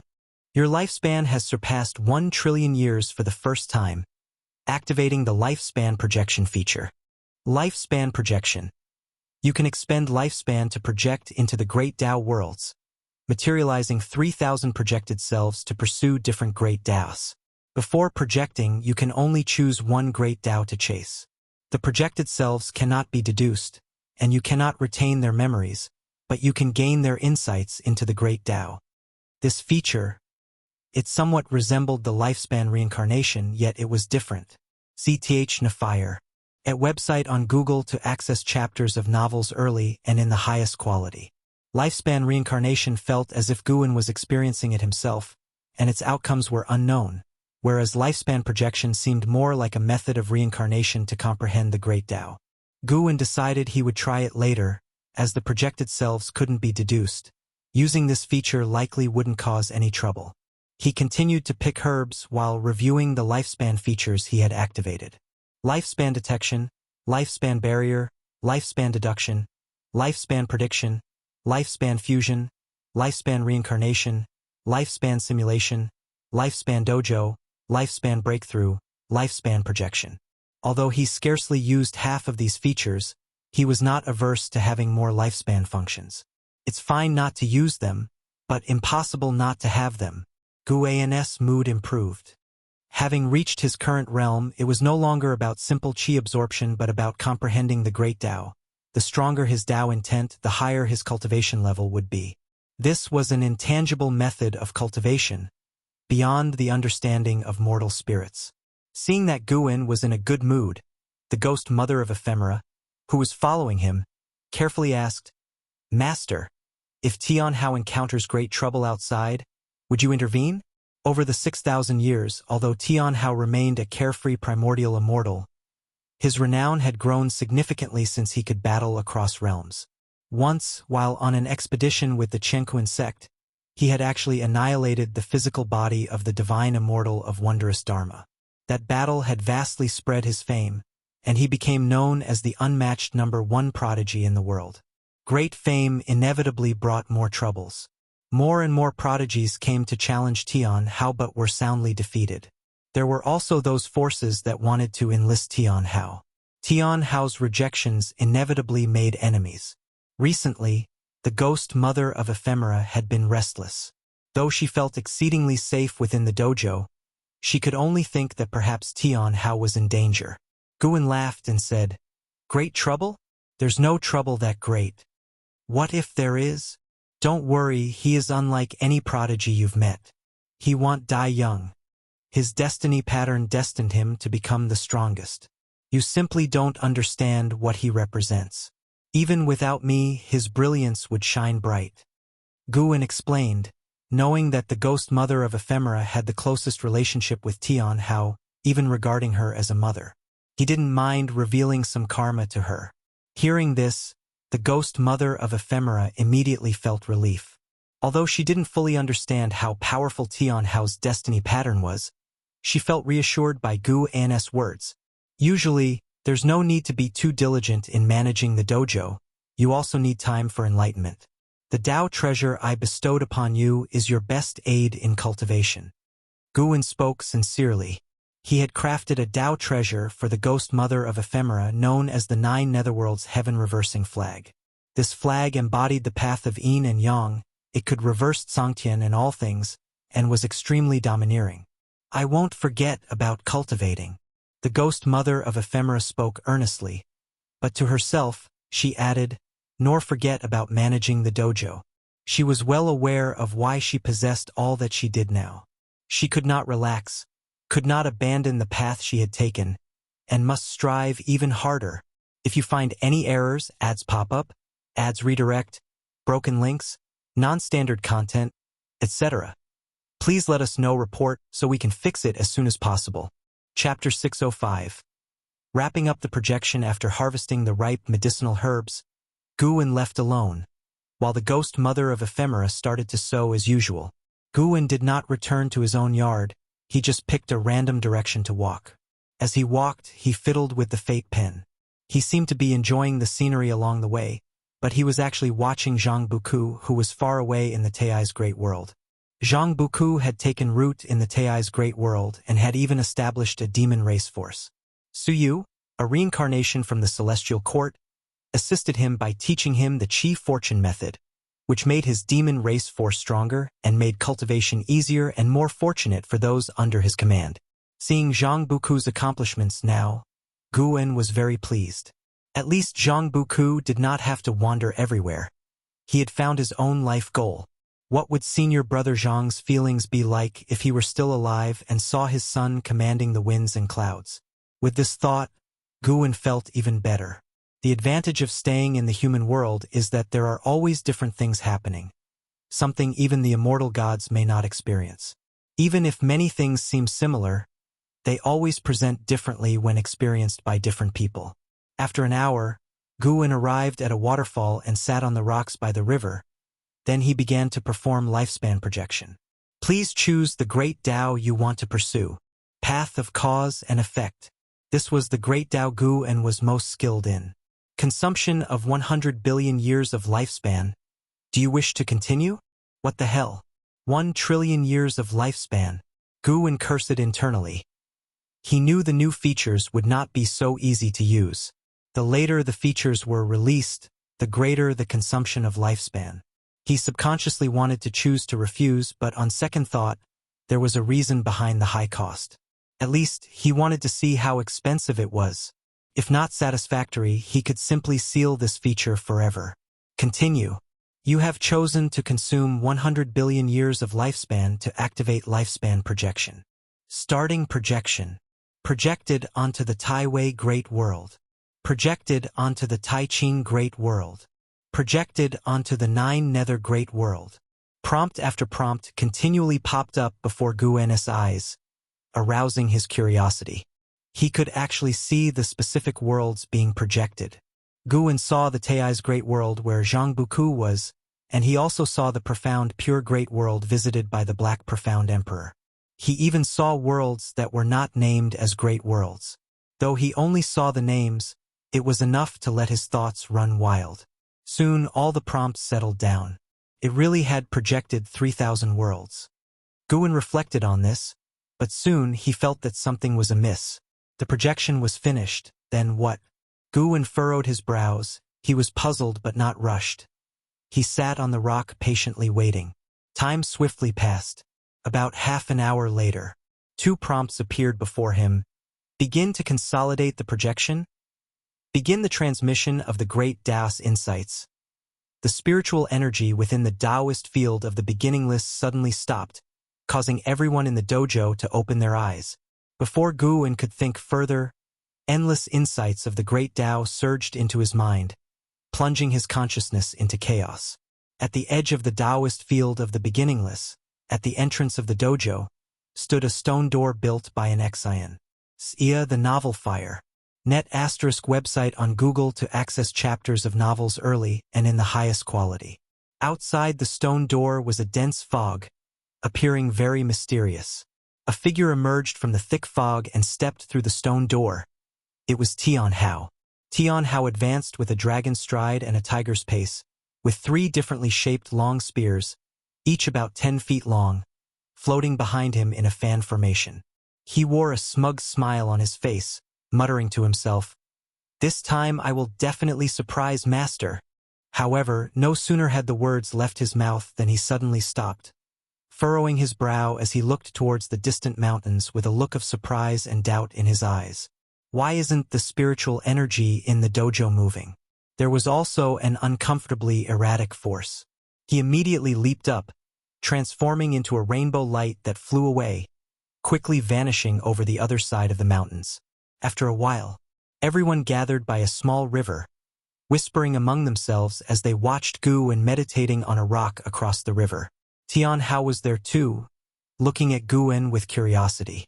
This was the first time he had seen his master enter a state of sudden enlightenment. In his eyes, his master was already the most powerful being. Could he possibly have an epiphany in such a Tao practice? Could master be about to break through? Senior brothers, senior sisters, what realm has master reached? Has he obtained the Taoist Zhongzhizai immortal realm? Tian Hao couldn't help but ask. Taoist Zhongzhizai immortal was a realm he had heard about in the last few decades, belonging to a great cultivator from the Tao court, capable of moving mountains and overturning seas. No one answered him because the others did not know Guwen's realm either.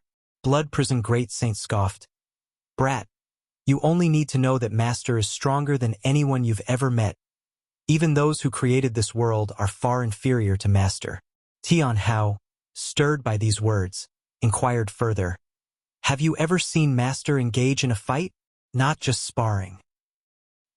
He was the top disciple of the Chenkuan sect, a leader of the younger generation, often going out on missions and establishing great merits for the Chenkuan sect. He had been through many life and death battles, and he was infatuated with that feeling. Fierce opponents indeed made for stronger challengers than those in sparring combat. Lvcien laughed and said, "I have, but no one could withstand even one move from your master." Ghost Mother of Ephemera added, "No matter how powerful, facing your master means meeting their end by a single sword strike." Lvcien grew enthusiastic and continued, "It's time for you lad to know about some of your master's past deeds." He began narrating stories from the Supreme Sect, and an Xian and Xinjian, who usually didn't chat with Tian Hao, occasionally chimed in, along with the Blood Prison Great Saint, thus unveiling the past of Guwen. Even Jiang Shi and Sheng Tian, Celestial Demon Child, Celestial Cyan, Tian Bai, Chun Chuan, and Ghost Mother of Ephemera learned about events they hadn't heard of before. From helping small sects establish the righteous Tao, to saving continents, oceans, and even the world, all could feel Guwen's heart turning towards profound goodness. After saving all living beings, Guwen had chosen to leave the Supreme Sect, live in seclusion here, and had supported the Chenkuan sect, which only increased their admiration. The Chenkuan sect remains an orthodox Taoist sect to this day. Though occasionally committing wrongful acts, most disciples still act by the code of chivalry, and even the Tao court wouldn't easily declare war on an orthodox Taoist sect like the Chenkuan sect. Tian Hao listened intently, his mindset gradually changing. Although Guwen had not taught him much directly since he was young, he had always admired his master, who had fostered him. In his youth, every act and word of Guwen had inspired him. He wanted to become like Guwen perhaps. I should not seek to become stronger just for the sake of being strong. Tian Hao watched Guwen, who was still meditating across the river, and reflected silently. The others were still marveling at past events, which now seemed very distant, giving them an unreal feeling. Suddenly, Guwen opened his eyes, and the entire Taoist field of the beginningless returned to normal. spiritual energy flowed again, and the path of cause and effect no longer ran wild. The first thing he saw upon opening his eyes was Tian Hao across the river. Master and disciple locked eyes, Tian Hao's gaze intense. When he saw his master's eyes open, his heart skipped a beat in fear. Guwen narrowed his eyes, and with just one look, he saw the entirety of Tian Hao's trillion-year lifespan. If you find any errors, ads pop up, ads redirect, broken links, non-standard content, etc., please let us know. Report so we can fix it as soon as possible. Chapter 606. Tian Hao and Gu and the embodiments of beings from the 3,000 worlds all once pursued the path of cause and effect, exhausting their lifetimes of energy and time. Although Guwen was unclear how long they had lived or what realm they had ultimately reached, their insights into the path of cause and effect, when gathered together, were incredibly vast. Guwen looked at Tian Hao, whose future rapidly unfolded before his eyes. 200 million years, 300 million years, 500 million years. Suddenly, Tian Hao's billion-year lifespan was all within his sight. Guwen saw countless destiny lines on him, among which one shone the brightest. That was the destiny undisturbed by the power of the current great worlds, a life path predestined by the heavens. Following this line, Guwen could see all that would come to pass for him. Tian Hao would become the strongest fighter in the celestial spirit great world. He would travel the path of the great Tao, he would challenge other great thousand worlds, and he would even venture into realms above the great thousand worlds. CTH Novel Fire. Net website on Google to access chapters of novels early and in the highest quality.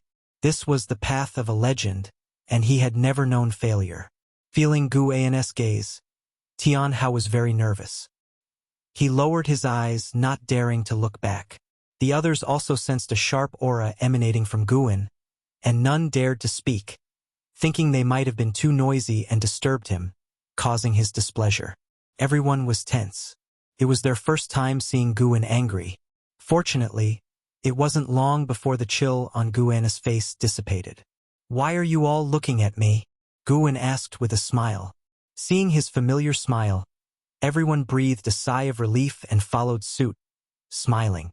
Senior Sister Anshin was the first to ask, "Master, did you just have a moment of sudden enlightenment?" Guwen replied, An epiphany indeed. All right, disperse now. You don't expect me to discuss my insights into this realm with you, do you?" Upon hearing this, everyone showed an embarrassed look. They dared not probe, especially since they didn't know what realm Guwen was in. They paid their respects in turn and took their leave. However, Tian Hao stayed. He leaped over a stream and came to Guwen's side, asking, "Master, the Tao Court is holding a grand event of peerless prodigies that claims to take place only once every 10,000 years. Do you think I should participate?" "I want to, but the elders in the sect fear I might encounter danger. The Tao Court is the common master of the world. They wouldn't do such a thing, right?" Many famous prodigies had trained at the Tao Court, and it hadn't schemed against them. Guwen answered, "One must always guard against others. Your biggest problem now is that you haven't faced hardship or defeat. That's also a good thing.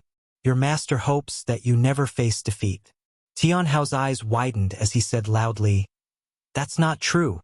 I've only ever lost to you. You brat. Still talking about winning and losing with your master? Then how about you try losing to me?" I was wrong. I was just spouting nonsense." Tian Hao quickly apologized after being glared at by Guwen. After that, Guwen asked about his experiences over the years, and he answered truthfully, his spirits high. Guwen understood Tian Hao's thoughts. The kid had always been looking for an opportunity to spend quality time with him. Before coming of age, although both were in the dojo, Guwen didn't accompany him in play the entire time. Of course, what the kid wanted most was Guwen's praise. Yet Guwen just wouldn't satisfy him. This kid is already proud enough. He must leave some room for improvement, lest his tail lift up to the sky. While chatting, Tian Hao leaned against the rock, looking up at Guwen. He did not sit beside Guwen. He was indeed very conceited, but he was filled with reverence for Guwen. He did not want to break that attitude. He hoped he would always revere his master, so he would have a goal. So many seniors had been surpassed by him, making him feel that the path of immortal cultivation was very simple. Only when compared with his master did he feel motivated and full of anticipation. He hoped his master would always be stronger than him so that he wouldn't feel alone on the path of immortal cultivation. From Tianhao's words, Guwen could feel his sense of belonging to the Chenkuan sect, and that his achievements had not led to any contempt for his own sect, which made Guwen all the more satisfied with him.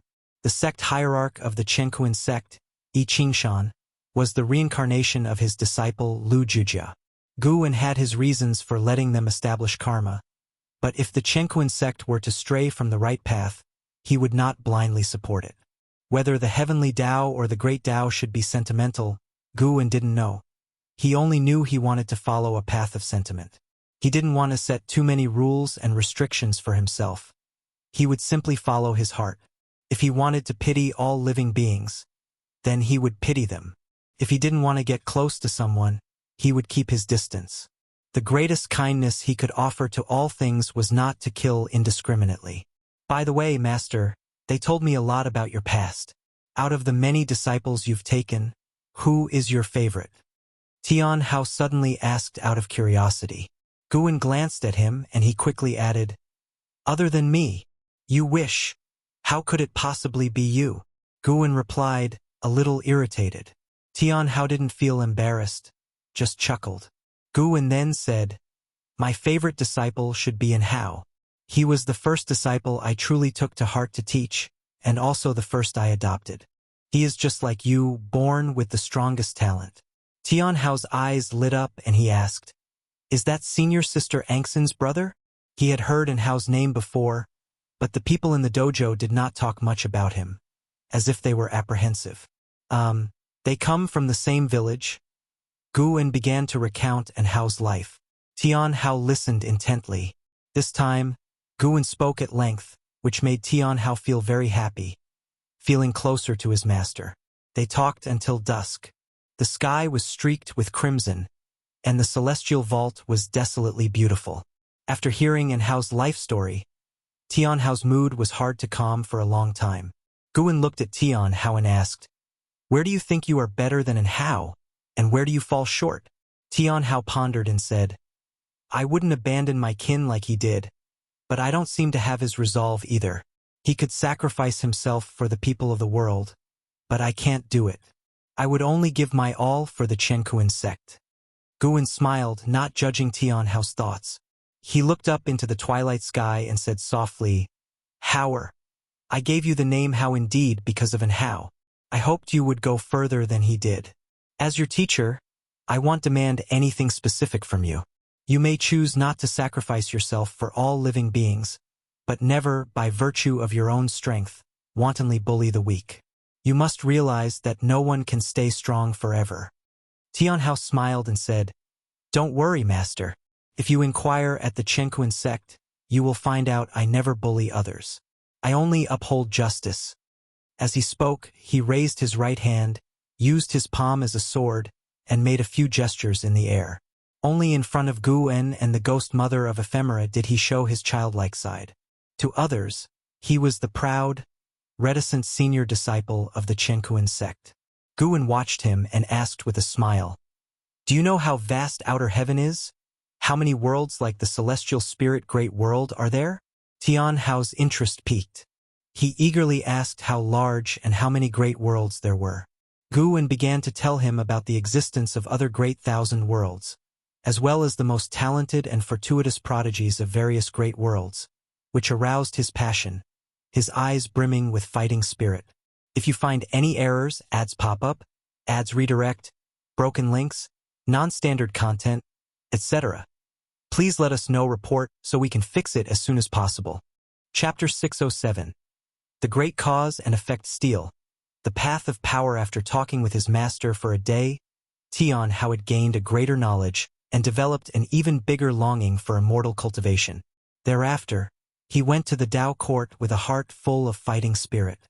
Dozens of years later, Tianhao's reputation spread throughout all the overlord-level forces in the world, and any cultivator who wasn't in some remote area had heard of his name. At the grand gathering of the ages, He overwhelmed the heroes of the world and became the unrivaled #1 talent of all time. The zenith of acclaim spurred Tian Hao to cultivate even harder, and every breakthrough upon his return from the Dao court caused tremors across the world. Time flew by. 20,000 years passed in the blink of an eye. The human world presented a new pattern, and although the Dao court remained the most powerful sect, many strong Taoist lineages had emerged. If they combined forces, they had the power to overturn the Dao court. The self-proclaimed righteous Dao court never initiated war against sects or imperial dynasties, so the human world remained at peace, though only relatively peaceful from a macrocosmic perspective of heaven and earth. In the Taoist field of the beginningless, the lowest cultivation level had already reached the heaven and earth flying immortal realm. Lvcn and Xin, Blood Prison Great Saint, and Celestial Demon Child had all become carefree primordial immortals. As for Tian Hao, he had reached the divine immortal of wondrous Dharma realm, and moreover, he was at the 9th floor of that cultivation level. Any talent paled in comparison to him, and coupled with the 3 Dao treasures gifted to him by Gu En, nobody could challenge him below the realm of Taoist Zongzizai immortal. Those 3 Dao treasures were 3 long spears, named Divine Punishment, Celestial Punishment, and Immortal Punishment, each containing different powers of the Great Tao. Regarding Gu An's favoritism towards Tian Hao, the other disciples in the dojo had no objections. They wholeheartedly acknowledged Tian Hao's talent. Even the Blood Prison Great Saint could do nothing but admire him. As 20,000 years had gone by, Tian Hao was now someone they all aspired to chase after. Beneath the starry sky, atop a massive mountain peak, there sat a serene palace. Within the palace, Ji Xiaoyu was meditating on a jade platform, surrounded by wisps of gray-tinged energy, a manifestation of the power of the Great Tao. A figure appeared atop the palace. It was the Sun and Moon Nether Emperor. The Sun and Moon Nether Emperor bowed deeply and, looking up at Ji Xiaoyu, spoke, "Your Majesty Tian Hao, known as the #1 talent of the world, has come to the Yin-Yang immortal domain. He has stepped into our territory, seeking the Yin-Yang rebirth flower. He seems determined to obtain it, and with the 3 ultimate treasures in his grasp, each possessing power not inferior to heaven and earth ultimate treasures, our people cannot stop him." As he mentioned Tian Hao, his expression was incredibly complicated. 20,000 years ago, he had heard rumors of a peerlessly gifted talent born in the central area of the great world. He thought those rumors were exaggerated, but having now encountered Tian Hao, he realized they were no exaggeration. In fact, they might have even underestimated him. Compared to Tian Hao's talent for cultivation, his talent for battle was even more prodigious. Sir the Nell Fire, NT website on Google to access chapters of novels early and in the highest quality. Ji Xiaoyu slowly opened her eyes, overlooking the Sun and Moon Nether Emperor, and asked, "You mentioned earlier he came from the Chenkuan sect. What is the background of this Chenkuan sect?" The Sun and Moon Nether Emperor answered, "Strangely enough, the Chenkuan sect lacks any great power, but has nurtured such an extraordinary talent. Oh, I've also heard there is an immortal protecting the sacred land of the Chenkuan sect, guarding only their homeland. I'm not sure if that's true." Hearing this, a flicker of intrigue crossed Ji Xiaoyu's eyes. She was silent for a moment, then said, "Let him advance. Allow him to reach the other domains, and there's no need to inform the other 3 emperors." The Sun and Moon Nether Emperor was surprised but asked no further questions, promptly taking his leave. Ji Xiaoyu gazed out at the starry sky, murmuring to herself, "Is it you, Tian Hao, and how you truly are formidable, always able to cultivate peerlessly distinguished talents." As she calculated with her fingers, her expression grew increasingly complex. Tian Hao's rate of cultivation was simply too mesmerizing, making her feel as if all past distinguished talents were inconsequential. At this rate, in less than 1,000,000 years, Tian Hao would become the foremost figure of this era. Perhaps even the legendary Shengtian of the past would be but a stepping stone for him. Ji Xiaoyu took a deep breath, her gaze towards the starry sky gradually firming. Perhaps it was truly time for her to take that step. In the early morning, Guwen was accompanying Xinjun in painting, next to a waterfall, by a mountain with beautiful scenery. Xinjun was painting a celestial spirit god vanquishing demons, while Guwen painted Ji Xiaoyu meditating. Xinjun glanced at Guwen and scoffed. "It seems you really miss your third Mississippi. Why don't you go find her in reincarnation?" Guwen answered, "She is not in the cycle of reincarnation." Xinjun showed no interest in Ji Xiaoyu. Seeing Guwen's response, she did not press further and instead turned to ask, "Look at my painting. Does it capture the likeness of the fairy?" Her understanding of the path of cause and effect was growing stronger. Even though her cultivation level was much lower than that of the celestial spirit god, she was able to depict the celestial spirit god's past without him noticing. Guwen glanced at her painting and said, "Not bad, but isn't it rather uninteresting to only probe into his past? This process allows me to deepen my understanding of the great Tao. Besides, what I can see is far from boring," Xinjun said proudly. The celestial spirit god was, in her view, second only to Guwen. Unable to depict Guwen, she could only paint the celestial spirit god. Guwen spoke with a profound tone. "Perhaps you should create a divine skill, a skill that only you can wield." Divine skills? Xinjun pondered thoughtfully. Her cultivation level was also that of a wandering immortal, and that was even without putting much effort into her immortal cultivation, so she grew increasingly confident, even believing that she would eventually surpass Tian Hao. Although Guwen did not think she could catch up to Tian Hao, her potential indeed seemed limitless. This was not solely due to the power of cause and effect from Fairy Yaoxian, but also the great cause and effect steel used by the Emperor of Eternal Life. The great cause and effect steel stood within the river of cause and effect, a manifestation of the great Tao itself, eternally indestructible within the great Tao. The existence of the great cause and effect steel was unimaginable.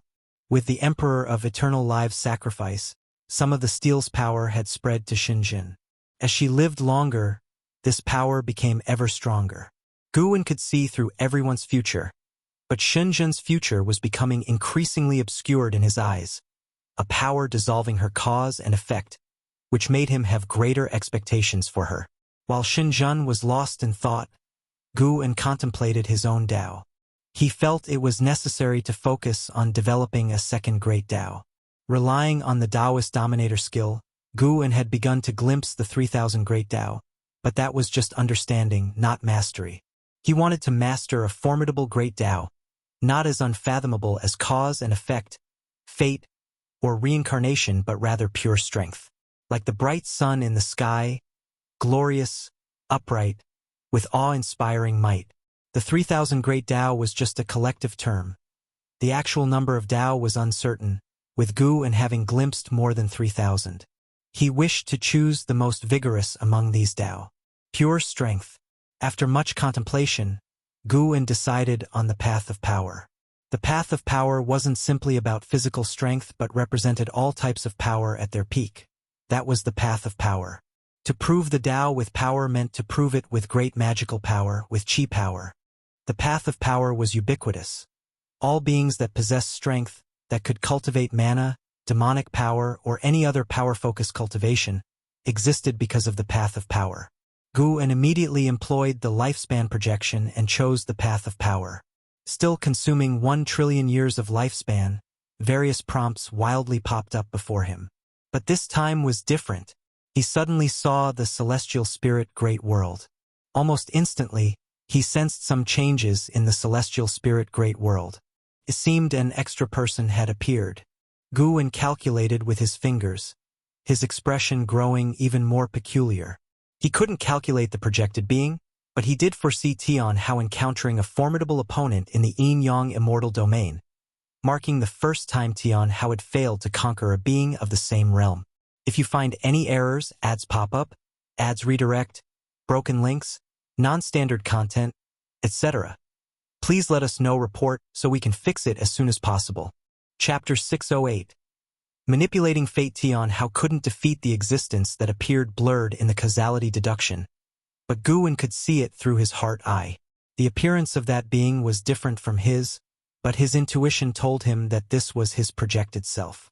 After escaping Tian Hao, the projected self turned around and jumped into the sea of reincarnation in the yin-yang immortal domain, entered reincarnation, and disappeared from sight. Start retracting the projected self. Start inheriting the great Tao insights. 2 prompts popped up, interrupting Guan's thoughts. He vanished from his spot and appeared at the edge of the dojo, starting to inherit the great Tao insights. It wasn't long before a disturbance occurred within the Taoist field of the beginningless, alarming everyone.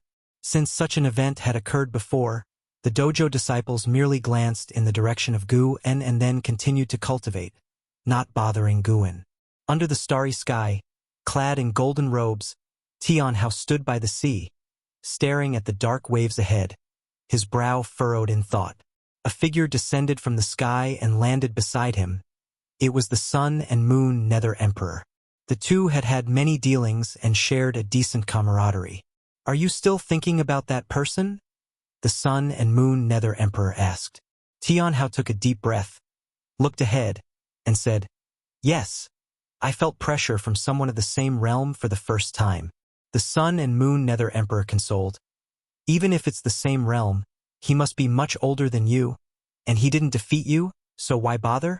In his opinion, Tianhao already had the greatest talent. He had witnessed the previous battle.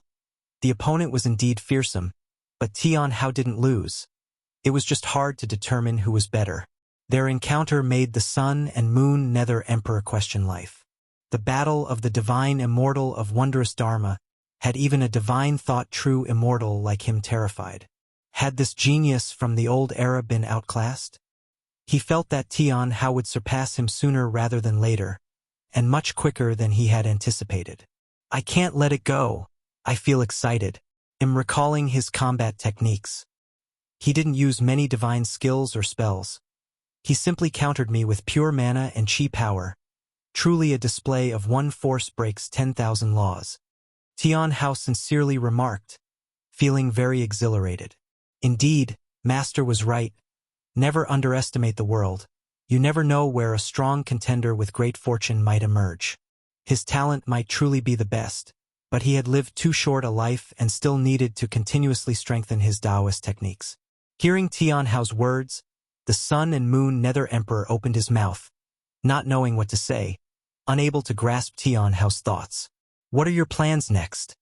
"You got what you wanted?" the Sun and Moon Nether Emperor asked. Facing a genius like Tianhao, he chose to make a strong connection, having a premonition that this connection might save his life one day. Tianhao withdrew his gaze, looked at the Sun and Moon Nether Emperor, and smiled. "I'm planning to go back. Not being able to sweep through the same realm shows that my combat ability is not enough. I will go into seclusion to cultivate for a while before venturing out again. If you ever come to the 9-spirit continent, seek me out. I won't let you down." The Sun and Moon Nether Emperor showed a smile. Getting such a promise from Tianhao was all he wanted. It at least proved that Tianhao was still willing to maintain their friendship. Then Tianhao bowed to the Sun and Moon Nether Emperor and transformed into a beam of extreme light, leaping up and quickly vanishing into the horizon. The Sun and Moon Nether Emperor watched his departing figure, a look of envy on his face.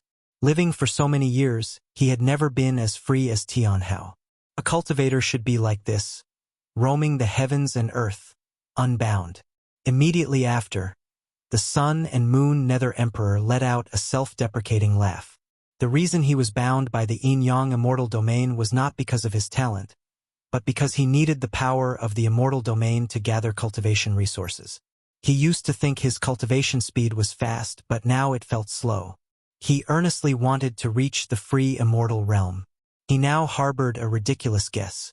He felt that Tianhao might reach the free immortal realm faster than him. After a while, a figure landed beside the Sun and Moon Nether Emperor, a mysterious cultivator enveloped in black mist, who said in a deep voice, "Emperor, His Majesty has left. She said she would head to outer heaven to pursue the great Tao, leaving you to lead the reincarnation domain."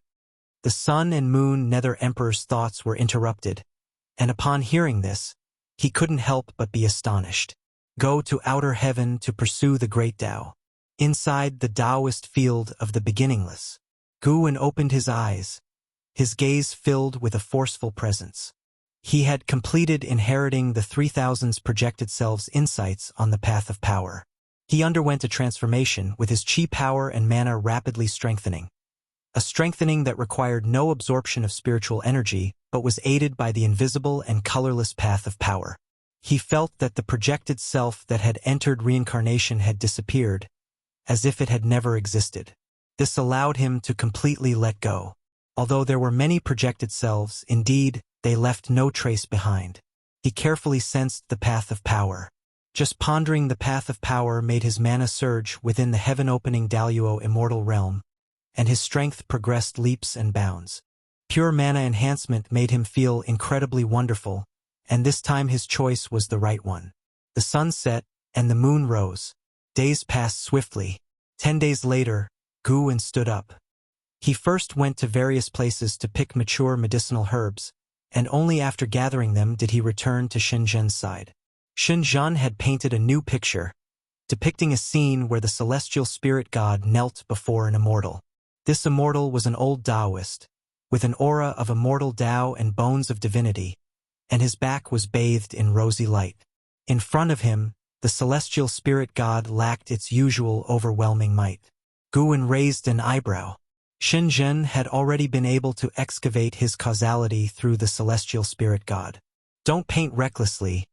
Be careful not to provoke an existence even I can't withstand. Guwen spoke.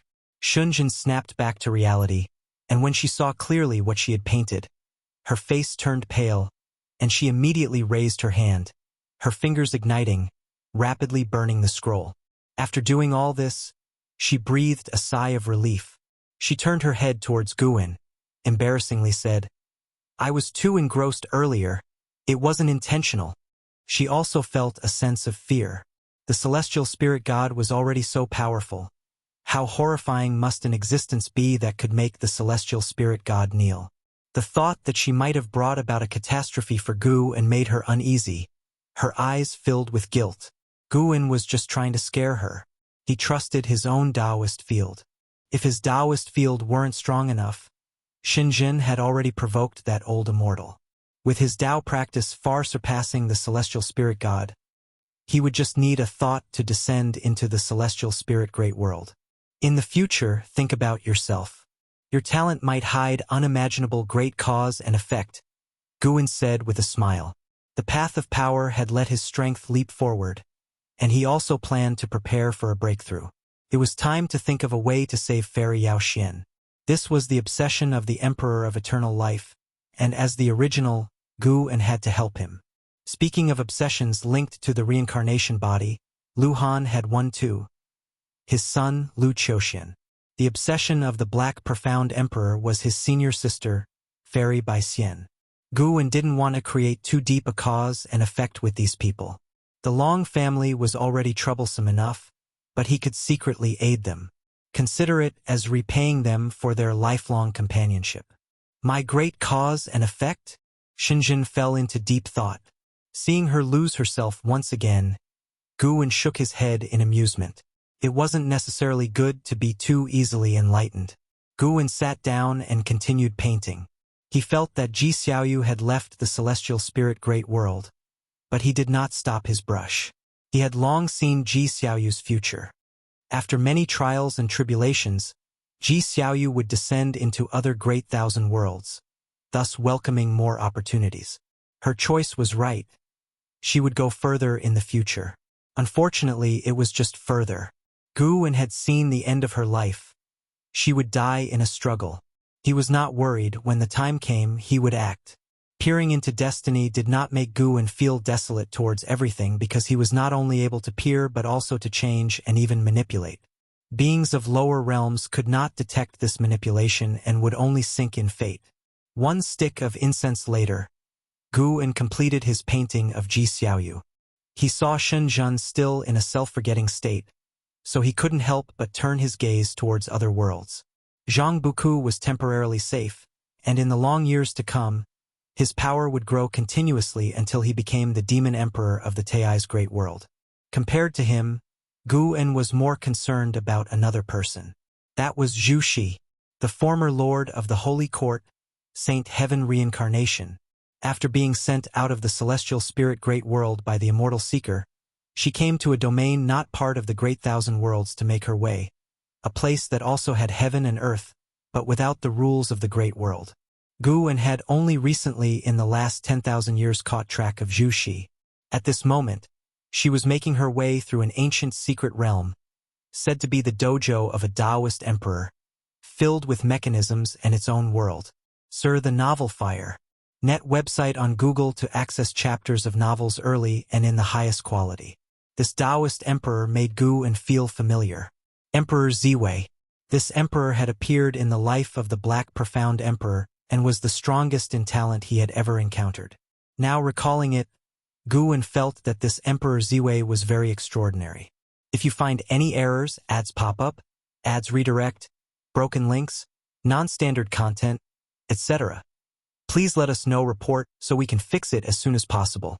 Chapter 609. Stealing Heaven Immortal Sect and Emperor Ziwei under the Black Night. Ghostly figures in white robes drifted across the hills and fields, their forms ethereal, like phantoms, making not a sound. Amidst the forest, Zhu Shi took in this spectacle, her eyebrows tightly furrowed. She slowly retreated into the shadows. She turned around and walked towards the deeper parts of the forest. Moonlight filtered through the gaps between the leaves, illuminating her figure draped in a deep purple long garment, her hair pinned atop her head, exuding an air of authority and spirit. Having left the celestial spirit great world tens of thousands of years ago, her experiences had already transformed her. She approached a stone statue in the forest, her hand gently caressing the statue while she muttered an enigmatic and complex incantation. Moments later, a luminescent green figure flew out from within the statue, an old crone in a Taoist robe, akin to a soul body, her face covered in black spots, especially frightening to behold. She looked at Zhu Shi, chuckling. "Are you at a loss?" Zhu Shi stepped back and asked, "Speak then. How shall we cooperate and what must I give?" The old crone peered at Zhu Shi, her face full of mockery. "It's simple. Let me take temporary possession of you. I will leave your body once we are out." Upon hearing this, Zhu's eyes frown deepened. "Each of those lost souls surpasses you in cultivation level, and they simply cannot step into this forest, unless you wish to stay here forever. This is your only chance, as long as you trust me." The old crone persisted, her gaze burning into Zhu Shi. She paused, then added, "Don't forget, you would already be dead without me." Zhu's eyes flickered, caught in indecision. For a long time, Zhu Shi looked up at the old woman and said, "I can agree to your terms. Now tell me your name and the origins of this Taoist field." The old crone revealed a smile. "I am called the Stealing Mystery Heavenly Maiden. This Taoist field was left by Emperor Ziwei. He set this place as a seal, and the most terrifying thing here isn't the lost souls. He left behind an avatar here, intended for revival as I see it." Emperor Ziwei? Zhu Shi silently noted down the name, then said, "Let's begin then." The Stealing Mystery Heavenly Maiden asked with a smirk, "Do you need my help to snatch some opportunities? I know where the good treasures are hidden." Zhu Shi shook her head. "No need. Let's just get out of here soon." The corners of the Stealing Mystery Heavenly Maiden's mouth curled up, and then she burrowed into Zhu's body. Instantly, the stone statue burst with green light, swiftly enveloping her. Zhu Shi closed her eyes, welcoming all that was happening. Guan, in the Taoist field of the beginningless far away, raised his eyebrows slightly. This Stealing Mystery Heavenly Maiden came from the Stealing Heaven Immortal Sect. The Stealing Heaven Immortal Sect belonged to the Emperor of Eternal Life. Although he was not the founder, the Emperor of Eternal Life had left his mark within the karma and destiny of the Stealing Heaven Immortal Sect. Guan's ability to cultivate the Immortal Emperor's eye was due to the inheritance left by a former sect hierarch of the Stealing Heaven Immortal Sect. The Immortal Emperor's eye had boundless mystical uses, and at the very least, his Immortal Emperor's eye divine power could reverse everything. Guan could feel that a part of Stealing Mystery Heavenly Maiden's karma belonged to the Emperor of Eternal Life. Before leaving the Stealing Heaven Immortal Sect, the Emperor of Eternal Life left behind many inheritances, and stealing mystery heavenly maiden had received one. Could it be that all the lost souls in this Taoist field were from the stealing heaven immortal sect? And there was no knowledge if the profound demon emperor was still safe. For that existence who had always aided the emperor of eternal life, Gu and had a profound impression. The profound demon emperor could be said to be the most loyal disciple of the stealing heaven immortal sect, spending his whole life trying to restore it. Speaking of which, since the stealing heaven immortal sect offended the celestial court, they could only flee all over, and now being suppressed here by Emperor Ziwei, could it be the will of the celestial court? Gu and remembered Emperor Ziwei bore an uncanny resemblance to Emperor Ziwei. Emperor Ziwei was the master of the immortal palace when the celestial spirit god and the celestial spirit immortal venerable met, a god of the celestial court. CTH novel Fire. Net website on Google to access chapters of novels early and in the highest quality. Guan continued to observe Zhu Zai's actions.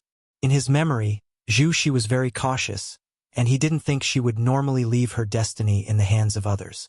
After being possessed by the stealing mystery heavenly maiden, Zhu Shi utilized a unique secret technique to quietly leave the forest. Along the way, she encountered many lost souls, all very powerful, some even of the golden immortal rank, but none noticed her. In the blink of an eye, time shifted to noon the next day, and Xinjin finally woke up. Guan stood up, not bothering to ask what she had realized, but left after dropping these words. Don't be so fixated all the time. Sometimes taking a break for a while can be more helpful. By the time Xinjun came to her senses, she could no longer see his figure. Indeed, I seem to have become quite obsessed lately, always trying to pursue enlightenment. It appears I've been stimulated by that kid. Tian Hao, Xinjun murmured to herself as she stood up to tidy up the easel. Her mood was still fairly good. Although she hadn't made any breakthroughs, she had all the time in the world to comprehend it. In the Taoist field of the beginningless, she never had to worry about danger and felt as if time was extraordinarily lengthy. As she was wondering whether to write a book or go shopping at the Chenkuan sect, Zhu Shi was in the midst of a life-and-death battle.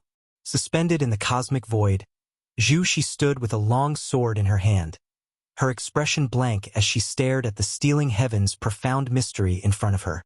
The profound mystery had become younger than before, her features bewitchingly beautiful, with only a few dark spots remaining on her face.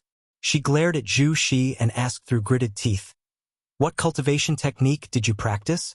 How did it protect your divine soul?" Zhu Shi raised her sword toward her and said, "The Taoist unique venerate skill. Have you ever heard of it?" The color drained from stealing heaven's profound mystery's face. In an instant, the void around them changed color, and twisting green light appeared in every direction, making the void seem like an illusion realm. "Whose disciple are you from the celestial court?" Stealing heaven's profound mystery asked in a deep voice, her eyes filled with hatred. Zhu Shi snorted coldly. "I have nothing to do with the celestial court. I'm just an ordinary person from a mortal realm. If you insist on taking over my flesh, then let's fight to the death. May it be your soul scattering or my body and Tao being annihilated. It's all a matter of skill." When she spoke these words, she exuded the aura of the holy court's Shengtian, an aura cultivated from being unmatched for years, fearless in the face of anything. Stealing heaven's profound mystery suddenly opened her arms, and in an instant, numerous figures appeared amidst the twisting green light, like countless arrows raining down on Zhu Shi. Before Zhu Shi could confront these figures, a green beam of light descended from the sky, enveloping her. Everything happened too rapidly, so fast that Zhu Shi couldn't dodge in time. "Do you dare to be so audacious in front of me?" Stealing heaven's profound mystery said with scorn. The figures that moved towards Zhu Shi quickly surrounded the green light pole, forming layers upon layers in an arrangement resembling a formation. Upon closer inspection, these figures greatly resembled the lost souls from the secret realm she had encountered before. Zhu Shi was unable to move, feeling as if she was being consumed by countless ants. She didn't despair. Jin Qi started to emanate from her body, circling around her. Gradually, golden lines appeared on her forehead, interwoven, resembling a golden lotus blooming upon her brow. Stealing Heaven's profound mysteries' pupils dilated suddenly. Just as she was about to speak, the golden lotus on Zhu Zai's forehead burst forth with dazzling golden light, piercing the green light and annihilating the soul shadows along its path. In a flash, Stealing Heaven's profound mystery dodged to the side, appearing in another location. Just as she appeared, she fixed her gaze and saw that Zhu Zai's figure was no longer inside the formation she had created. Boom! A sword light suddenly attacked, and Zhu Xi appeared out of nowhere behind her, severing her head with a single strike. The sword light extended infinitely after the cut, eliminating the twisting green light in the void and returning everything to darkness. Stealing Heaven's profound mysteries' head spun in the void, locking eyes with Zhu Zai's sword-wielding figure. Stealing Heaven's profound mystery was furious, her alluring face contorting with rage. Just as she attempted to retaliate, a hand suddenly grabbed her head, rendering her motionless. Her eyes widened as she cried out, "Who?" Zhu Xi stopped, her eyes filled with dread, as she saw the figure gripping Stealing Heaven's profound mystery's head. It was a man dressed in a dragon-patterned purple robe, wearing an imperial crown with hanging beads, his garments exquisite, and behind him, 18 purple-scaled flood dragons twisted in the air, his face utterly indifferent. "Emperor Ziwei, how is this possible? You?" Stealing Heaven's profound mystery cried out in shock, but before she could finish, Emperor Ziwei crushed her soul head, and her soul body dissipated with it, gone without a trace. After doing all this, Emperor Ziwei's indifferent gaze fell upon Zhu Xi, causing her to shudder in fear.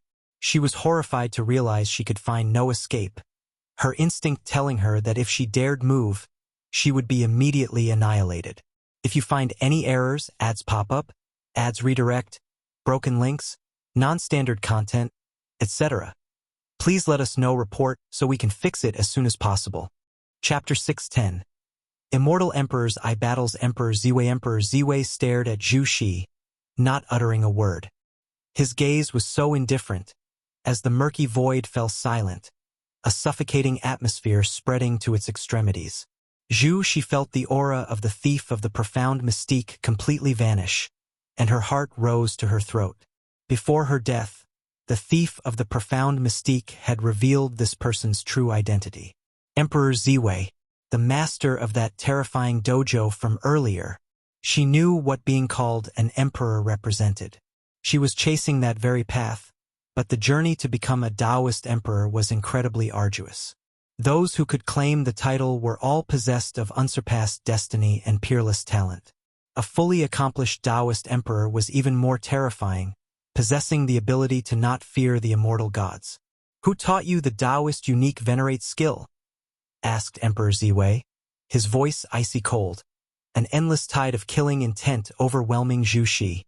Without control, Zhu Xi blurted out 4 words, "Immortal Seeker." Having spoken, her heart was thrown into turmoil. What was going on? Why couldn't she restrain herself from speaking the truth? Emperor Ziwei narrowed his eyes, murmuring to himself, "It's him, as unsettled as ever." He continued asking Zhu Xi, "Besides him, do you have another master? What is his name?" He could sense that the immortal seeker's influence on Zhu Xi wasn't significant, and Zhu Xi was burdened with even greater karma. Zhu Zai's complexion changed dramatically.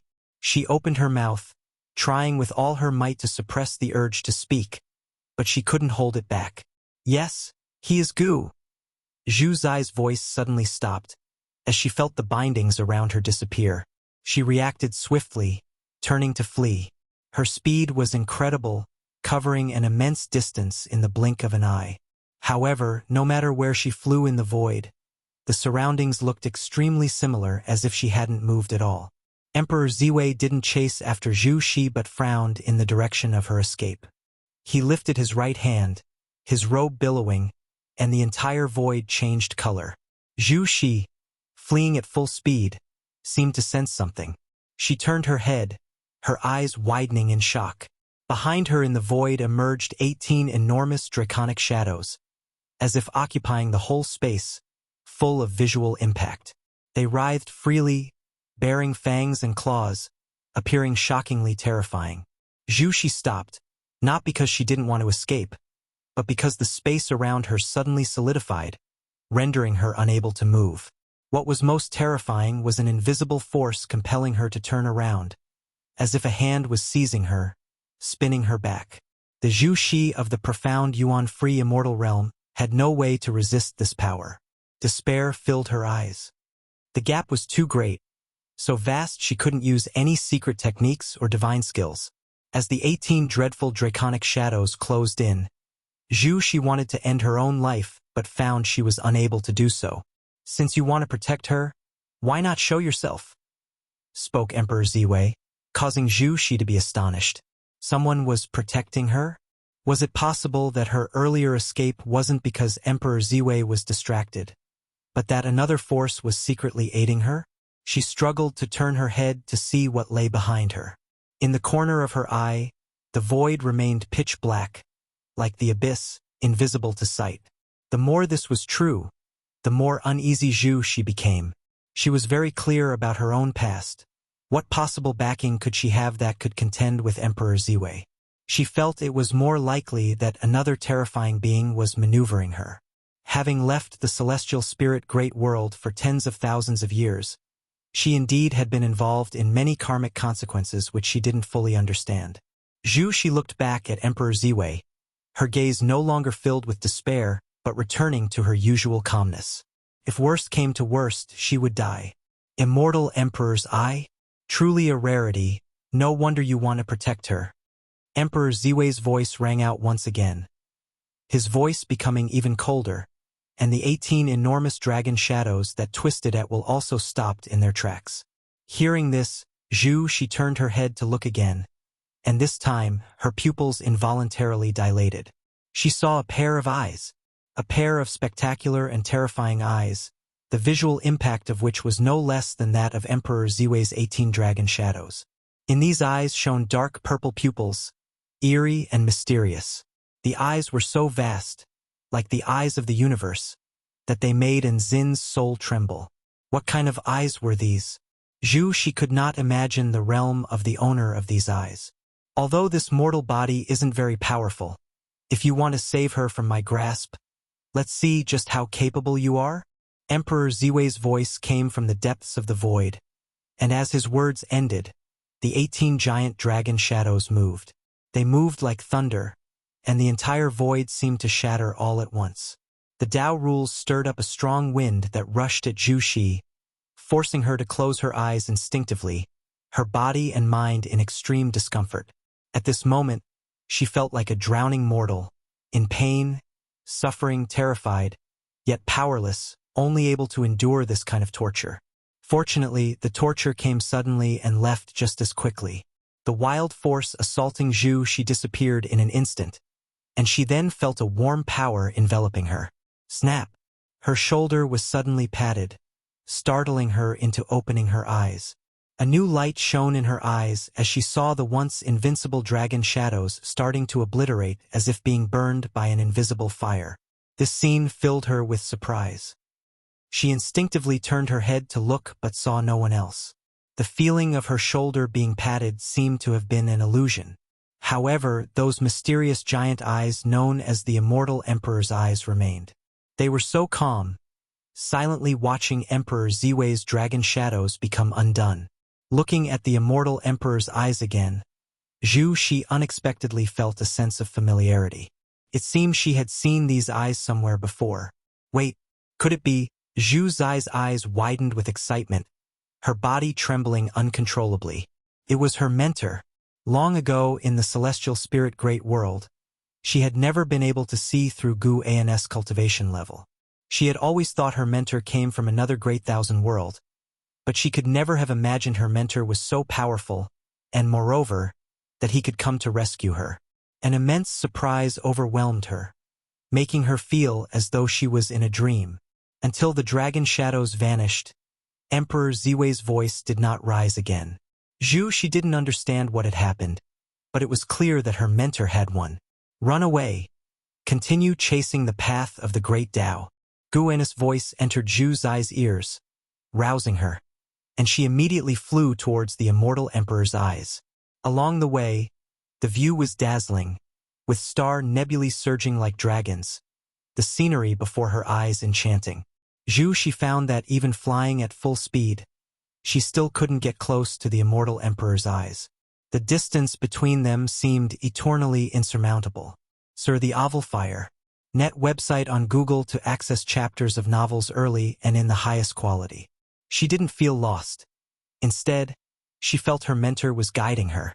Looking at the majestic immortal emperor's eyes in the distance, Zhu Zai's eyes were filled with longing. How many years would she need to cultivate to reach such a realm?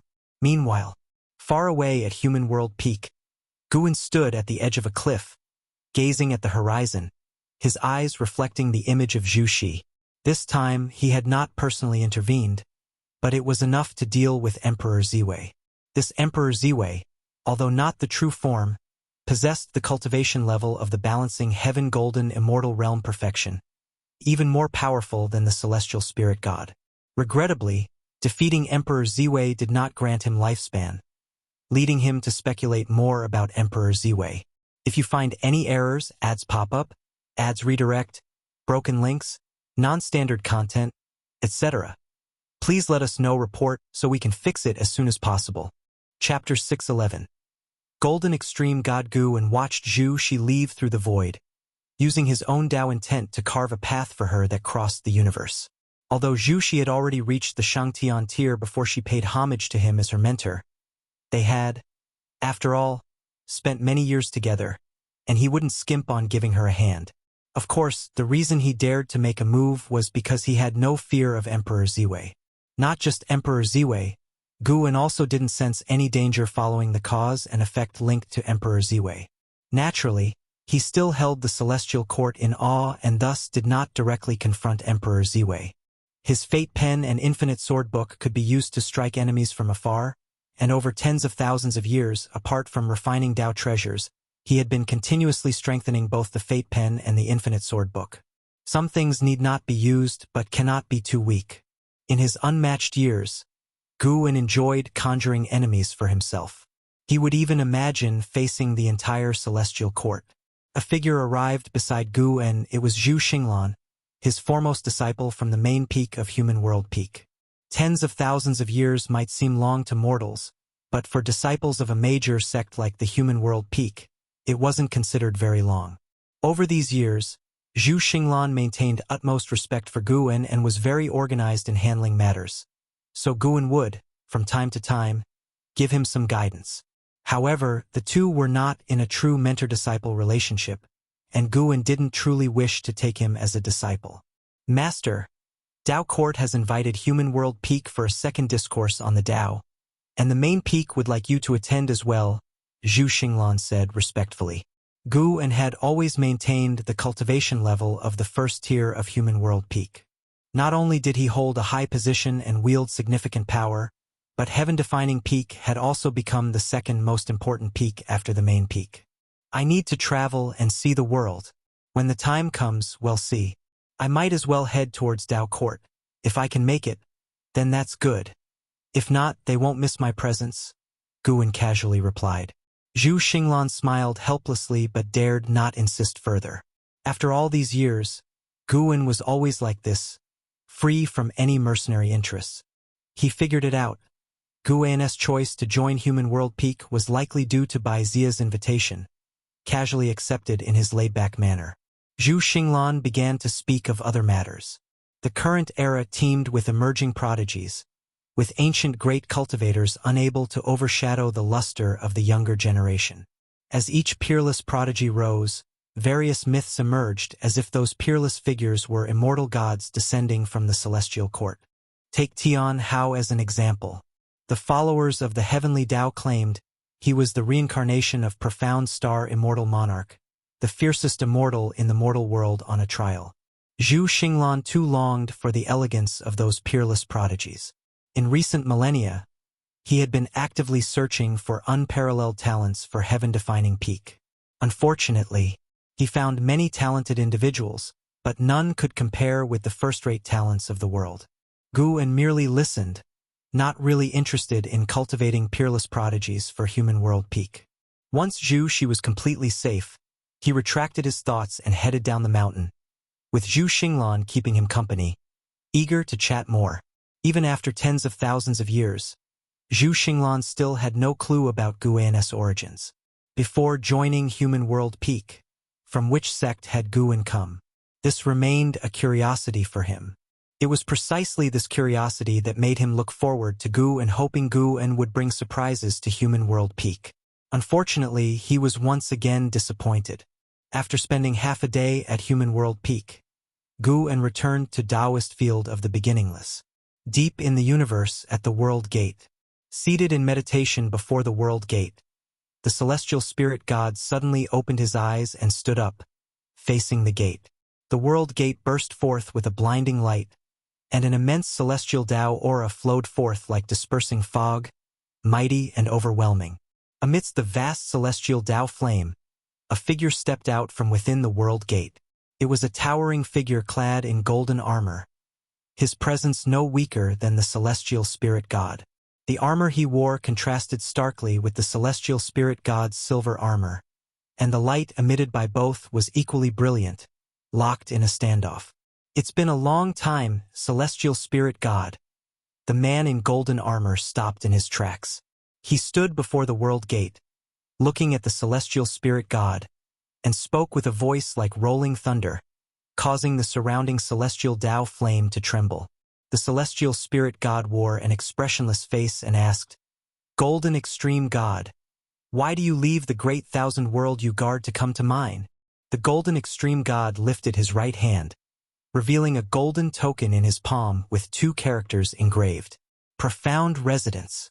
The gaze of the celestial spirit god remained unchanged as he continued, "The profound star immortal monarch is really quite audacious." The golden extreme god snorted coldly. "That's none of your concern, and even your former master, Emperor Ziwei, has no right to pry into the affairs of an immortal monarch." The celestial spirit god fell silent for a moment, then slowly turned aside to make way for the golden extreme god. The golden extreme god stepped forward, passing by the celestial spirit god, where gold and silver lights merged, and flames surged. After walking 10 steps forward, the golden extreme god halted, slightly tilted his head, and glanced at the celestial spirit god from the corner of his eye. "The immortal monarch appreciates you. Back in the immortal palace of Emperor Ziwei, he saw that your potential was far beyond that of a celestial god, and you could go much farther. Once this matter is settled, I shall ascend to be a celestial Tao star monarch, and you will still have a chance to consider it. When I return here, I expect an answer from you." CTH Novelier, an ET website on Google to access chapters of novels early and in the highest quality. With that, he vanished into thin air, leaving behind only strands of golden flames drifting away. The celestial spirit god watched the direction the golden extreme god had left, a look of contempt flickering in his eyes, then returned to his meditation spot. Time flowed like a gentle stream. 100 years passed as swiftly as a single day. Inside the Taoist field of the beginningless, midway up the mountain, Guan sat on a tree branch, giving an Xian guidance on cultivating divine skills, while his gaze lingered on the golden extreme god who had descended into the human world a century ago. This golden extreme god possessed the cultivation level of the late stage of the heaven-balancing golden immortal realm and was on the cusp of breaking through to the perfection realm. After coming to the human world, the golden extreme god did not cause much disturbance. He wandered the human world, created secret realms, divine statues, and left behind legacies, even offering guidance to some beings with exceptional talent, causing these beings to acquire the celestial Tao destiny. Since the golden extreme god was not committing evil deeds, Guan naturally had no reason to oppose him. Perhaps there was some scheme of the celestial court behind this, but for these beings, it indeed represented a significant chance, even altering their lives. The profound star immortal monarch seemed to want to make the celestial spirit great world a world that worships him. The reason for not showing himself was probably fear of the celestial court's dissatisfaction. Do the immortal gods of the celestial court also need the masses to bolster their destiny? Guwen found this quite amusing. The way of destiny has existed since ancient times. Gathering a group of people's fortunes together can foster a greater power of protection. Guwen had seen into the Golden Extreme God's future. If he did not intervene, the Golden Extreme God, due to arrogance, would face the challenge of the champion of this realm. After being suppressed repeatedly, the Golden Extreme God would grow increasingly impatient, becoming brutal in his interactions, thus tarnishing his image in the hearts of all beings and affecting the profound star immortal monarch as well. In the end, the Golden Extreme God would be captured by a force from beyond the skies, serving as a resolution for the beings. The Golden Extreme God, Emperor Ziwei, profound star immortal monarch. Guwen felt the mystique of the celestial court gradually revealing itself to him, yet he still couldn't fathom just how powerful the celestial court truly was. He sensed that celestial gods like the celestial spirit god and the Golden Extreme God must be at the lowest tier of the celestial Tao immortal position. For a universe like the celestial spirit great world to be controlled by the lowest tier immortal god, even if the 3,000 great worlds joined forces, they would pose no threat to the celestial court. Master, why is this calamity absolute so difficult to practice? Is it part of the way of destiny or the way of cause and effect? And Zin's voice came from below, drawing Guwen to turn and look at her. Guwen replied, "It will become whichever great Tao you want it to be." What he taught was not only the calamity absolute but also the methods of cultivating the immortal emperor's to see whether an Xian could successfully practice them. If you find any errors, ads pop up, ads redirect, broken links, non-standard content, etc., please let us know report so we can fix it as soon as possible. Chapter 612. Tian Hao's Destiny. The rise of the immortal emperor's Ian Xin had taken a profound interest in the calamity absolute since she began cultivating it. She believed that the divine power had infinite mystical uses, not just limited to calamities, and she cherished the opportunity to be mentored individually by Guwen Gu and felt that an Xian indeed held the potential to master the immortal emperor's He chose to impart the immortal emperor's only to an Xian because her comprehension was continuously improving at a pace unmatched by others. She was growing into another and how. While Guwen watched the Golden Extreme God instructing the geniuses of the human world, he preached to an Xian, helping her to better enter the state of enlightenment required for the immortal emperor's At the same time, he pondered when to make his breakthrough. For his next breakthrough, he planned not to enhance his Taoist technique but to advance directly. Why bother enhancing the Taoist technique first when he already felt quite powerful, having recently comprehended the path of power, strengthening his methods for crossing the tribulation?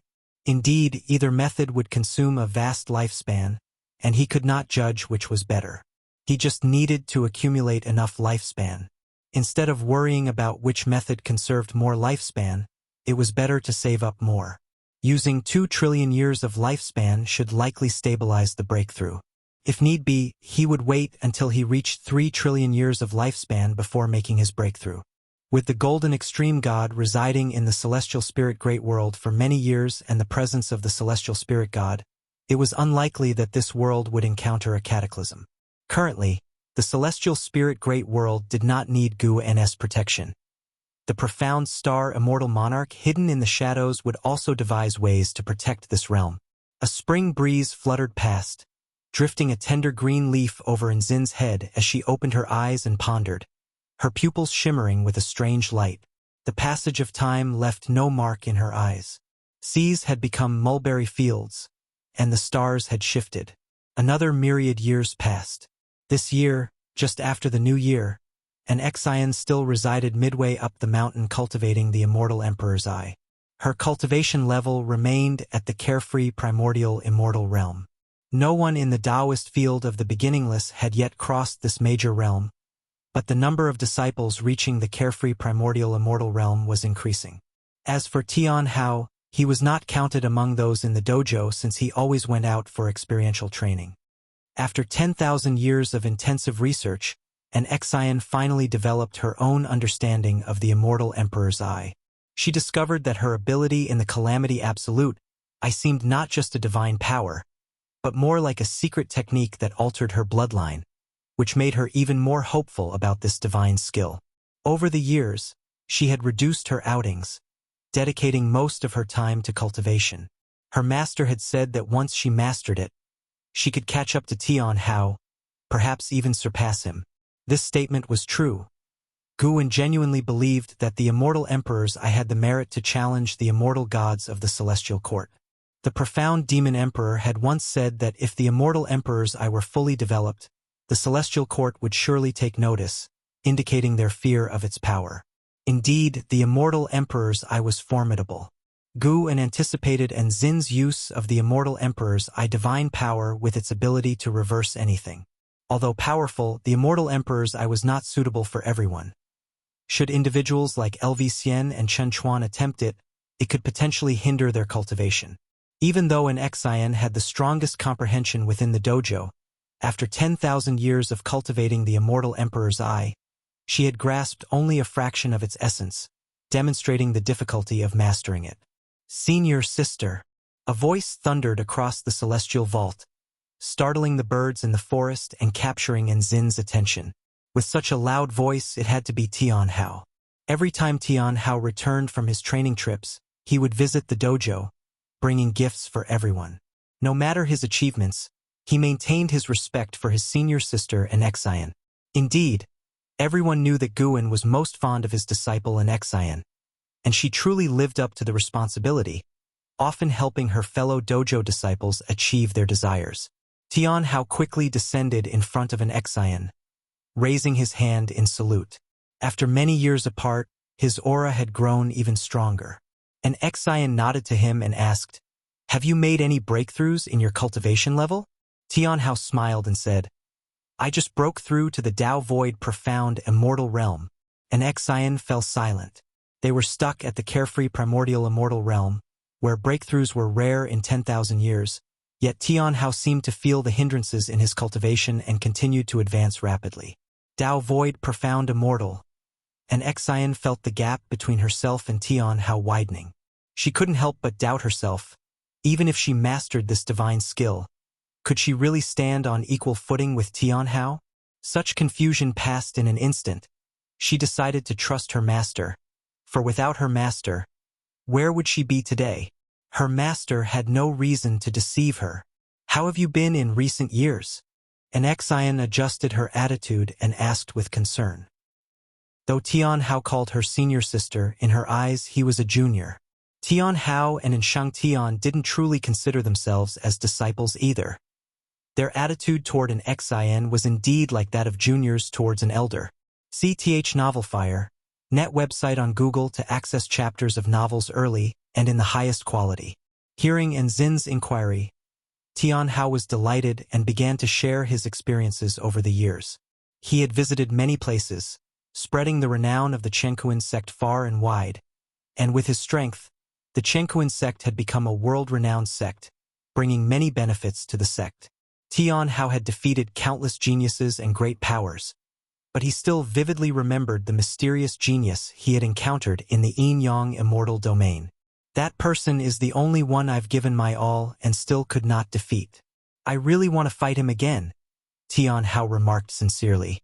And Zin's expression turned odd. Someone was able to suppress Tian Hao within the same realm? She couldn't believe it. Could it be that Master was disguising himself to play with Tian Hao, to prevent this young man from becoming arrogant? The more she thought about it, the more it seemed possible. Such an opponent had neither hurt Tian Hao nor left a name. Everything seemed so coincidental, so mysterious. This indeed sounded like something her master would do. She did not voice her conjecture, but instead smiled and said, "Having an opponent is a good thing. He has always been an inspiration to you. Sooner or later you will meet again. What you need to do is maintain your cultivation attitude before then and not give yourself reasons for regret." Tian Hao nodded, then smiled and said, "If you and the others also ventured out, with the Tao treasures in your hands, you could certainly make a great name for yourselves." He had always been puzzled by one thing. Why did the master only allow him to go out for training? Chen Chuan and Shengtian had expressed their envy in private more than once. An Xian shook her head and said, "We would not venture out, we will always accompany the master." Accompany? Tian Hao was even more confused. the master often went out too. He didn't dare to discuss the master, and quickly changed the subject. The two talked for a while longer. Tian Hao then took out the prepared gift and bid farewell. An Xian played with the jade hairpin given by Tian Hao, squinting her eyes as she watched his departing figure. An Xian was surprised inwardly. She saw a peculiar kind of destiny around Tian Hao, entwining him like a dragon, radiating scorching light. What was that destiny? Curious, an Xian pondered. Then, her face showed delight. She raised her hand to touch her eyes, feeling a mysterious power surging within them. If you find any errors, ads pop up, ads redirect, broken links, non-standard content, etc., please let us know. Report so we can fix it as soon as possible. Chapter 613. Hongmeng Great World reuniting with Tian Hao. An Xian unexpectedly felt the power of the immortal emperor's eye. She closed her eyes, deeply immersing herself in understanding. Far away, within the Chenquan sect, drinking, Guwen also sensed the occurrence. Perception between immortal emperor's eyes was exceptionally sharp. He felt both relieved and curious. Could it be the destiny of innate immortal gods that stimulates the immortal emperor's eye? Wait, could the immortal emperor's eye be the pathway to innate immortal gods? Is this also why the celestial court fears the immortal emperor's eye? Guwen speculated thus, but he couldn't be sure. After all, he hadn't yet seen the celestial court. Brother Gu, what are you thinking about? Why aren't you drinking? The cultivator sitting opposite Guwen asked with a smile. He was a good friend Gu and had made in the Chenquan sect in recent years, named Guanqiu. The two were fair-weather friends, not concerns for each other's cultivation progress. If they met, they would simply enjoy wine and meat and chat about the pleasures of life. Guanqiu's appearance wasn't handsome, but his cheerful personality, combined with his bright smile, easily closed the distance with others. Guwen revealed a smile, saying, I was just wondering when the geishas you spoke of would appear in the city. Guanqiu laughed, shaking his head in amusement. This is the Chenquan sect. How could there be such a place of song and dance? If you're interested, it'll take you to the imperial city later, where the noble officials of the human world know how to enjoy. The two chatted on this topic for quite some time. Eventually, Guanqiu was the first to stand up and say goodbye, lamenting, I've got to go out on another mission, to alleviate suffering and difficulty. I fear it may be years before I can return. He was just an ordinary lower-level disciple of the Chenquan sect, so for him, a few years was quite long. Guwen offered him a blessing, then watched him depart. When Guanqiu had left, Guwen drank alone, his gaze passing through the window, appreciating the scenery on the street. Even within a major sect like the Chenquan sect, cultivators of all realms were striving for their own destiny. Guwen had already seen, while drinking, that Guanqiu would encounter hardships on his journey, even be tortured by demon cultivators to the point of preferring death, but he did not intervene. Guanqiu would meet the golden extreme god during the most desperate moment of his life, marking a turning point. The drinking buddies Guwen had made in the Chenquan sect long exceeded 10,000. Many had entered reincarnation, and others had forgotten him.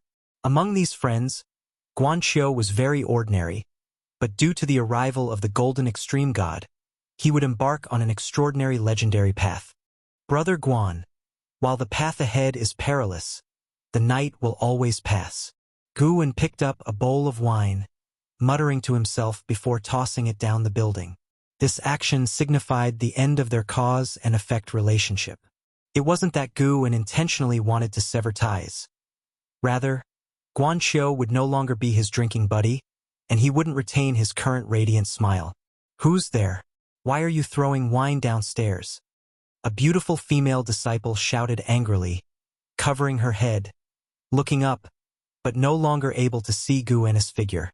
The cultivators passing by on the street glanced at her, yet no one approached to strike up a conversation.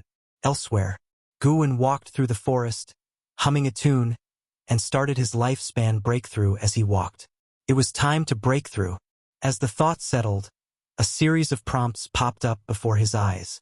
You have initiated the lifespan breakthrough function. Based on your current realm, the following breakthrough locations are selected for you: 1. Path of the Great Tao. 2. Fallen Divine Realm. 3. Abyss Tao Sea. 4. Celestial Extreme 9 Heavens. 5. Tao Origin Ancestor Tree. 6. Ling Mountain. 7. Tai Ching Deep Realm. 8. Misty Immortal Court. 9.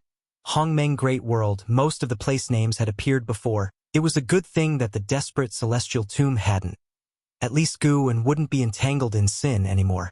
Looking at Ling Mountain and the Misty Immortal Court, Gu felt a bit hesitant. Should he represent the Emperor of Eternal Life and revisit his old haunts? Forget it. After becoming the sect hierarch of the Stealing Heaven Immortal sect, the Emperor of Eternal Life might have already caught the attention of the Celestial Court. It was not worth the risk. CTH Nelfer. Net website on Google to access chapters of novels early and in the highest quality. Gu's attention was drawn to the Hongmeng Great World. The two characters Hongmeng were evidently not simple. In the myths of Wuxia from his previous life, Hongmeng represented the ancient. It represented the starting point of everything. There was even a saying that Hongmeng existed before chaos. Why not go there? Gu hesitated for a moment, then made a decision. To teleport to the Hongmeng Great World, it will require 10 billion years of lifespan. Do you wish to proceed? 10 trillion years of lifespan to Gu now was hardly anything to consider. He agreed without hesitation. Immediately following was the familiar sense of discomfort, causing him to close his eyes, deprived of his senses. After a while, his senses returned, and he opened his eyes. What entered his vision was a vast and boundless universe, filled with a faint purple haze, where he could see stars, continents, and spectacular nebulae like no other. He immediately activated his lifespan barrier, then resumed observing the Hongmeng Great World. Once the lifespan barrier was up, his heart was completely at ease. At a glance, the universe seemed boundless. Even as a heaven-opening Daluo immortal like him, he couldn't see the end in one look. This place's stars and continents showed no signs of life. Everything seemed dead and silent. Could this be a desolate great thousand world? Gu thought curiously, but feeling the spiritual energy drifting in the universe, he believed that with such spiritual energy, life should have been nurtured. The Tao rules here were very intact and even richer. It was the place with the densest Tao rules among all the worlds he had been to. Being born in such a universe, when a living being first gained spiritual intelligence, the power it possessed would be at a height unattainable by all beings in the celestial spirit great world in their whole lives. After watching for a long time and not seeing any living beings, he gave up and then summoned his attribute panel. Name, Gu Lifespan. 82. 002/2, 014, 000, 089, 137, Physique. Primordial Reincarnation Undying Body. Cultivation Level. Heaven-opening Daluo Immortal Realm Perfection, unknowingly. He had already reached the age of 80,202. Recalling the past, he felt somewhat emotional. Could those old friends from the Supreme Sect have imagined that he would reach such heights in his cultivation today? 2 trillion years of lifespan was Gu's confidence for a breakthrough. He immediately invested lifespan into his cultivation level, starting with 10 trillion years of lifespan. You practice Qi absorption cultivation for 1 trillion years. Your great achievement in the Taoist Dominator skill forcibly impacts the Miaozhen Daluo Immortal Realm. Starting crossing the tribulation, you did not endure the lawless and unrestrained creation of the Great Celestial Tribulation. Crossing the tribulation failed. You practiced Qi absorption cultivation for 2 trillion years. Your great achievement in the Taoist Dominator skill forcibly impacts the Miaozhen Daluo Immortal Realm. Starting crossing the tribulation, you did not endure the lawless and unrestrained creation of the Great Celestial Tribulation. Crossing the tribulation failed. One line of prompts after another fell. 10 trillion years of lifespan could only suffice for 10 breakthrough attempts, ending as usual in failure. Gu felt in his heart that lifespan was becoming increasingly less reliable, but looking at the 5 characters of Miaozhen Daluo Immortal, his heart was full of anticipation. As long as he could successfully break through, no matter how much lifespan it cost, it would be worth it. He changes the number of years of lifespan he invested, pouring in 100 trillion years of lifespan in one go. What boldness! Although he had not yet succeeded, Guwen already possessed the spirit of a Miaojian Daluo immortal, or at least that was how he felt within his heart. If you find any errors, ads pop up, ads redirect, broken links, non-standard content, etc., please let us know. Report so we can fix it as soon as possible.